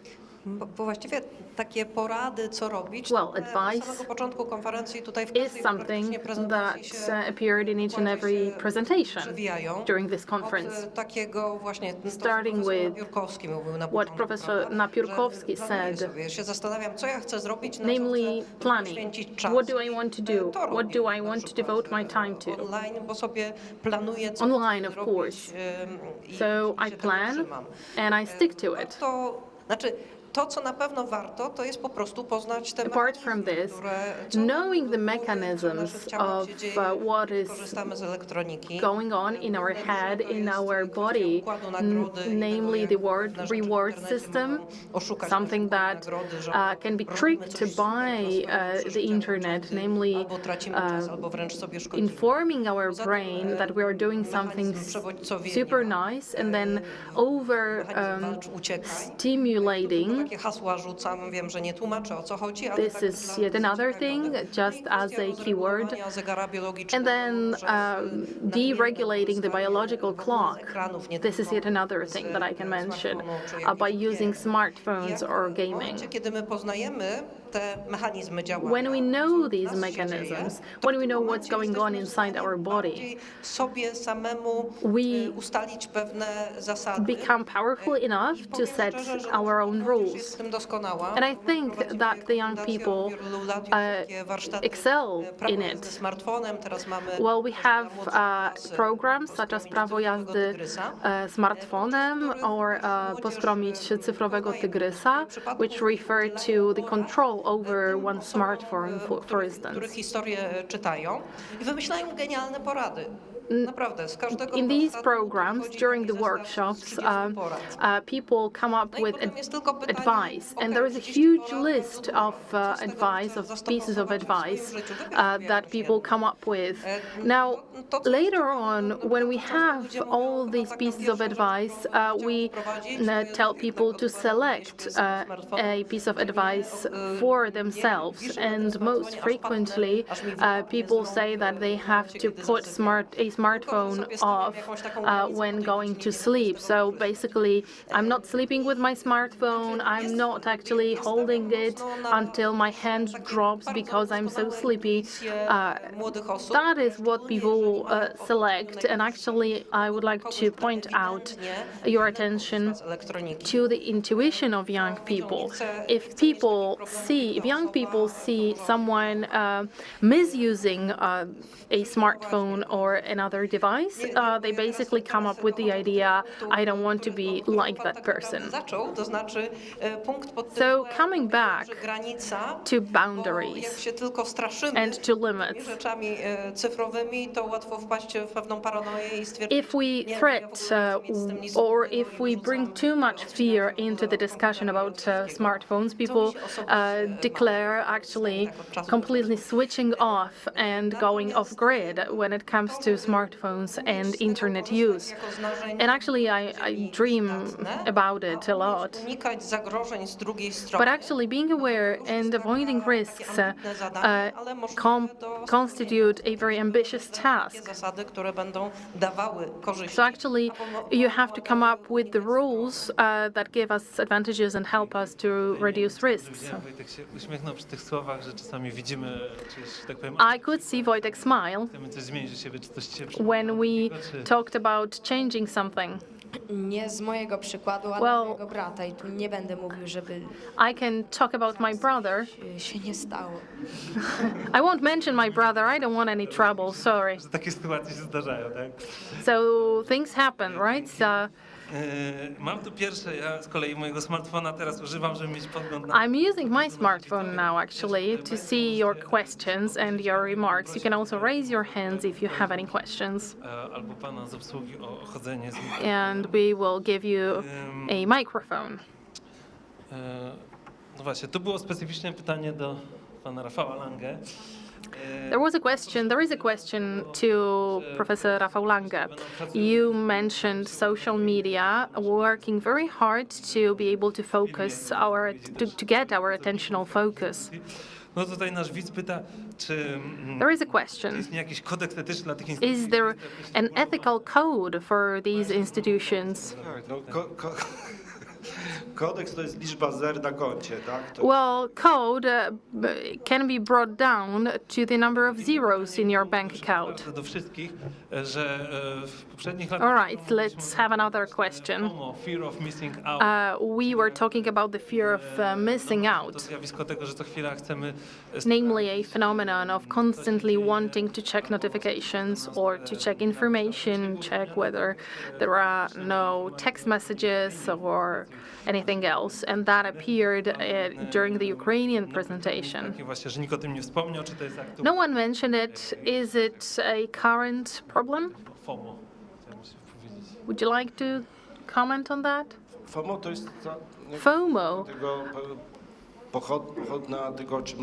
is a result of what we are talking about, namely the problematic use of smartphones. Or games. It used to be about games. We have to be aware of the fact that a smartphone is a specific device. We are the representative of a slightly older generation. Socjalizowany, zwłaszcza jeżeli chodzi o socjalizację pierwotną, czyli wtedy, kiedy jeszcze tego... And we were socialized, at least in the primary sense, the original sense, or when we were kids, we socialized quite a lot of time ago, and we were introduced to smartphones at a different age than young people.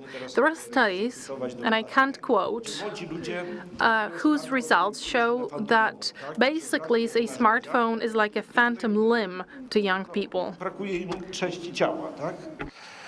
So if you take it away, it's like they are missing a limb. Some of the millennials touch their smartphones more often during the day than their own face. We have also some research that was done by a food manufacturer. Let's say it's a restaurant chain, and they were studying why do young people people prefer to order online rather than coming to the restaurant in person. And somebody responded, because you have less direct interactions then. And that was actually the most common response. So we're coming back to what Anna was saying, relations, sometimes some social anxiety. It might seem that it's about how you order your food, but it seems that it might be much deeper than that. Okay, and do we have any questions or comments from the audience? Oh, I can see Ania raising her hand. Yes, I have a question to Wojtek. First, when did you get your smartphone first? And do you think that people can be 13 years old and live without a smartphone? You know, and keep having friends, have a place to go after school. I got my first mobile phone when I was in the 3rd grade.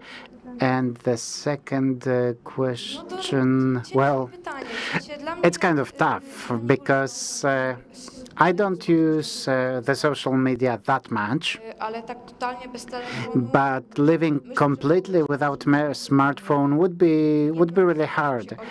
If you were just this one person who got disconnected because everybody else communicates in your school group, everything is in there, and so on and so forth. So this is this FOMO, fear of being left out of the group. This is one of the main reasons, I think, why young people, and not only young people, use the social media, because you want to be in touch, you want to have a common topic and not to be an outcast. Thank you for the question and for the answer.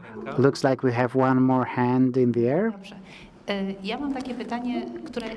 I have a question, and I know that you have responded to it at least vaguely since the morning, but let me say that I'm here in 3 roles.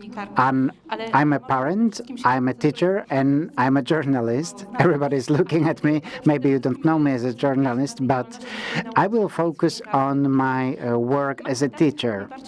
So my question is to our colleague psychologist and psychotherapist. So a short way to ask that would be, what can I do as a teacher or a mother to a child who has some risky internet use patterns? So what can I offer them in return? Do you know what I mean?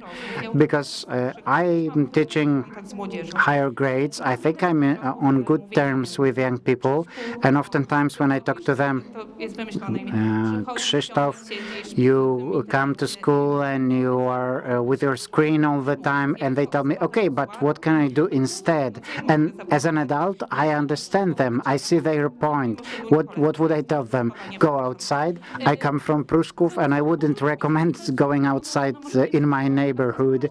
But it's a serious question. What can we offer them instead as adults?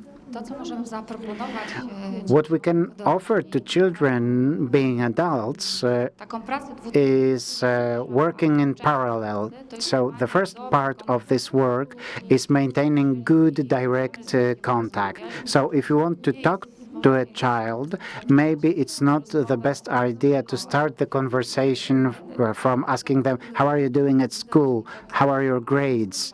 This is what adults usually do. It comes sort of automatically, but it's counterproductive. It doesn't build relations. My impression is that we, as adults, should consider whether we do have the space to listen to children. We often ask them questions, but we are not really focused on what we want to hear. Do you really want to hear what the child has to say? Do you want to look at their body language? Do you maintain eye contact, or do you do 5 different things at the same time and it sort of fades away? How our brain works is that an alternative for dopamine are other neurotransmitters like oxytocin, like dopamine, noradrenaline, serotonin.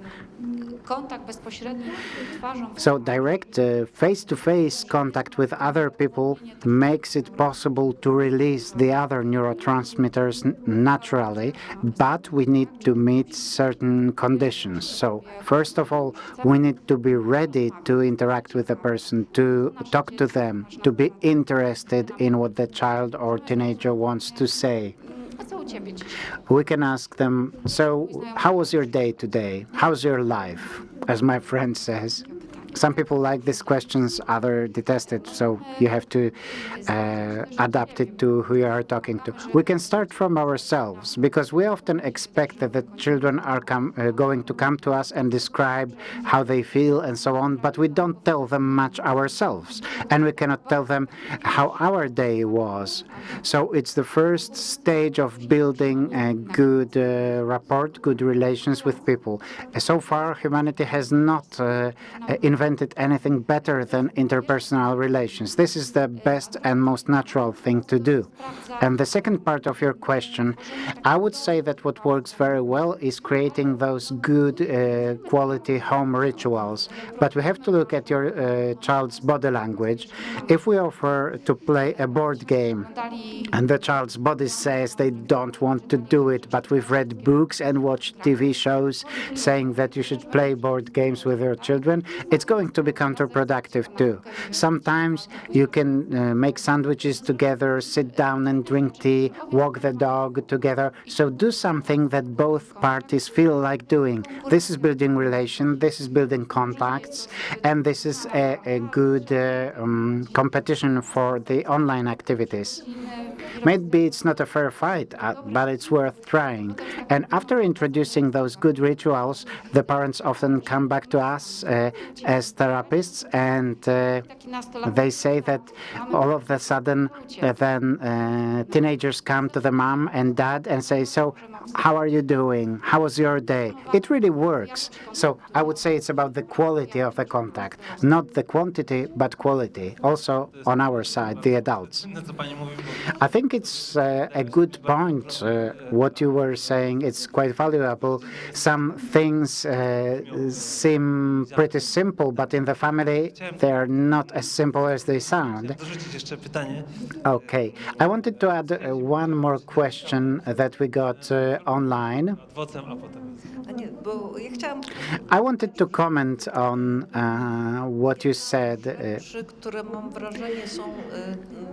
One of the things that work less and less effectively is that we are getting fewer and fewer ideas what to do in our free time. That's my reflection following the discussions with my children when they said, what did you do when you were small, when you didn't have all the technologies? And I started describing them how we were playing those games, you know, racing bottle caps, playing those marble balls, and they were absolutely amazed because the quality of this intergenerational transfer reduced, and they just didn't know all the games that we played in the backyard. So I started collecting ideas from other people. What are the nice ways to spend your free time?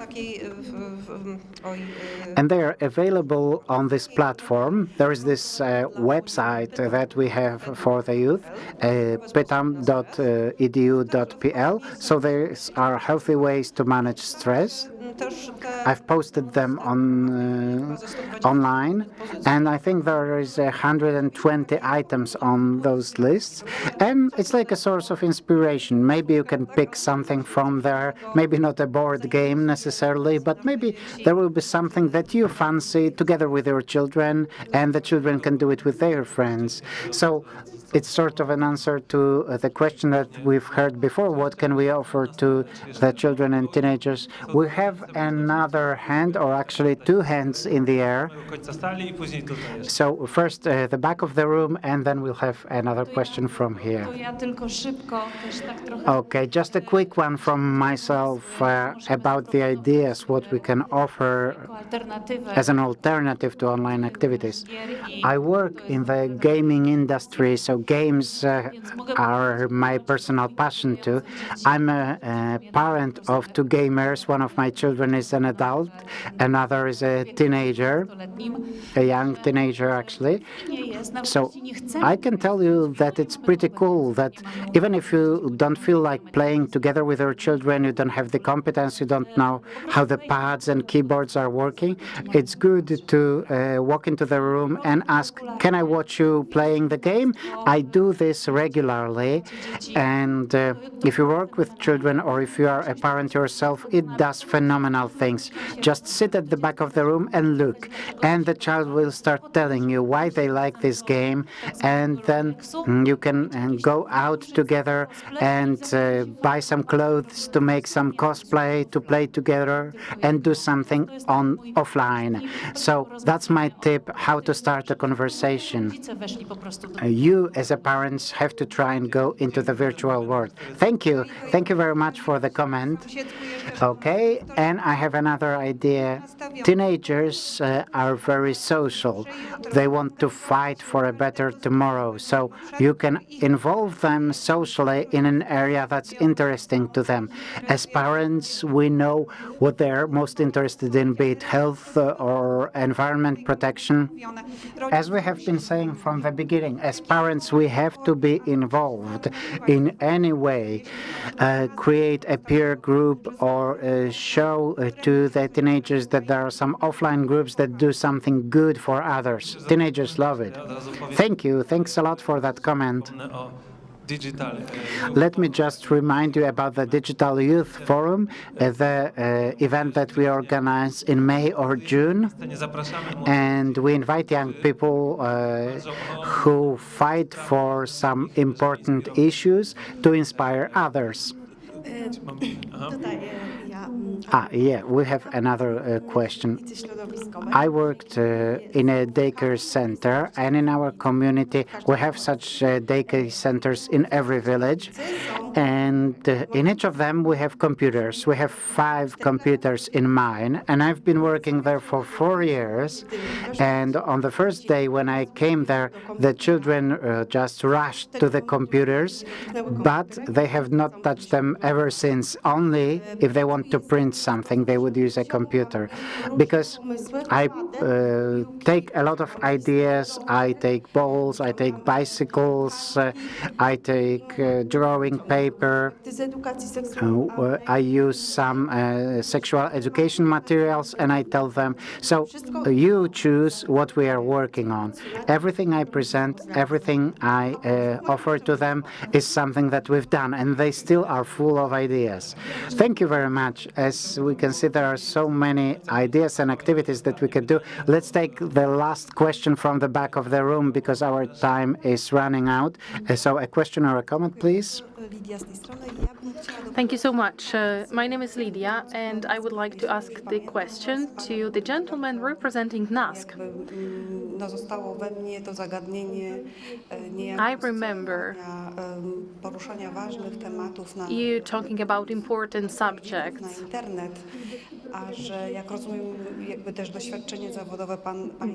Between parents and between children.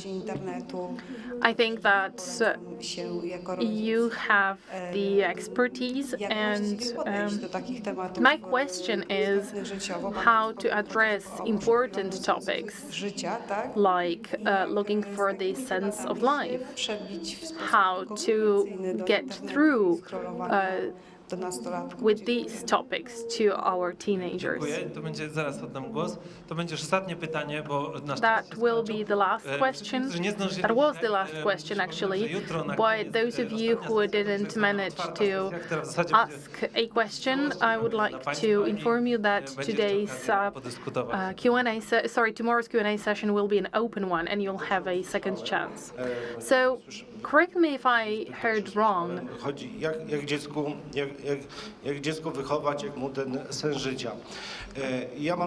How to discuss, for instance, the sense of life? Well, Look, don't believe experts. You know your child best. And you, as the mother, will find the way. So when it comes to my kids, it's scouting. When it comes to other kids, the means of passing the message across or discussing things with child will be different. So don't listen to experts. Fair enough. Let's finish with that.